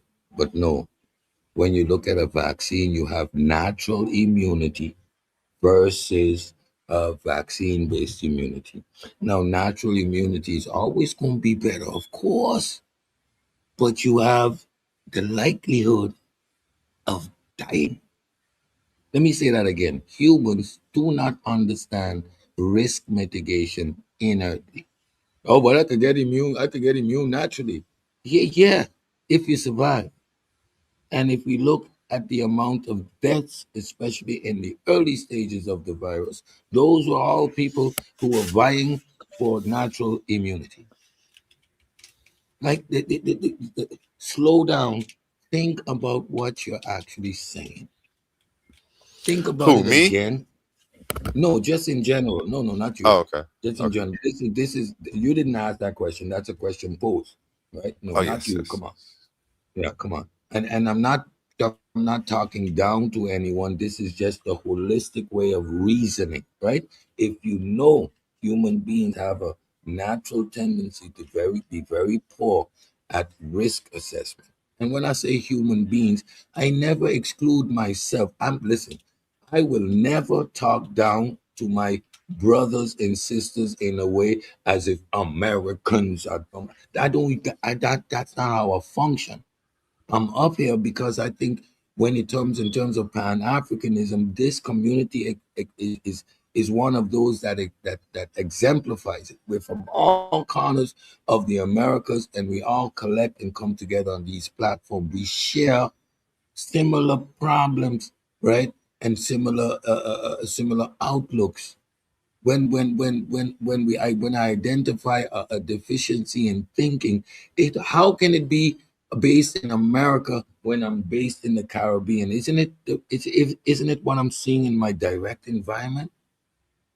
Like, I don't understand that individuals like Mika and a couple others always try to put this us against them thing. He called Americans stupid. I'm up here having a conversation with my brothers, answering the questions, identifying where the source of the problem is, addressing that. I ain't up here calling nobody dumb. We're not even in a debate setting. Like, even if we were in fight mode, you can swing the punches back and forth. But that's, come on, man, to try and discredit me with he hates America. Like, that's the stupidest thing to say. That's why I fly off the handle. Come at me with something genuine. You gonna swing at me? You swing at me. Don't try to create a us against them as if I'm belittling anyone on this panel. I don't think anyone felt that my responses were belittling or attempting to undermine anyone. Like, the full sincerity of what I'm talking No. about. And I want you to know, Cedric. I want you to know when you be using the words ignorant and those things, I know exactly what those words mean. So I know you ain't down talking. To some people, it might sound like you calling me names and stuff, but I know exactly what you mean. So to your credit, I want you to know that. Like we use these terms adequately, right?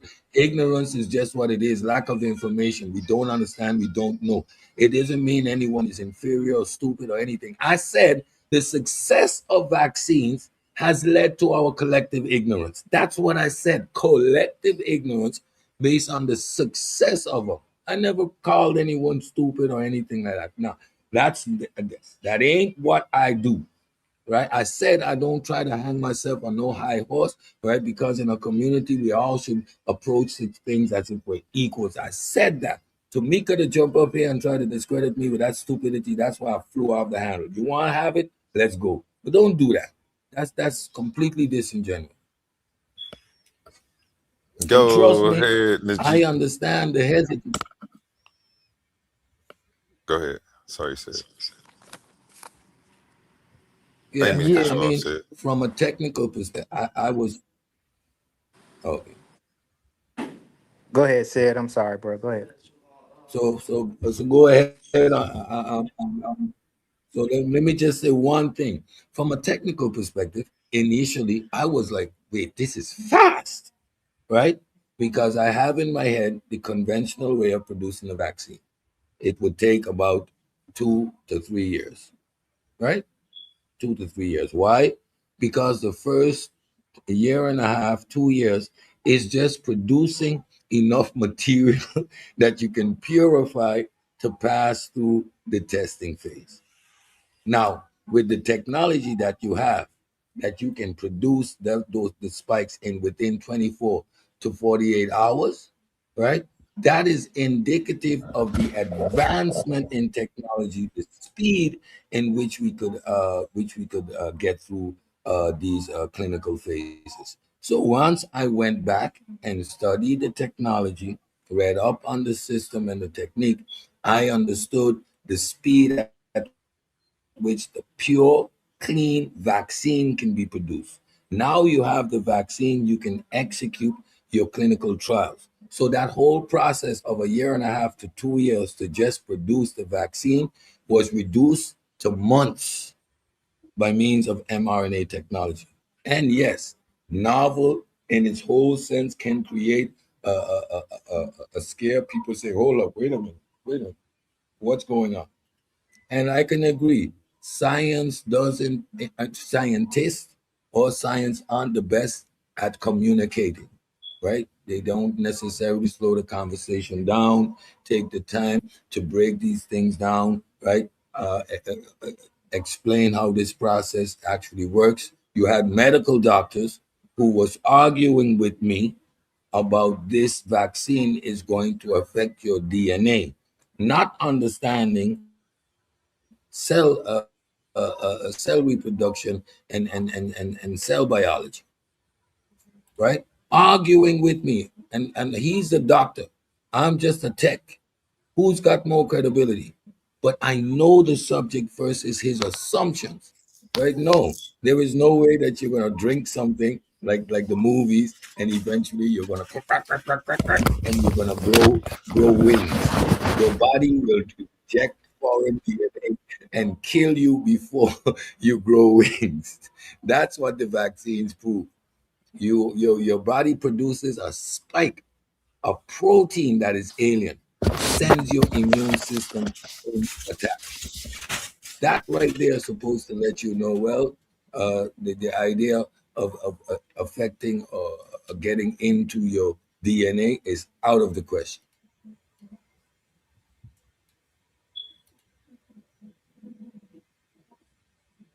I'll land my plane. Give somebody else the floor. Najiti pop back up. You can hop in there, Najiti. I did want to go over a few of these slides from one of my old presentations. Okay, yeah, It was it's gonna be about real how quick. Bill Gates sold all his stock and pretty much, trashed the vaccine and its efficacy. Go ahead, Doc. Yeah.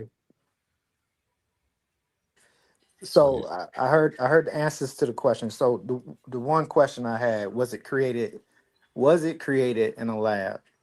And I think most of y'all said pretty much it was. So does it not bother y'all or anyone to know that they created a vaccine for something that was created in a lab? Do you see where I'm going with that? So if COVID-19 doesn't or the type of COVID that came out does not happen naturally, but was created in a lab. And then behind that creation, they go create a vaccine to give to to give to the people. Does that not bother y'all just a tad bit? So, if I understand you correctly, you're making the claim that SARS-CoV-2 was not a natural zoonotic jump. Listen to it again, said, because for some reason you always seem to be hard of hearing. What I said, You know the I gain asked of the question. function research Listen, that they were listen, doing with listen, listen. different particular strands Linda, of COVID Linda, Linda, were. listen. I asked the question. I asked four So you're questions. asking a Was question, create was then the answer COVID is no. created in a lab? Then somebody Yeah, then the said answer is yes. A no. few people said yes. The So answer is no. my question now is, knowing that it was What? created in a lab and they created a vaccine Wait. Who said yes to for what? some, Slow down. No. you gonna have to rewind it, Who bro. I said yes to ain't which question? He So said he again, said no already. Let me answer that question. oh, He already oh, said oh, no. oh, oh. So okay. So let's do the correction. No, no. The COVID SARS-2 variant was not created in the lab. The gain of function research that were done with other COVID strands doesn't beat anything. Do you know what gain of function research is and how that works? It is that's pretty exposing the much virus to different environmental pressures. but you mixing animal and So human no, because when you talk about gain of function, you again, there's a certain degree of ignorance. Those words sound sexy, right? And you go to the defender as a source. I mean, that should that should say enough. But anyway, so gain of function is you expose the virus to different environmental pressures to watch what its mutation path would be like, right? And you can only observe these things by is it hum is putting it it hum under is it pressure. You're human and watching its evolutionary process. So is it you hum stop. Do you see the cognitive dissonance kicks in once I'm correcting what you thought I'm you knew asking you a about gain of question because function? you asked So about what gain they of would do function. would So I'm expose asking it to you, 36 degrees for is one. the No, material I that don't. they are Since you you Hold don't on to GT. understand, you Hold on to left me GT. to Let him land his listen to plane. what gain of function actually is. Let's let him land his plane just So so we now don't we are talk over each explaining other. what gain of function is. You have a particular virus. Now, coronaviruses are thousands of them that we know about, right? It's a common virus, right? Our common cold is a coronavirus. That zoonotic jump has taken place for 6 different species. The last one, the dominant one, was a bovine jump from the cows, not no lab. Was this happened thousands of years ago, still with us. That's why we knew once this particular strain became endemic, it would simply be amongst the population forever, right? Which it actually is. See, those are some of the predictions that came out to be that nobody wants to actually talk about. So gain of function is we take these different viruses and we expose them to different environmental pressures to watch what they are naturally going to do. There is no thingy that you do with a virus that you mutated in a particular way to do exactly what you want, and that technology doesn't exist. Human beings can't do it. So when we are looking at the particular strain of the SARS-CoV-2, it is a natural zoonotic jump, has nothing to do with the strains that were experimented on in terms of gain of function to see what they actually do once particular mutations take place.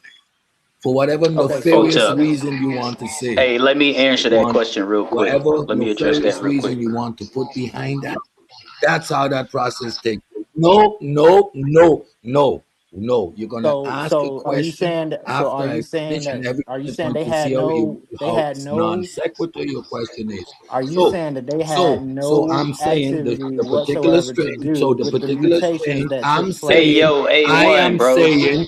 I am If saying. there's our, I am don't add to saying. it. I am saying the particular strain that developed into the alpha, beta, delta, and omicron, that particular strain was a natural zoonotic jump. You're not going to find any evidence to the contrary. So that right there dismantles what you thought gain of function actually means, and what this particular virus, the particular strain that created a pandemic worldwide, right? So what it sounds like you're saying is that So they just that took these ends that whole viruses and put them in a conspiracy lab theory just to see what they do. rhetoric. So, But whatever question you should going to have, it is good. The answer is going to be within that breakdown that I just gave. So knock yourself up. so you're saying that they had nothing to do with manipulating the mutations within these viruses they had in regards to COVID. He's saying he already answered you. He said no. Hey, Yeah, let me he answer already. the Yeah, question. I mean, you just Let re-asked me him. answer the Ask me a question. Let So me question. answer the question Ask since me a Sid already question, answered. because if you're gonna say so, I'm saying that means you didn't yeah, understand let's what I let was saying. let's let Tahuti give it a shot, and then I wanted to go into this. Really, I had a video, so we'll hear it straight from Bill Gates' mouth because I don't think he likes the defender. But after I let him hear Bill Gates trash it, then I'll go into the article. Go ahead, Tahuti. All right. So the brother asked a question, was it lab made? And since it was lab made, doesn't or shouldn't that create suspicion for people taking the shot? And I definitely think yes. There's many ways to verify that even the scientists working within the field think that it was lab made. You have 168 scientists who were asked if it was lab made. 77% say COVID came from animals. 21% say that it was lab made. So if you want to do a ratio, that means the science is 1 in 5 for a lab leak, which is not a lot. But given the circumstances that they already admit that it comes from animals, and you have a Wuhan lab already in the discussion, that means that you can come to the conclusion that it was in fact lab made. You also have the WHO in 2025, they released a report. They said we can't rule out a lab leak because China won't share lab records. So if it's natural, why hide the paperwork? So, and I land my plane with that. Okay, I'm about to go into this real quick. Let's see what Bill Gates is saying about the vaccine. This is an old video from the Rising when Breonna Joy Gray was still there. They were covering this. I have a lot of old clips that went with a lot of old presentations I have put together. Bill Gates sold all his stock and cashed out. I knew then when he did that and then came on TV kind of trashing the vaccine that it was a bust. But I digress. You know, that's just an opinion. And let's get into what Bill Gates actually has to say. Anyway, so antibodies, antivirals, we think we can also have very early in an epidemic a thing you can inhale that will mean that you can't be infected, a blocker, an inhaled blocker. So he wants to invest in inhalers instead, I guess. I guess the vaccine, you know, he cashed out. But we're about to get into that, and I'm about to read the article, going over it as well.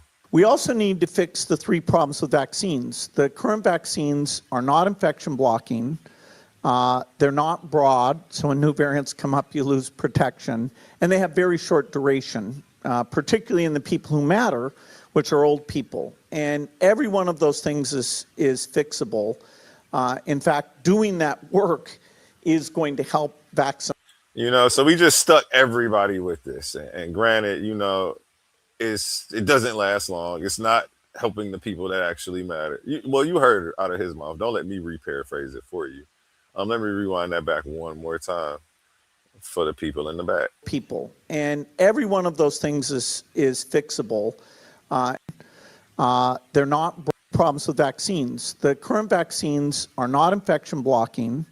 They're not broad, so when new variants come up, you lose protection. And they have very short duration, particularly in the people who matter, which are old people. And every one of those things is fixable.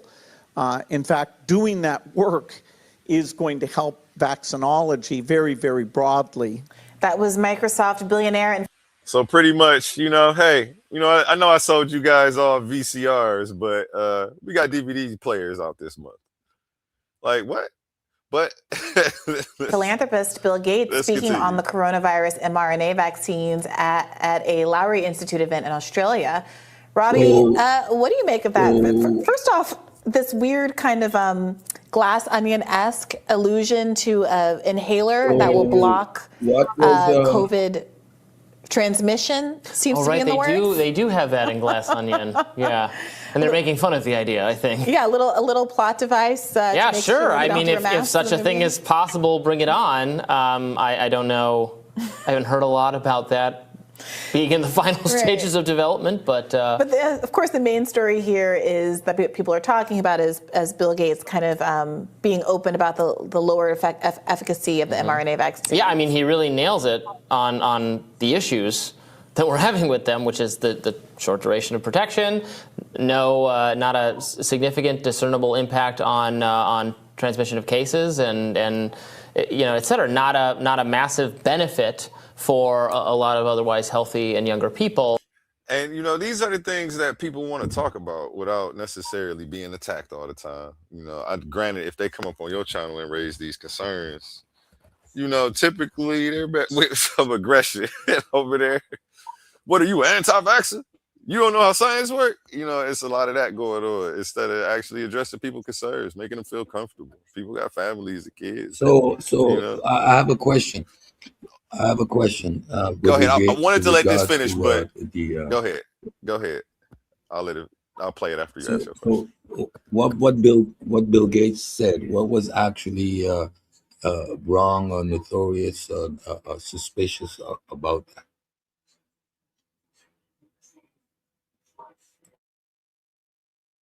You were making a statement when you said when Bill Gates was wrong. You were asking a question. Can you ask that again? I'm asking like you play that, and when you play that, I go, yeah, that's exactly what we need to do. Yeah, I agree too. I mean, he's not a scientist, but so he was actually right then. I agree. Yeah, he was just being honest. Yeah, I agree. He was actually being honest, but it was only after he cashed out on all of his stock. That video actually went with this article. You, for example. See, that video goes with this article right here. After reaping huge profits selling biotech shares, Bill Gates trashed his effectiveness of COVID vaccines. And then when I brought this up, you had like kind of scoffed at the defender. So I'm like, well, let me just make sure he can hear it out of his mouth. That's why I played the video. I wasn't even going to go into it.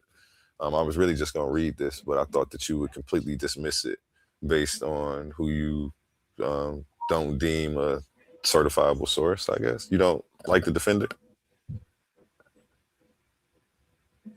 I know it's not a peer-reviewed article, but this is just shedding light into the money trail of the vaccine. I think it matters. I think all of this this is context and nuance that should definitely be talked about and touched on.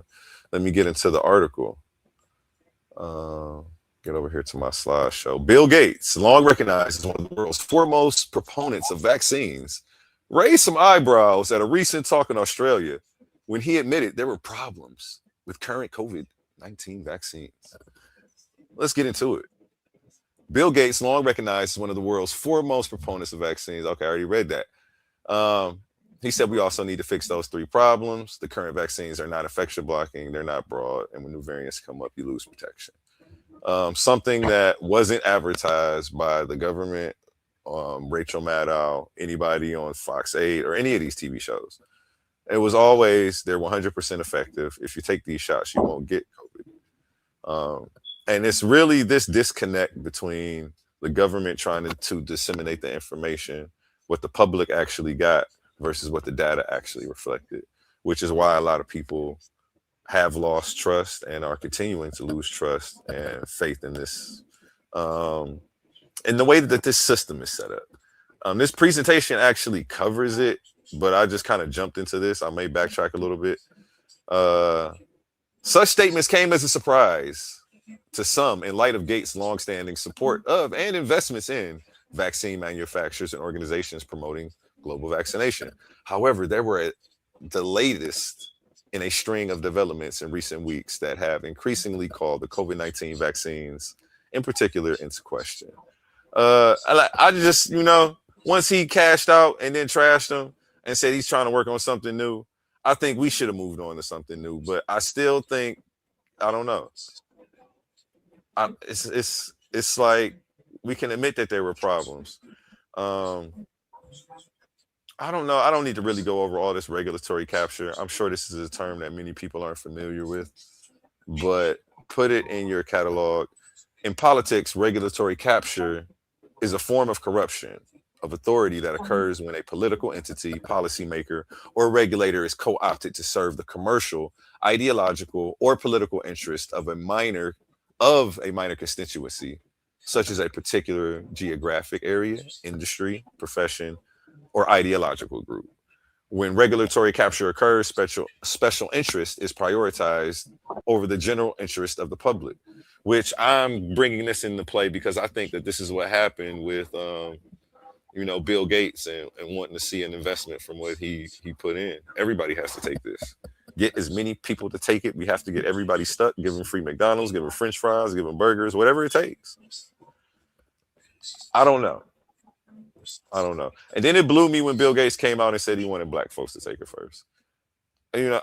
This is my conspiracy. This is an opinion, not a fact, but that blew me. And I just swore up and down, if it really worked, white folks would be taking it first. Science is racist.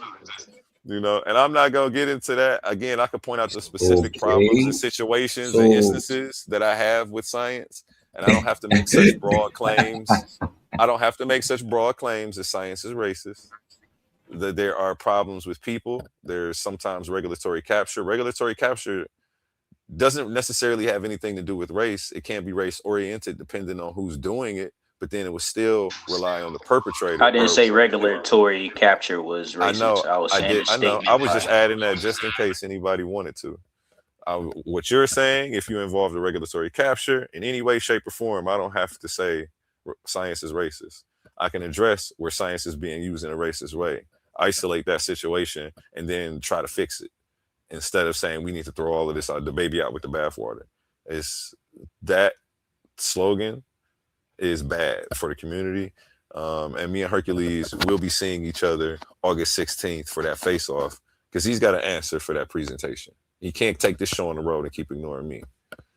But back to this regulatory capture. And I appreciate you for chiming in, Tahuti. I'm not beating you up. I think we agree.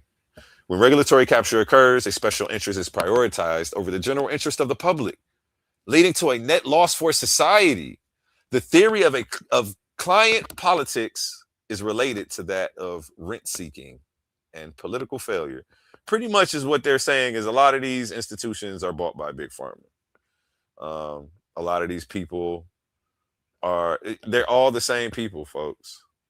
They're not anybody different. A lot of these people are promoted to positions that are definite conflicts of interest in other institutions, and they'll go from the board of Pfizer to some political position, and where they're passing laws on this, and it's just a complete conflict of interest all across the board.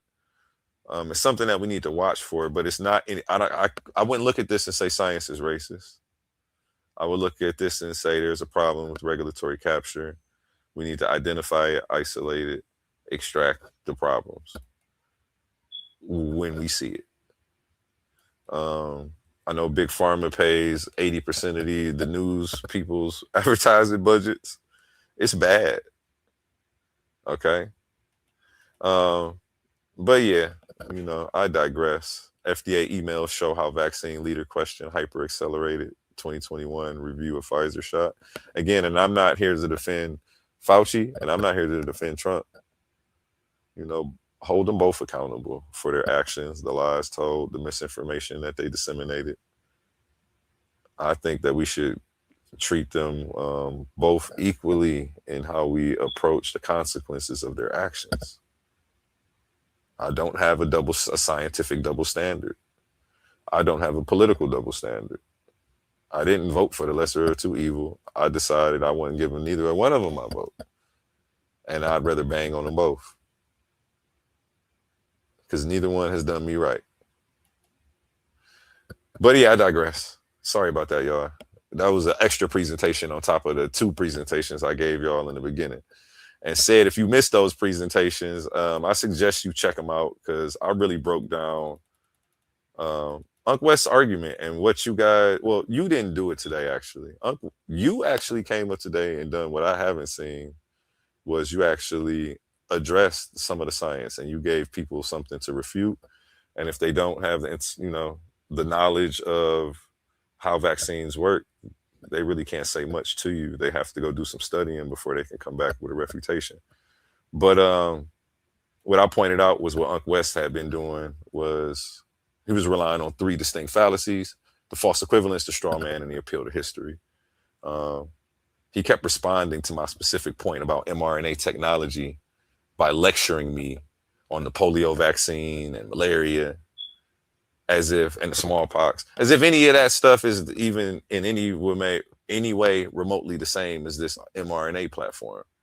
I went over how this is a synthetic, I'll call it a gene therapy, just so that way we can differentiate the two. I almost feel like the term vaccine was almost redefined just to fit this in there. But it doesn't function like a regular vaccine. It doesn't have the same mechanisms as a regular vaccine. This is completely new technology that's never been deployed in this way, absent of what I think is the testing that should be done before, and that's an opinion as well, obviously, because we have to weigh the risk. How many lives are we going to lose versus from the vaccine being bad versus the outbreak getting people? And, it's a race to try to save lives. If they haven't made a movie about this, they should. If no one recommend it to me, I'd like to check it out. But these are the questions that I have. And when I'm trying to address this issue with, this is usually the fallacy that I'm getting from him. Yeah, go ahead. You guys got the floor. Check this presentation out. Rewind it back to the beginning, y'all. I think my delivery's here. So pretty much you have an opinion. Your opinion is not based in science. It's not based in data. It's not based in actually knowledge of how this process goes. A presentation based completely in an appeal to ignorance, and therefore means that there is something there. There is nothing there to actually respond to. What is your opinion based in? If it is based in an article in the Defender, okay, there is nothing there.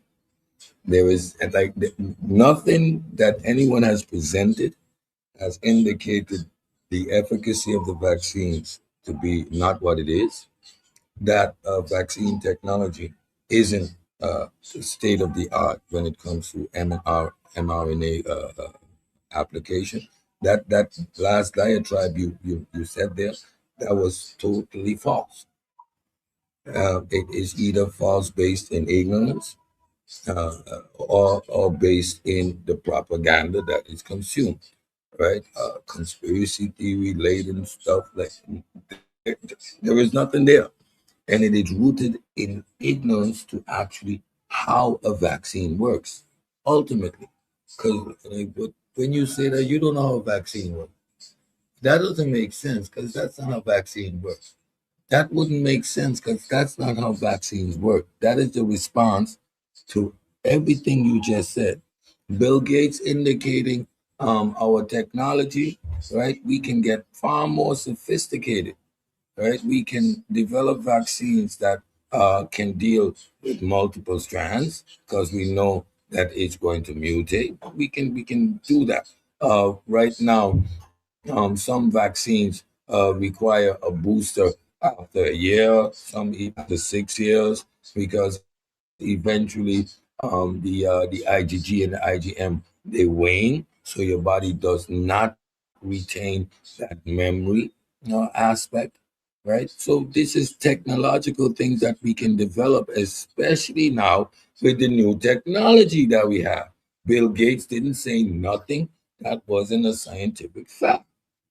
With regards to money making, this vaccine endeavor, all publications were public.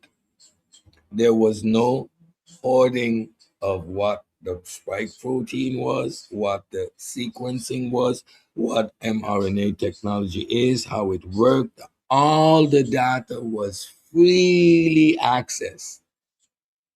Period.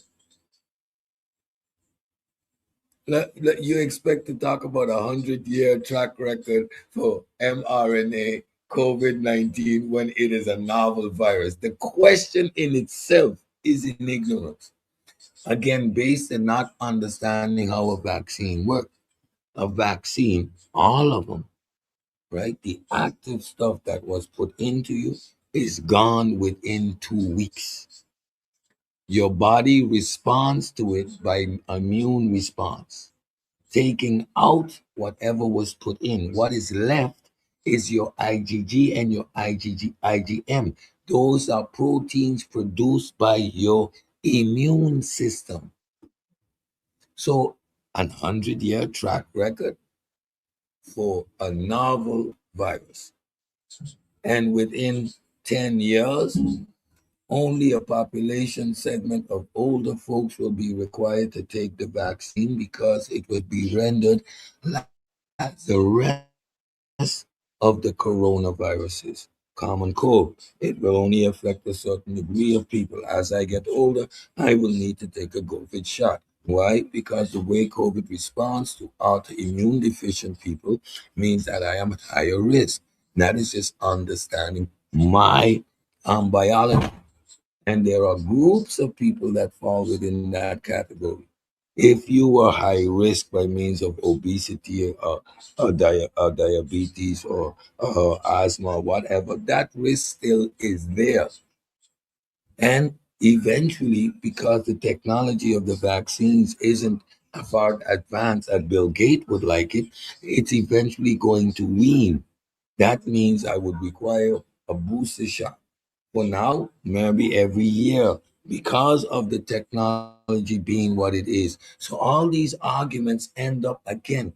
Do you understand how vaccines work? Do you understand your body reaction to the fake stuff coming in, which trains it, gets it ready to deal with the real one, whereby the consequences are far more reduced? First of all, the vaccine's going to keep you out of the hospital, that you're not getting sick to the point of anything. And now your body is trained that you will not end up in the hospital or severely ill. Punta. That's it. The vaccine, there is no stuff lingering around in tissue. These are Thanks, all A1, for assumptions bringing up the based in four-term ignorance. fallacy. Nobody is Right going on to pull time. up. Nobody is not going to pull up. Nobody's going to pull up actual data talking these things. This is nonsense. So that's what, again, if you understand how vaccines work, you are not going to say a certain degree of things. You're not going to go down rabbit hole. You want to get rich? Invest in vaccine technology. The next one is on the way. We've seen the two scares that recently happened: the ship outbreak with that rat virus that made the zoonotic jump on the ship. Norovirus is a common thing, but it's gastrointestinal, so people get it seasonally, and it's contained, and it's not a big deal. But when you get that type of virus starting to jump, right, that can become a pandemic. Start to invest in vaccine technology. You won't get rich. Vaccines Cedric, did you pull have your eliminated. stock out of the vaccine, or do you still have it in there? Because I recall No, you just I mentioned don't something have any about stock stocks in and the investing. vaccine. So Okay. so now again, this is where you're being disingenuous, either on purpose or just out of pure ignorance. At no point did you hear me mention that I have any stock.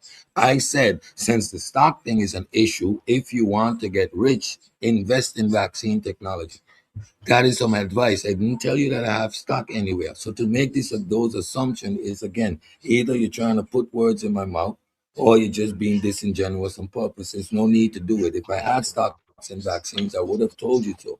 However, I am a scientist. I Yeah, am a thanks A1 for putting up biochemical the engineer. four-term fallacy. I appreciate that. That was Shut right up. on time. Definitely. My specialty, shut up. My specialty is immunology and serology. So when it comes to how these things behave, I'm in the lab actually doing this. What you doing, Tahuti, with that name? Are you worshiping some Egyptian god? Are you doing the ritual of the pyramids? See, while you're doing that, playing make believe and cosplay, I'm actually in the lab. I'm actually a scientist, and this is what I actually do. So I'm not having the conversation. I'm not entertaining you.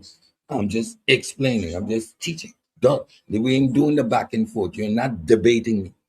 So don't assume that we are not. That's not what we're doing. So I'm just laying certain things down. Again, I'm going to say 99% of the questions being asked, the phrases being used, the I don't know, it is based on ignorance to how vaccines work. That's it. What a vaccine is, you hear Big Pharma, then you hear Tuskegee Express. Wait a minute. Syphilis and not medicating them versus a vaccine. How are we having the same conversation? A vaccine based on a pandemic everywhere in the world. Italy, the old people were dropping like flies, thousands by the day. Spain, same thing. And black people, no, this is a world thing. It's affecting the world. The response is global. Like, which conspiracy theory you coming up with? You know that countries develop this technology independently, right? So Fauci ain't got no stock in the Singapore mRNA-based vaccine or the Taiwan one or the China one or the Russian one or the one developed right there in Cuba. I heard someone talking about diet. You eat your way to an immune response. Listen, anybody saying something like that, they don't need to be on the panel. Don't listen to them. They are completely and totally ignorant to the subject matter. Like you, how I eat for him. You're going to eat something and acquire an immune response. So, okay, you're going to eat the virus. Even if you eat the virus via your digestive tract, it doesn't work that way. That's why it goes via your respiratory system. Like it is a respiratory virus. So you can't even eat the virus itself and get an immune response. What are you going to eat? Gooseberries? You're going to eat some Caribbean soursop? I could go outside and pick some avocado off the tree. Right? Like literally off the tree. I got papaya right in front of my door. Like literally go outside and pick a papaya. I got banana, green and ripe, growing right there in the yard. You ain't eating your way to an immune system. You can't fix your immune system with a diet. your immune system works or it doesn't. Now you can have an optimal diet, by which means your body functions holistically, giving your immune system the best opportunity to function properly. But if you develop an autoimmune disease, like most of a lot of black people do, like diabetes is an autoimmune disease. That's why it leads to kidney failure, etc. Yes, go look it up. It's an autoimmune disease. That's a primary source of a lot of human ailments. Autoimmune. So I don't understand a lot of what's being said. I'm like, okay, you want to feel that way. I can't tell no one how to feel. If you feel a certain way, it's your feelings come out of based on your knowledge. My feelings toward this are completely different. That's based on my knowledge of the subject matter.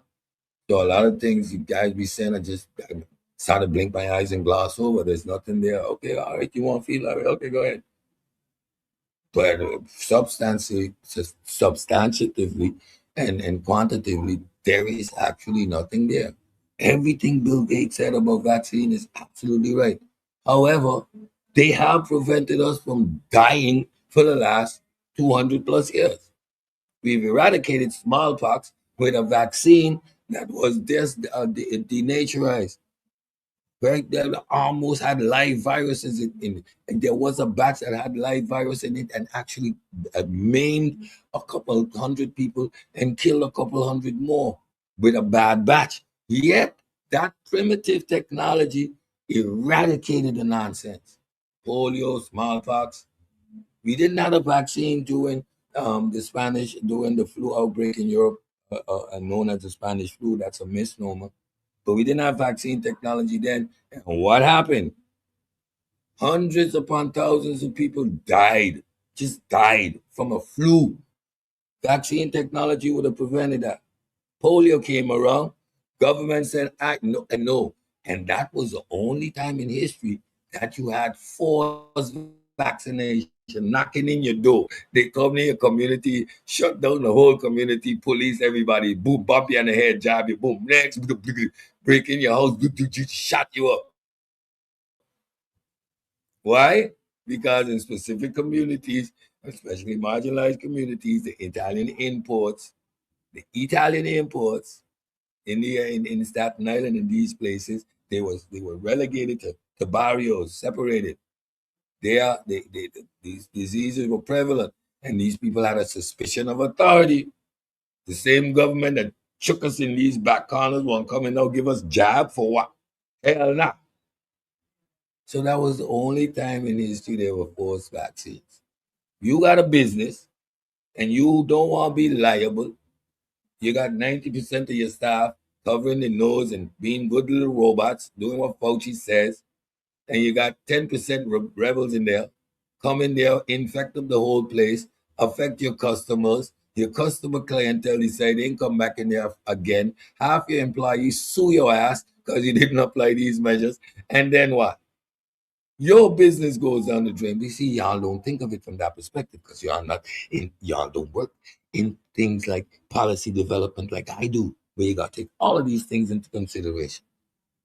So yes, an employer right to tell you get a vaccine or don't show up. His right. His right. Ain't no government ain't forcing you to do shit.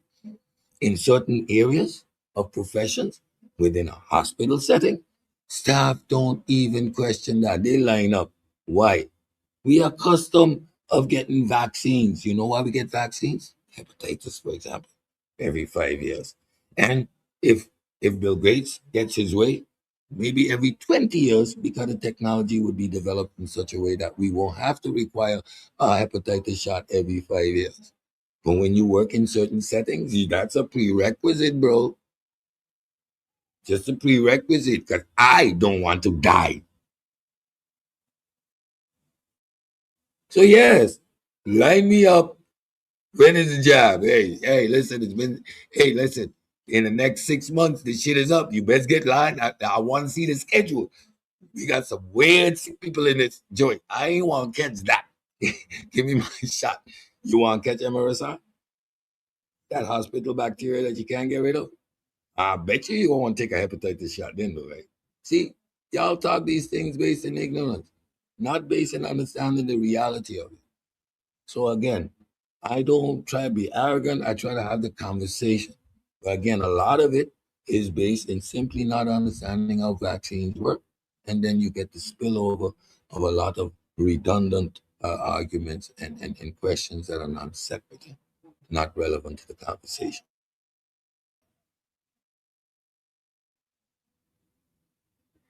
Should you trust your government? No. Again, I'm gonna say it slowly. I got some poetry. Whether they knew it already, let us know too late. Are they trying to experiment on if they could lock us down out of China? This was my sentiment, because from an academic, technological, field epidemiology, understanding vector spread, understanding how to isolate, that made no sense. Shutting the place down. Absolutely zero sense. I think somebody got bamboozled. World Health Organization was following China's lead because they don't want to create any type of confusion, maybe politically, because they're going to call it the Chinese virus. I don't know. But that policy outline, shut the place down, was the most stupidest, ignorant thing most governments in the West adopted. Again, if you don't believe me, I was promoting the Taiwan Singapore model. Pull it up now. Look at how they dealt with the pandemic, and you'll see what I mean.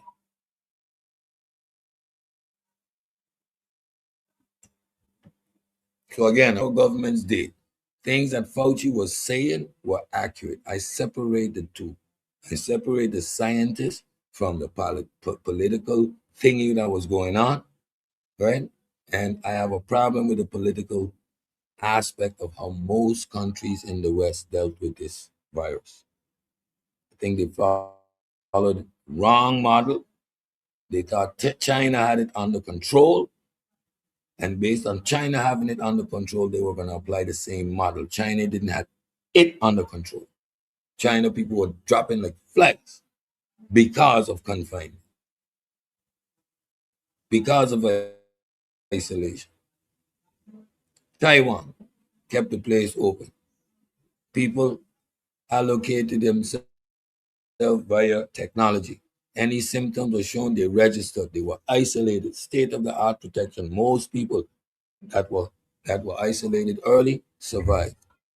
Their model was the best, and it's based on geopolitics that their model wasn't publicized the most. Close the door, please. Wasn't publicized the most. That is what happened.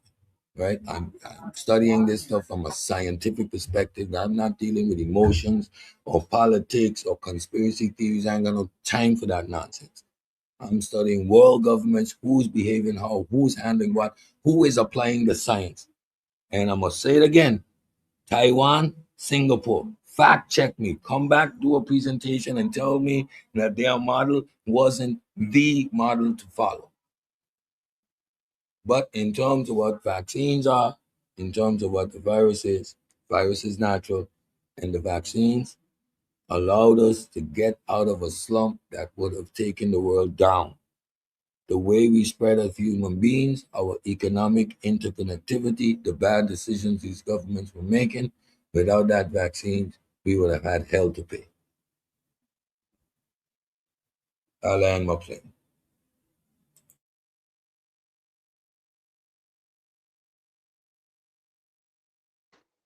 A1, can you go over the 4-term fallacy real quick?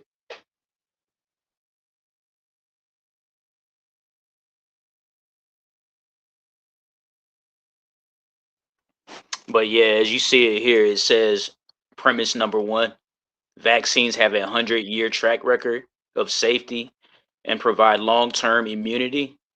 And then you have the second part where it says COVID-19 mRNA shots are vaccines. And then you have a conclusion that says, therefore, COVID mRNA shots have a 100-year track record of safety and provide long-term immunity. So I just wanted to point out the fallacy that A1 brought up in his presentation.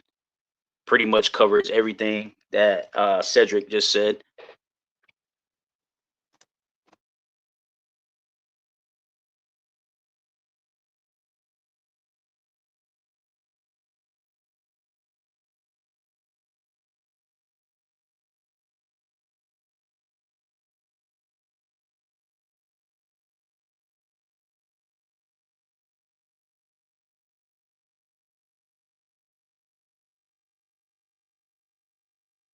Can you hear me now? Okay, I've been muted. My bad.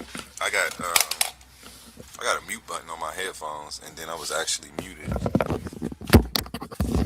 on the StreamYard as well. Let's pass it around. Najiti, Omar, did either of you two want to get in there and respond to anything you've heard so far? Cedric Ortega cooking tonight.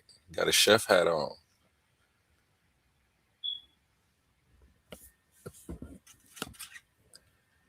Okay, everybody's pretty quiet. Is my sound working? Can you all hear me? Yeah, I can hear you. Okay. But you pretty much covered everything that Cedric said. You pretty much you had planet naysayers in your presentation that actually deal with everything that Cedric just said. So I mean, there's nothing really else to be asked. We got the data about the source of the virus. Congress, scientists, the scientific community, and the WHO, the World Health Organization, agrees that the virus was and most likely lab made. So going into what the brother asked earlier, the data is out there, the information's out there, but that's all I want to say.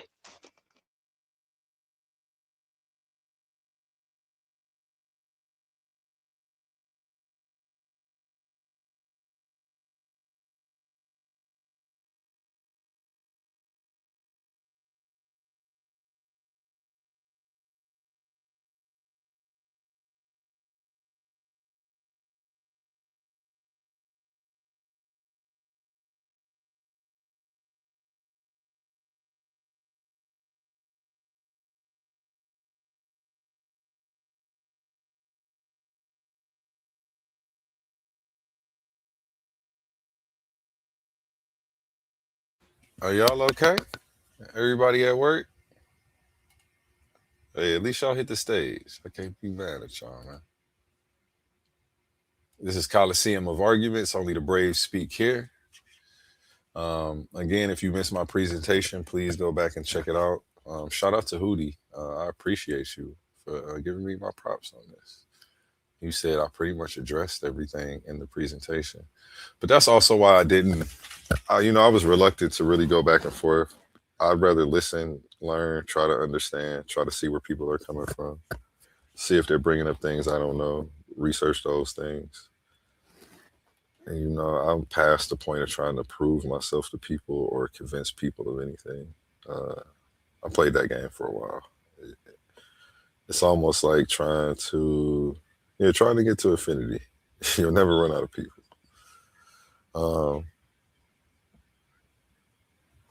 I don't know. Anybody else want to chime in? I don't, I kind of already went over all of this stuff. I guess we'll just go to a word from our sponsors. I'll drop that link again for anybody in the chat who has any insight on this topic. Let's pause the noise for a second, because if you're still here right now, you're already different. Not everyone gets this. Not everyone understands real debate, real scholarship, real intellectual smoke. But you do. This is Coliseum of Arguments. This is Titans Debate League. And what happens here doesn't survive on algorithms. It survives on the people who believe in it. When you support through Cash App, you're not just donating. You're fueling the arena. You're the reason we can bring in high-level guests. You're the reason we keep unbiased judges. You're the reason these debates stay sharp, fair, and uncompromised. This platform is built by thinkers, sustained by supporters, protected by the ones who know value when they see it. If this show has ever sharpened your mind, has ever entertained you, or has ever challenged what you thought you knew, then Cash App is how you say, keep this going. Not everyone contributes, but the ones who do, they're part of what makes this real. Coliseum of Arguments, Titans Debate League, powered by the people who get it. I'm drowning, yeah. My heart is bleeding in a pool of blood, I'm drowning. I look in the mirror now. And I think I answered all but the last question that Najiti had. Do you remember what that was, Omar? I think I only answered the first three.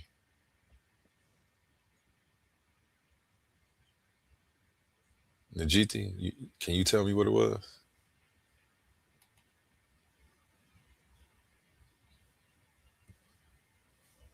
I don't know. Maybe nobody can hear me. Nah, I can hear you. You said ask what question?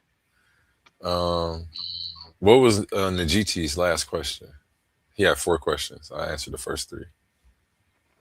To go over him, he asked what if it was a lab, if it was made in a lab, does that create suspicions for the vaccine being manufactured in the lab as well? He asked if natural immunity, he misspoke. He said he called it autoimmunity, but he was talking about natural immunity, whether it's better than artificial immunity. And then he asked something, the other 2 questions, I can't even remember. Is he not there? Yeah, I don't know. I think he was at work though, so he might be busy right this second. It's all right though. I'm looking for. I'm right here. So vaccines are created or produced in clinical settings. Yes, the vaccine doesn't walk around the street, right? So yes, the vaccine. What is the vaccine? The vaccine is taking some of the virus, whether you take the active component and you denature that, or you take the whole virus, you denature that, or you run titers and extract antibodies. There are different systems, but you need the infectious agent to produce a vaccine. Any or all vaccines. And that is done in a clinical setting. It is no other way to get a vaccine. I don't understand that question. So gain of function isn't actually producing anything in a laboratory. It is subjecting the virus to pressures and watching its natural evolutionary path. So you're not producing anything, and how that evolves is how it evolves.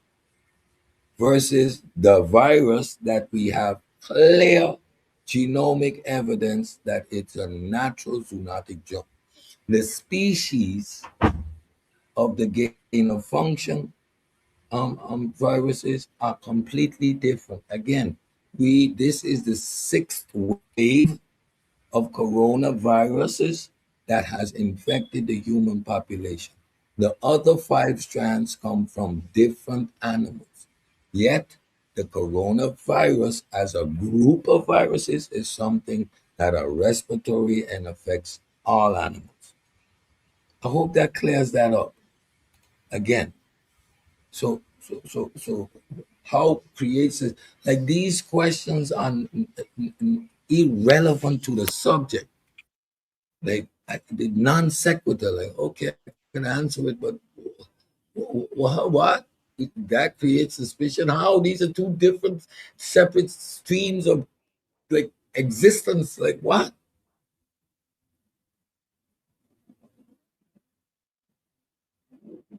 I mean, I don't know if you understand what I'm saying when I hear these questions. It's like, oh shit. You asking me if to move the bicycle forward, you gotta step on the pedals. Then the next question you're asking me, the pedals need to be connected by a chain. Like, yeah.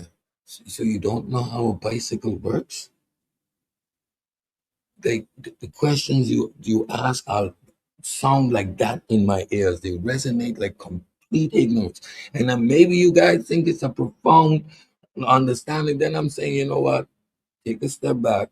Just go open a virology book, open a immunology book, learn what IgG, what IgM, what IgA are, learn what these things are, learn what T cell receptors are, right? What interleukins are. It is a whole body of knowledge that is required before you engage in this end of the conversation. I'm sorry. And that's maybe the arrogance and the, you don't think you know it all. No, but I'm hearing like, okay, y'all pretty much don't get how the immune system works in and of itself.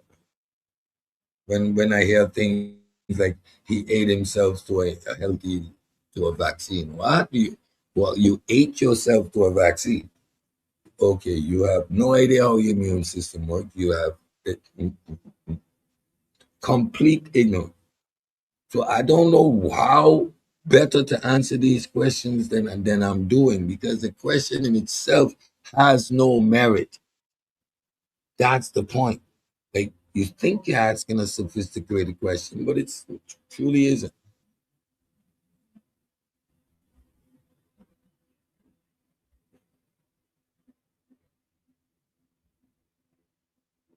Not okay. There is no assumptions done here. What we have is clinical trials, and the clinical trials proved to do what they did. There was an assumption made in science. The assumption is made. Your hypothesis has some degree of assumption. I'm assuming that by means of this technology, if I do that and that and that, this will be the outcome. The next step is inherently testing. So even if you thought by means of theoretical basis that your lipid protein would facilitate the transfer, without experimentation, you do not have that answer. So yes, the clinical trials, the vaccines were subject to the clinical trials. And when we hear clinical trials, we automatically go over to big pharma. No, vaccines work in its own system and its own way. What do you measure? You measure IgG, IgM response. You measure expression of disease. Then you expose agents to live disease. You monitor the response, and that is done sequentially as you go up the food chain. At the point that it breaks down, you do not carry those experiments forward. Based on the technology, it seemed as if it was just a reliance. No, it did not take 2 years to produce the thing we needed to test, which was a vaccine. Being in the middle of a pandemic, you had a whole world of data that you could collect in real time. You didn't have to wait 15 years to collect the same amount of specimens. You could have done that within 6 months because the trials were done internationally. Same technology being used. What are your results put together? Preprints came out. The whole approach was openness to provide speed and not create a market driven or a monopoly driven technology. That's why it was out there, open, preprints. Everyone could read the data. So no assumptions were made. Clinical testing and verification was applied. So this whole reason trajectory is not one that a scientist would ever apply. We test, or science tests, the measure the rate, the acceleration rate of gravity every so often. Cause what? Why? Because we know that we are operating on the assumption of causality. Remember Hume? That's why science doesn't operate in absolutes. Any sort of thinking like this would be an absolutist frame of reference. It is not a scientific one. So when I read that, I can go, huh? That's not science.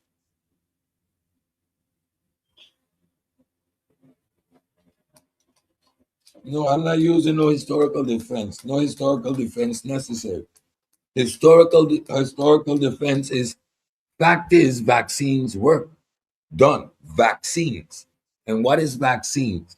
Vaccines is from oculation, infecting yourself with a dry scalpel of the smallpox, to mRNA technology.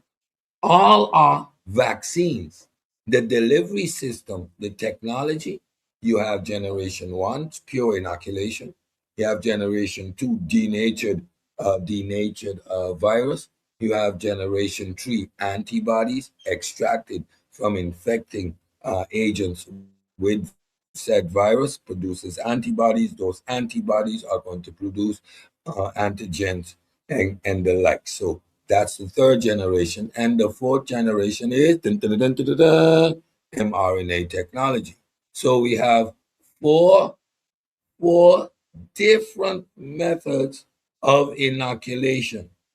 We have four different ways vaccines have been produced. The latest technological advancement in the administration of vaccines is mRNA technology.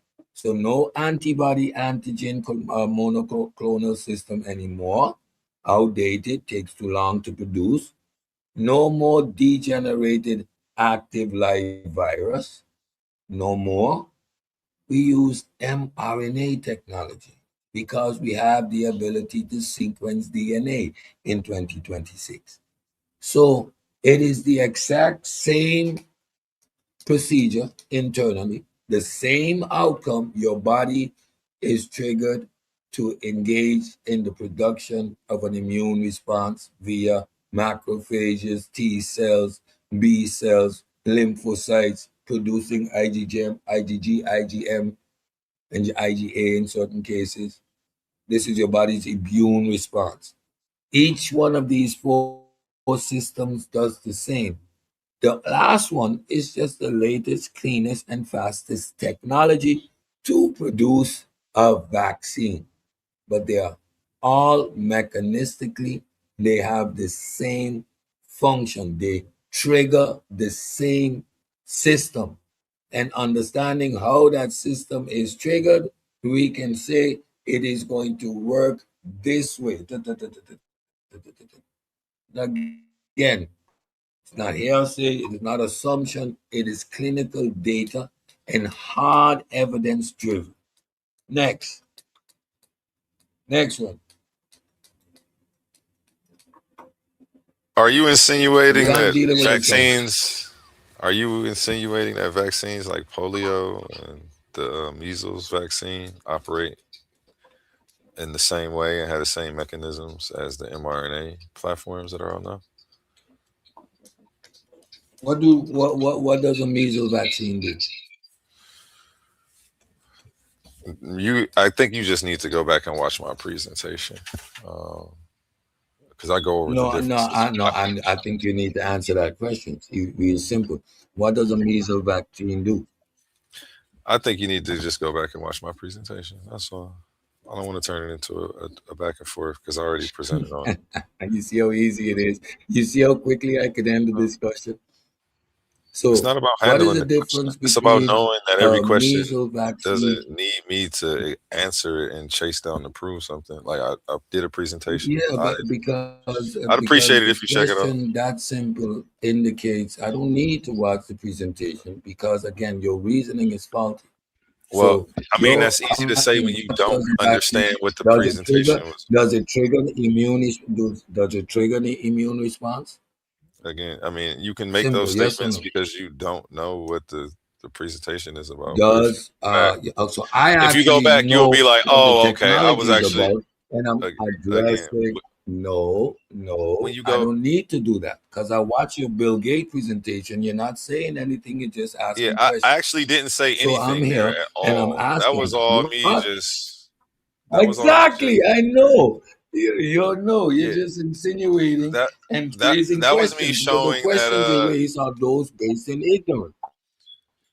Okay, can I respond to that? Actually, the reason I showed Bill So then Gates what? was That Bill just Gates is to. up on his game. You know exactly what he's talking about. Is it my turn? I hate to talk over you, and I just I want the same respect. Yeah, the reason I just showed Bill Gates was because I was just making a joke that when he sold his stock and then came on trashing the vaccine, I knew it was over with. So I just did that for that. I wasn't using that as a source for anything. Actually, when you go back and watch the presentation, you'll see that you were mistaken in what you just were trying to assert, and that you were just confused. And I could have gone out of my way to explain it here for you right now, but that could have taken a chance to turn into another debate. And my delivery just came, and I'm opening it, and I don't want to do that. So I'm just being mature. That's all. You got the floor, though, Sid. I appreciate you pulling up always.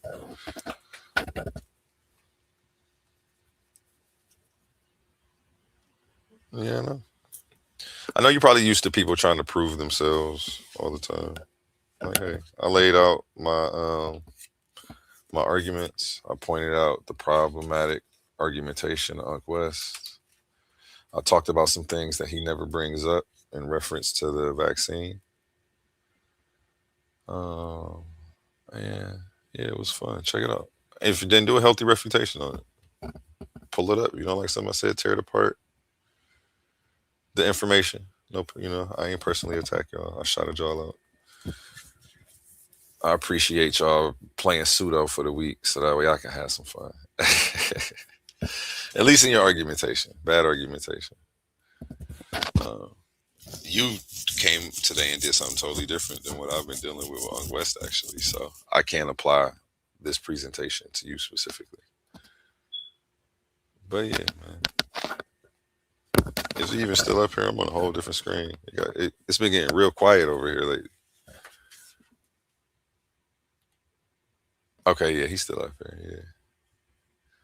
Shout out everybody in the chat, man. Do me a favor, smash that thumbs up. If you really want to support the channel, man, you could do it for the free 99. You don't have to send a cash out. You can just share this with a friend, share this to your timeline, let people know we were live today, let people know we covered this topic, let people know I covered some of the problems with the COVID vaccine that, you get kicked off of panels for bringing up. We went into some of the science. We went into the fallacy of Unc West's argumentation and trying to really evade the tough questions. Yeah, and it's getting rave reviews. They've been messaging me this whole time while I said was talking about I killed it. But yeah. Check it out. If you missed it, rewind this all the way back to the beginning. I definitely gave Unc West the business. Let me pull this slide down. And shout out Unc West. You know what I'm saying? Definitely a comrade of mine in this spread of scientific literacy. You know what I'm saying? I'm not an anti-vaxxer.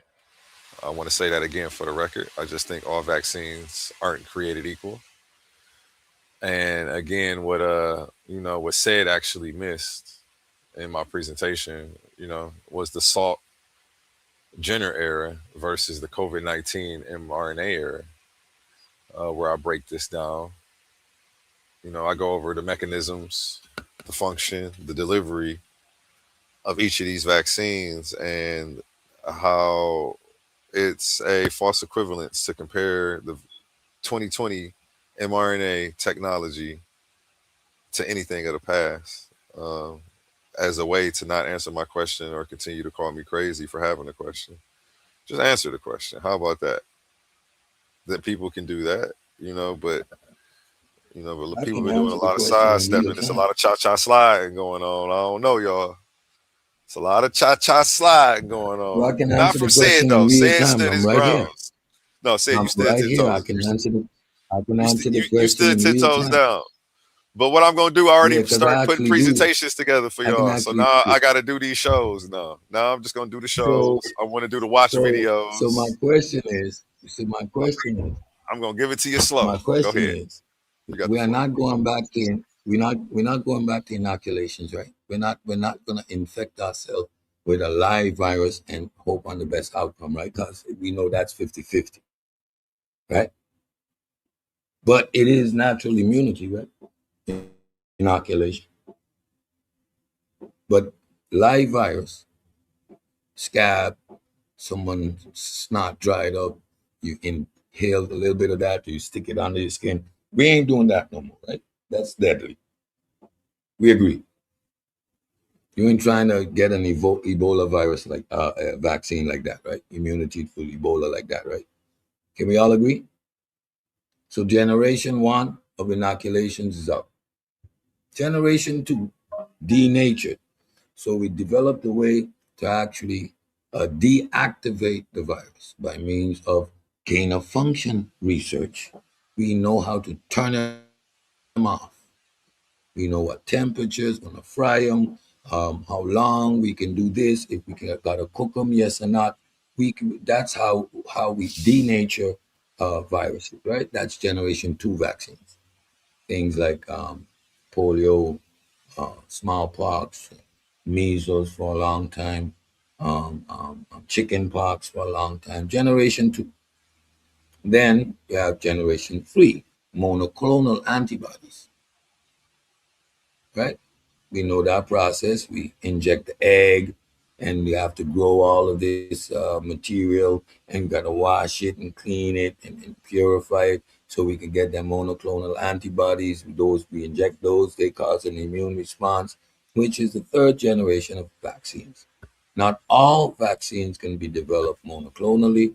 Not all vaccines can work to denaturing, because the risk of live virus is high. Then you have the 4th way. We hijack the body, understanding what exactly the active component is, because now we have DNA to our advantage. We have a whole new a field of science, field of technology that is open to us. So what we're experiencing here, folks, and you go back to my series on technophobia, and how that we have a history of human beings to fear novel things. So this argument of comparing the delivery systems, you can't compare them. There is no comparison in either of the delivery systems. Each one is an improvement on the one before. There is no comparison. You're not going to compare the Wright brothers aircraft to the state of the art Boeings that fly around the world for 22 hours straight now. You're simply not going to do it. So why we do it in this sense? See, when we talk about special pleading, this is special pleading. When we talk about double standards, this is where the double standards are. Because we are ignorant or don't understand this new technology, you antibodies with spike proteins. The cell, like you're injecting monoclonal antibodies randomly into the body. You're expecting your T cell receptors to intercept and produce the antigen necessary. That's a whole different pathway than having your cells become the agent by producing a protein that makes them foreign to the body, ultimately triggering both pathways same way. How? But you didn't inject a monoclonal antibody. You didn't inject live virus. You injected a DNA sequence. You injected a code. Your body reads that code by means of its ribosomes. You don't create ribosomes. You can't dictate how they work. We just understand them. Based on our understanding, we can utilize the body's efficient means of producing proteins to produce the cleanest synthetic foreign agents in the body ever. It's ignorance to the technology that leads to these questions. Again, a fundamental ignorance to what vaccines are. I could not have taken the 2nd or 3rd generation vaccine in for this because of how the body produces the immune response. Seeing that my body has a haywire immune response, the randomness of my immune response would have been too great. Once you are immune compromised, you cannot take generation 2 and 3 vaccines. Look it up. We were all able to take the COVID-2 vaccine because of mRNA technology. Your body's own initial response. It's not going to do nothing outside of what your body can do. Pope, what you talking about, man? I'm being an unbiased host. I said after my presentation, I'm not debating nobody. I just presented for 3 hours. And I worked all night. I actually had to I'm stay a up. look at the presentation, and it's Yeah. gonna give me a good segue to jump into a set talk. I like how you're doing the thing. I misunderstood what you were doing in the beginning. It's all good. Yeah, I like no what you doubt, do. man. I You like know, what you I do. I rock like what you what you do. said. I know you So we confused. gonna That's why I wasn't we gonna trip. bob it out. We gonna bob it out. And again, I'm one, like, if I'm wrong, bro, I ain't got no qualms in saying I'm wrong. I jumped up here, and you know me, and I apologize. Listen, we be getting it in. We doing what we're doing. I said I'm being spaces that I want to help grow. So I'm in this space. You've seen And me here in the you bringing last some couple of weeks powerful information. more than I've been on set talk. So Yeah, you bringing some powerful information. I just want you to be able to talk uninterrupted. You know what I'm saying? yeah, You man. do a So lot of I reading, appreciate and it. it's a I lot of people here appreciate it. listening. And I'm I sure some appreciate of it. them are here because of And I you. could So be I just long-winded with this one. Yeah, yeah. I'm long-winded with this one, folks. I was head of serology, head of immunology. I did a specific course in immunology at the local medical university. So I'm not saying I'm a doctor. I'm not saying I'm a specialist, but I had to go a bit further than the average Joe in immunology. That's why I understand the technology better than most folks do. So yes. So again, a lot of the what is being done in terms of questioning the vaccines, its efficacy, its functioning, etc., is based a lot in understanding this technology and understanding how vaccines themselves work, and ultimately how the immune system operates.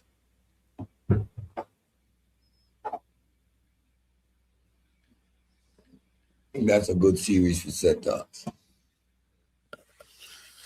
Yeah, I wasn't trying to debunk said. He was actually saying some stuff I agree with. He was saying some stuff I would push back on, and he was saying some stuff that I hadn't even heard of yet. So it was all across the board. But I'm all for listening and hearing somebody out and trying to learn from them, see their point of view before I try to jump out there and try to argue with somebody. Because all I wanted to do was all I ever wanted to do was just to have a conversation about these topics.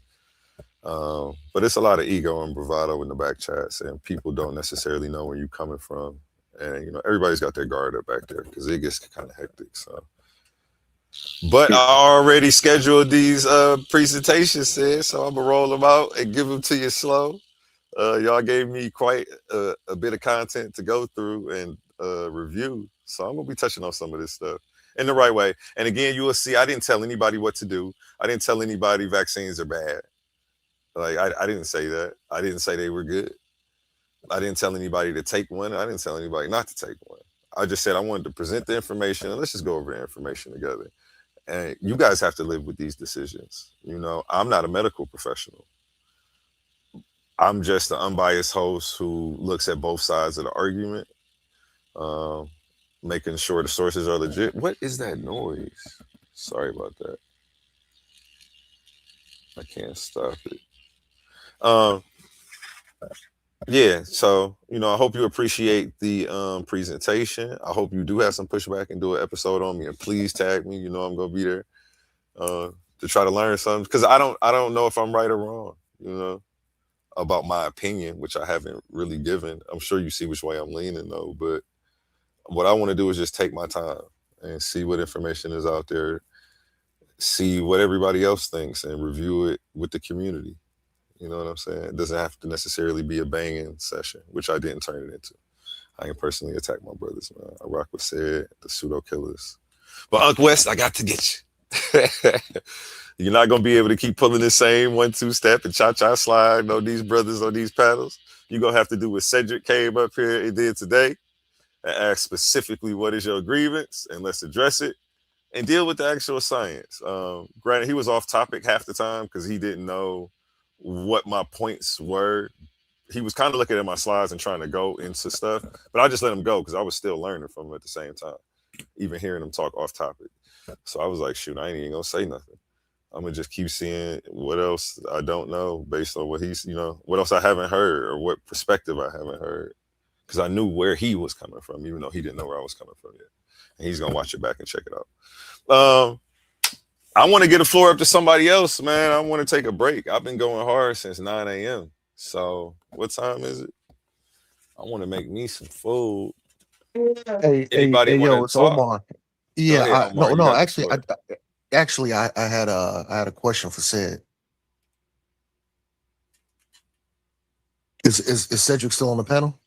He is. Go ahead and ask it. If he likes the question, he'll answer. If he doesn't, he won't. No, it's a pretty simple question. So I kind of been hearing the whole time you've been speaking. If you can, based upon your knowledge, as far as no matter if you're talking about the Moderna or Pfizer, COVID-19 vaccination, could you just point out three? Let's see if you can point out three cons as far as your knowledge, like just as far as just kind of like bad things, or not necessarily bad things, but cons that that as far as your studies or your knowledge as far as vaccinations, just three cons according to said. I'll mute out. Just basic.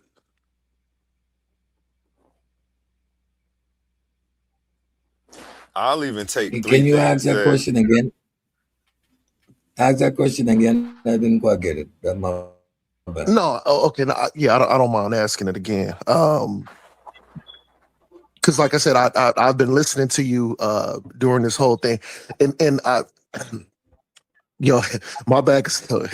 I ran and I got some donuts, man. I was maxing them donuts as for my breakfast this morning. So I'm not sure if I kind of get where the chat is just maybe having some pushback. And they can correct me if I'm wrong. So and then just my own personal view too. So I you've been up here talking for quite a moment, and it kind of seemed to me like you had a bunch of cons, like a bunch of positive things, good points to bring up about the COVID-19 vaccination.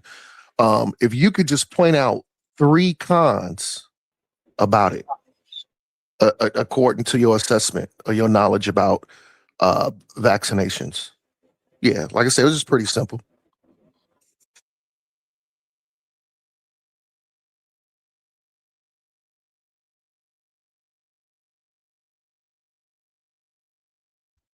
Or if A1 want to take a shot at it. Yeah, I would give you the same three cons Bill Gates gave you. They're not infection blocking. They weren't effective in the people that matter most, and the duration isn't long term. So those are three right there. Okay. Did I hear Bill Gates say that that once a new variant comes out, then you would actually have to get another jab? Did I hear him say something like that? I didn't actually play anything that said that tonight. So I could have sworn I heard him say something like it was the Bill Gates thing that you played, and it was right before it went off, like the last 10 seconds, 5 seconds, I think. No, I know that video by heart. He didn't say that in that video. Did anything, or maybe I was, maybe because like I said, y'all was talking a lot. Unless you're talking or- about the Joe Biden, if you take this shot, if you take this vaccine, you won't get COVID. You're gonna be okay. You talking about that? Nah, not the Joe Biden one. No, I don't know. Which I mean, like I said, I'm far from an expert, very far from an expert. But I mean, I thought it was common sense that if you get vaccinated, that don't mean you don't catch it. Like, you know what I'm saying? It just is as far as the how can I say? As far as the like certain symptoms and how it has an effect on you, and as far as you getting something and then your healing factor, you would heal quicker. You may not have a lot of the symptoms, but I mean, I just thought that was just basic. Like, just because you get a vaccine doesn't mean that you automatically build an immune up to whatever the whatever disease or whatever you're getting that vaccination for. You know what I mean? But like I said, I just wanted to hear some cons as far as the vaccine, according to said, and his knowledge of vaccines. That's all.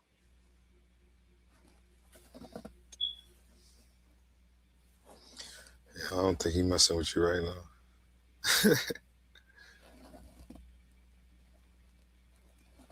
But Said, can you do you are you there? Can you at least hear me? Or and then I mean, it makes me want to bring up my presentation too, because I'll give you 4 more cons. I went over them when I was talking about the extended persistence, the systemic biodistribution, the ribosomal frame shifting, and the pro-inflammatory lipids. I would start here. You know what I'm saying? The fact that we have continuous unintended manufacturing. real quick, A1. Real quick, A1. See, I learned something every time. I did not know that Bill Gates said that black people should take it first. Oh, wait, what? Did you see the video? Brother, I did worry, not. I did got not it over know here that. too. I didn't know got it. that. I'll play it for you. Yo, I did not know that. See, see, like That I shit said, was, bro, it was so scary too. It was such an airy scene when they did it. And this is all opinion, this is all conjecture, and this is, take this with a grain of salt. This isn't part of my presentation. This is just me opening up. It was just weird. It's just weird. That's not crazy. To say, like, and with all the trust that I have for science, it's just like, damn, why do these 2 people have to be the spokespeople? Like, it erodes all trust in what I've come to know and what I believe in, and it's hard with them being behind this. I just have to watch it very closely. Go ahead.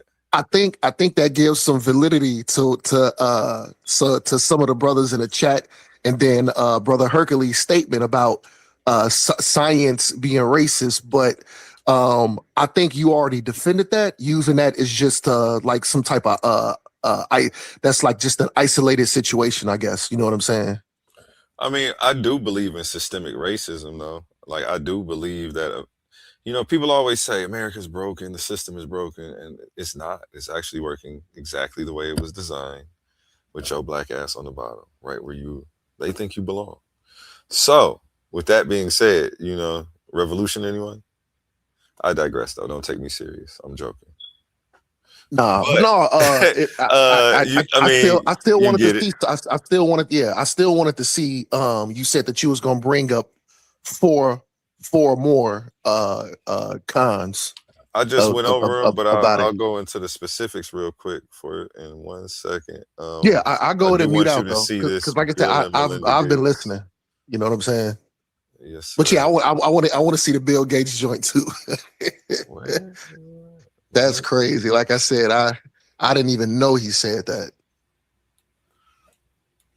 A video is coming up on somebody doing a video on it, but it's not actually showing it to me.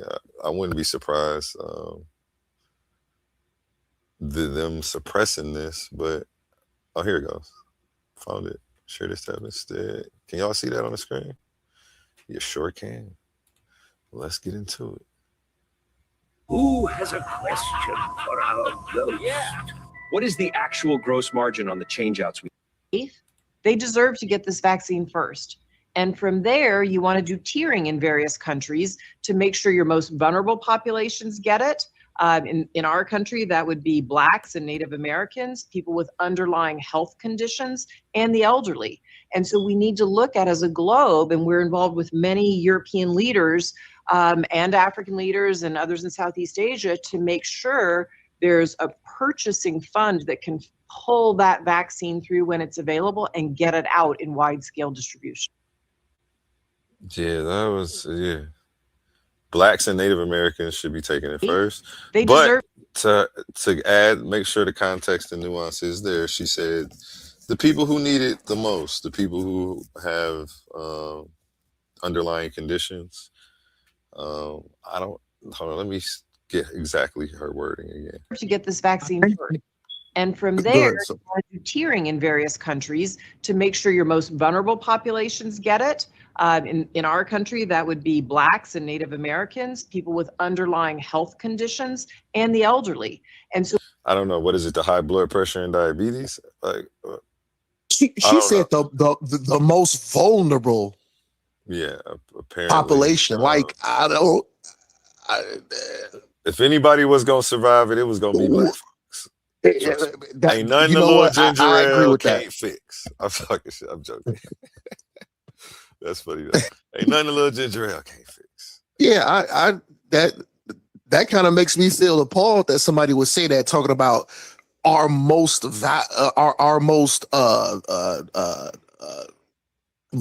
vulnerable population, and she mentioned Blacks and Native Americans. Like that's weird. As you know, I have my regular rational mind and I have my scientific mind, and I'll put on both hats, and then I'll look at the data from both, and then I have to make a decision. My rational mind was telling me ain't no way in hell. If this shit actually worked, white folks would be taking it first, and we'd be last, because we'd be broke. Then I got to thinking, if this shit actually worked, they wouldn't even give it to you for free. They charge you. You have a bill for it or something. You know what I'm saying? They'll put it on your credit. It'll show up on your credit report. You owe that $1,800 for that COVID shot and them 2 boosters. They gonna get their money, you know, and still give it to you for free. Obviously, you know, they weren't gonna jeopardize the safety of everyone. But I just, you know, and again, this is just my rational mind trying to make sense of it. And then I go into my scientific mind, and then I look at the science. And then I have to actually ignore all of those things that could potentially create a confirmation bias and block that stuff out and look at the reasons why she said they're doing it, the most vulnerable. Okay, now we have to dive into that. Why would she call Black people and Native Americans the most vulnerable, etc.? I've done that. I actually have a presentation on that. I'm tired. I don't want to go back into any of this stuff. Too heavy. You're going to be seeing more presentations from me on this, you know, over the course of the next week. So I'm actually about to bring out a lot, though, for y'all. A lot of stuff that people haven't been talking about, a lot of stuff people thought we forgot about. I'm about to start uncovering it all and bringing it all back up, since y'all want to talk COVID again. You know what I'm saying? And we're going to be going over a lot of data and science that, you know, is legit. It's just, it doesn't agree with the mainstream media and necessarily the pseudo killers. But at least we're bringing the information out. And if it's wrong, you know, come point it out, come educate, come teach. These are opportunities for you. Take these clips and cut them into shorts. You know, I'm going to make sure it's a fair environment for everyone. Not just people who you know, feel like me. So, you know, I'm trying to hold it down as a host, make sure everybody gets a fair turn of talk. But yeah, this was real creepy. He seems very uncomfortable. He almost has this look on his face like, bitch, will you shut up? You talking too much. Like, that's the vibe I'm getting from him the whole time. I'll replay it. See if that's the look he got. I already know his smile is fake because it doesn't hit the eyes over here on the side of the eyes. So I already know this is the fake smile. You know, you see the corners of his mouth rising. You don't see the squint in the eyes where the smile really resides. The smile is in your eyes. Let's go. They deserve to get this vaccine first. And from there, you want to do tiering in various countries to make sure your most vulnerable populations get it. In our country, that would be Blacks and Native Americans, people with underlying health conditions, and the elderly. Right when she said Blacks and Native Americans, he did a triple blink, y'all. He did a triple blink. Let's start it back from the top. Let's see if we catch any other triple blinks before Blacks and Native Americans. I'm on it, y'all. I haven't watched this in a long time. They deserve to get this vaccine first. And from there, you want to do tiering in various countries to make sure your most vulnerable populations get it. In our country, that would be Blacks and Native Americans, people with underlying health conditions, and the elderly. And so we need to look at as a globe. He's just a blinky guy. You know, he's a blinky guy. He's all over it. Can't let those eyes get dry. Hey, I ain't mad at him. Bill Gates looked like he wanted to say, "Shut up, you dumb." Yeah, that's the vibe he giving. Why is his shoulder so sunken over? He look like me slouched in this chair right now. I need to sit up straight. Boy. If I sat up straight though, y'all probably wouldn't be able to see me. I got to slouch so y'all can see me right. Unfortunately, until I get, I'm gonna get a different camera. I'm using an all-in-one PC, so. With many. Yeah, man. It was good. It was real weird in the beginning. And like Cedric said, man, a lot of the people's questions are rooted in ignorance. People don't know which way to go. You know, a lot of this science is new. We have people on both sides of the aisle, respected immunologists, epidemiologists, oncologists, speaking out against it. Hercules brought up Robert Malone, you know, somebody who helped create a lot of the mRNA technology that we're using today, who was actually a big advocate against this whole thing rolling out. And, you know, be looking for episodes of me covering that guy just so that way you guys can be privy to him, whether you agree with him or disagree with him. At least you'll hear the arguments so you know what to beat up, you know. And then the people who, you know, it's good for Sid to come around because the people who are on his side can see him dismantle these arguments. So it's a learning experience for them. And then, you know, they take that, they run with it, they clip that, they can share it to their friends and vice versa. You know, we bring out some new data, people can bring that up, create, you know, get discussions going. You know, everybody's just trying to navigate their way in this crazy, crazy world. So again, that's why I didn't come up here telling people what they should and shouldn't do. I didn't tell I didn't chastise the vaccinated. I didn't make fun of y'all or belittle y'all for taking the shot. You know, we simply just went over the data. I'm actually trying to be the science guy, which means I have to leave my political biases and all of that to the side. I can't take a political stance when it comes to this. You know, we got to look at the data and hold everybody accountable who's made mistakes, not just a Democrat and not just a Republican. You know what I'm saying? But with that, it's been another great episode. I hope you all have a beautiful day. Remember my motto, treat your smile like your money and never let them steal it. Omar, closing remarks. I'm about to get out of here. Yeah, I got some closing remarks. This was an excellent show. This was a good way to kind of, you know what I'm saying? Like I said, I woke up, you know, had my day off today. Woke up, you know, saw that you was on, came up support. So definitely shout out to you. Shout out to my bruv Odie. Shout out to Titan Debate League. Shout out to Sarah. Shout out to everybody. Shout out to Sister Mika Shout out to everybody that was on there. You know what I'm saying? This was a good back and forth. Like I said, that's why I didn't have a lot to say because, like I said, this ain't really my forte or my specialty. That's why I spent a lot of time, just muted out. I was actually listening in for the information. Like I said, I learned a lot of new things. You know what I'm saying? But no, man, keep doing your thing, A1. We appreciate your hard work. Giving us shows every day, giving us, a good platform to, get our point across, let our voices be heard. So, man, just keep doing your thing, brother. You know what I'm saying? You always got Brother Omar's support. You know what I'm saying? And, just keep doing your thing. Much love and respect to everybody in Shalom, man. We'll go ahead and drop off. Have a good one, brother A1. Shalom. Have a good day. All right, brother. Shalom, Bibi Tumi, Imhotep, Shalom. What else they be saying? Ankh and Mayat. What's another greeting? Ciao. No, that's fine. All right, we about to end with some of these smooth jams from Titans Radio. You know how we do before we get up out of here, man. I got a ditty bop my way on up out. In a good mood. We're going to play a little song I made. Treat your smile like your money. Welcome to the house.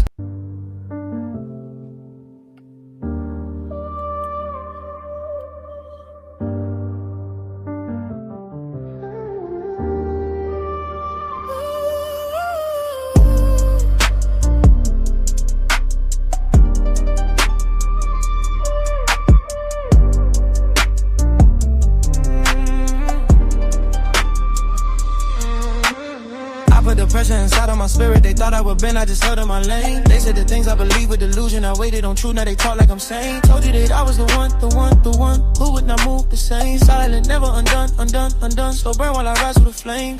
Put up with love in the cut, heart in the front, what's up?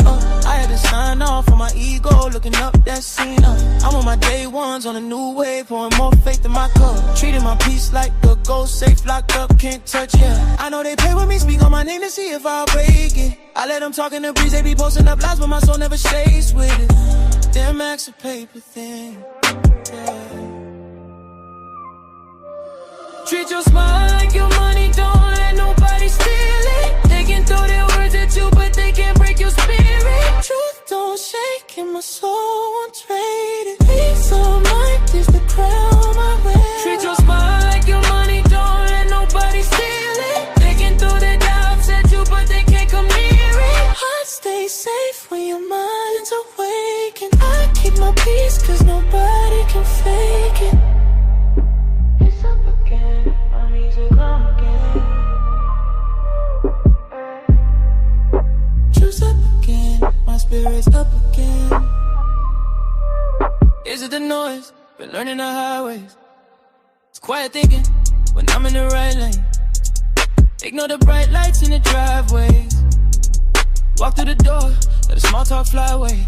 Ooh, feel your pain, I feel your pain. It's a house of change, welcome to the house of change. We break the chains, look at the lines that they draw, the stories they sell that don't ever add up. Say they want love, then they move out of fear, contradiction and no way to tell love. I had to sit with the mirror, that's why I react when I know it's all dust. Logic over all my triggers, breath in my chest, every doubt I adjust. Philosophy in my veins, governments in my veins, I don't rush.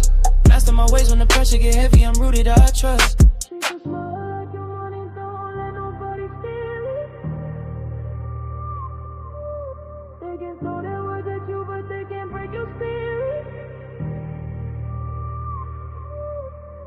Truth don't shake and my soul won't trade it. Peace of mind is the crown I wear. It's up again, my peace is up again.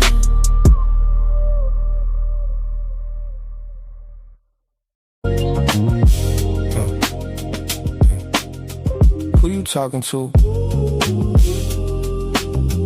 Who said what? Who told who? Who built the frame that you looking through?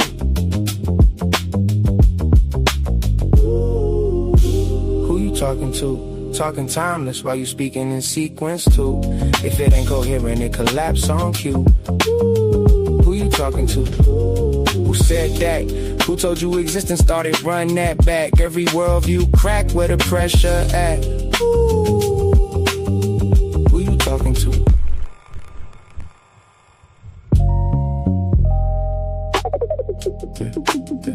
Who you talking to? Who said what? Who taught who? Who built the frame that you're looking through? Who you talking to? Talking timeless while you speaking in sequence too. If it ain't coherent, it collapse on cue. Who you talking to? Who said that? Who told you existence started? Run that back. Every worldview crack where the pressure at. Who you talking to? Every line of treasure you only find in the mind, my mind. And you know I work in the mines. I don't charge a dime for you to stay out of mine. 2 times, we on time. Every line got another line, hiding behind the line. You hearing bars, I'm hearing structure and design. You hear a punchline, I hear ontology align. Who said reality started? Talking outside existence while existing to argue. Smuggling sequence in your sentence unconsciously. And call it timeless when I ask what the process be.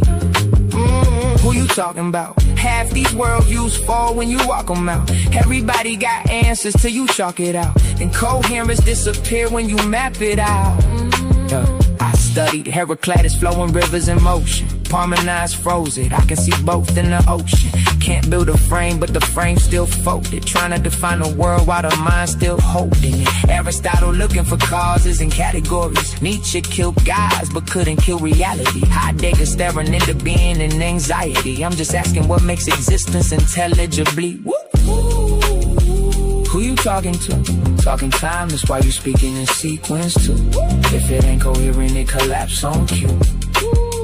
Who you talking to? Who said what? Who built the worldview that you standing on? Everybody sounding deep to the ladder gone. And they looking real nervous when the pattern drawn. I slept these haters in they face with this one. Shh, wait, I missed one. 2 times, we on time. Every line of gem they only find in the mind, my mind. You know I work in the mines, digging through mines while I'm digging through mine. Blue collar, philosopher, coffee cup thinker, still plotting possible worlds while the clock getting thinner. Whole room talking loud, I just watch and consider. Cause the loudest in the room usually know the least in it.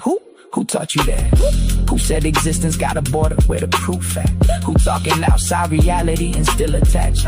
Using logic from existence just to move back. That's incoherent. I ain't even gotta raise my tone. I just let the contradiction sit there on its own. People wanna skip structure just to chase the throne. Till the worldview collapse and they standing there alone. They want a war record. I gave them world pressure. Every verse another hidden room in the architecture. Every line another layer underneath the texture. You hear rhythm, I hear systems trying to fit together. And I ain't culturally inappropriate, intellectually inappropriate. I'm coherently inappropriate, yeah. You hate the conclusion, but the structure still holds. That's why the room get quiet when the logic unfolds. Who you talking to? Talking time, that's why you speaking in sequence too. If it ain't coherent, it collapse on cue. Who you talking to? Who said that? Who taught you existence started? Run that back. Every worldview crack where the pressure at. Who you talking to? OLEE on a late night broadcast. Hourglass eye, watching timelines cross paths. Earth in the other eye, both sides balance. Nature and time, that's the code in the canvas. No wings, still. Who you talking to?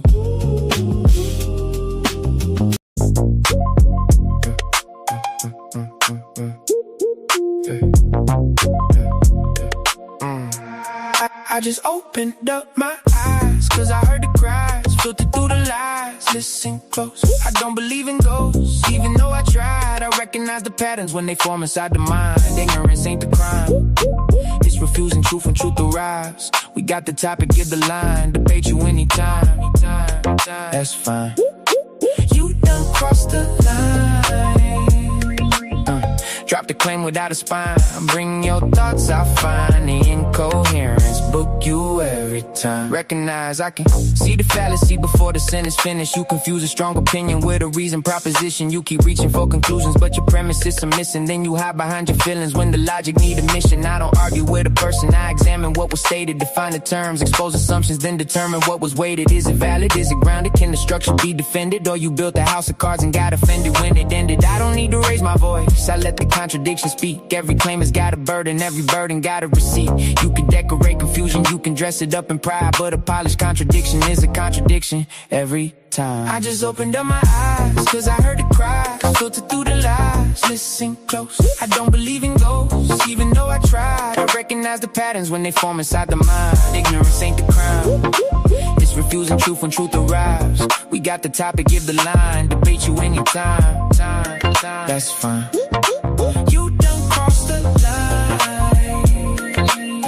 Drop the claim without a spine. Bring your thoughts, I find the incoherence. Book you every time. I recognize the dodge when the question make you nervous. Changing subjects every minute doesn't make the answer surface. That's a straw man, that's a false choice. That's an argument from fear. That's a claim that keeps on shrinking every time the fact is near. You can quote 100 scholars, still authority ain't proof. Tell me why the argument is sound. Take me underneath the roof. Show the beam, show the frame, show the function of the claim. If the meaning keeps on changing, then the word is just a game. Recognition over belief, coherence over applause. I don't need a crowd behind me when the reasoning is flaws. Time reveals what can I stand, nature limits what can be. If your worldview breaks beneath this weight, don't put the blame on me. I just opened up my eyes, cause I heard the cries, filtered through the lies. Listen close, I don't believe in ghosts, even though I tried. I recognize the patterns when they form inside the mind. Ignorance ain't the crime, it's refusing truth when truth arrives. We got the topic, give the line, debate you anytime. That's fine.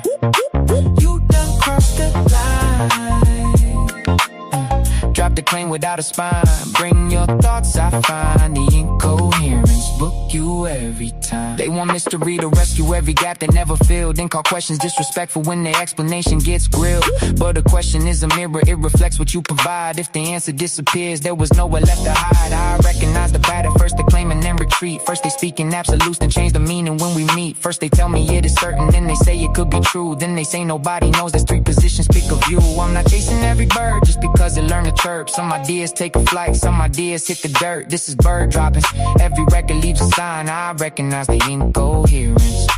Book you every time. I just opened up my eyes, cause I heard the cries, filtered through the lies. Listen close, I don't believe in ghosts, even though I tried. I recognize the patterns when they form inside the mind. Ignorance ain't the crime, it's refusing truth when truth arrives. We got the topic, give the line, debate you anytime. That's fine.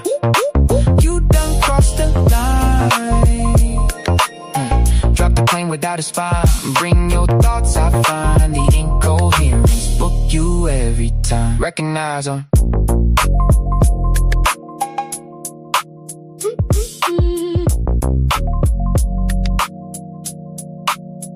Recognize them.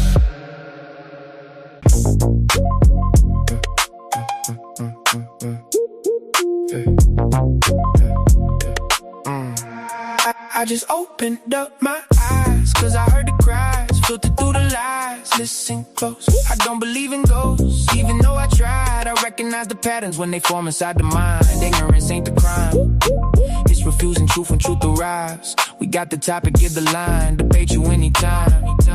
That's fine. You done crossed the line.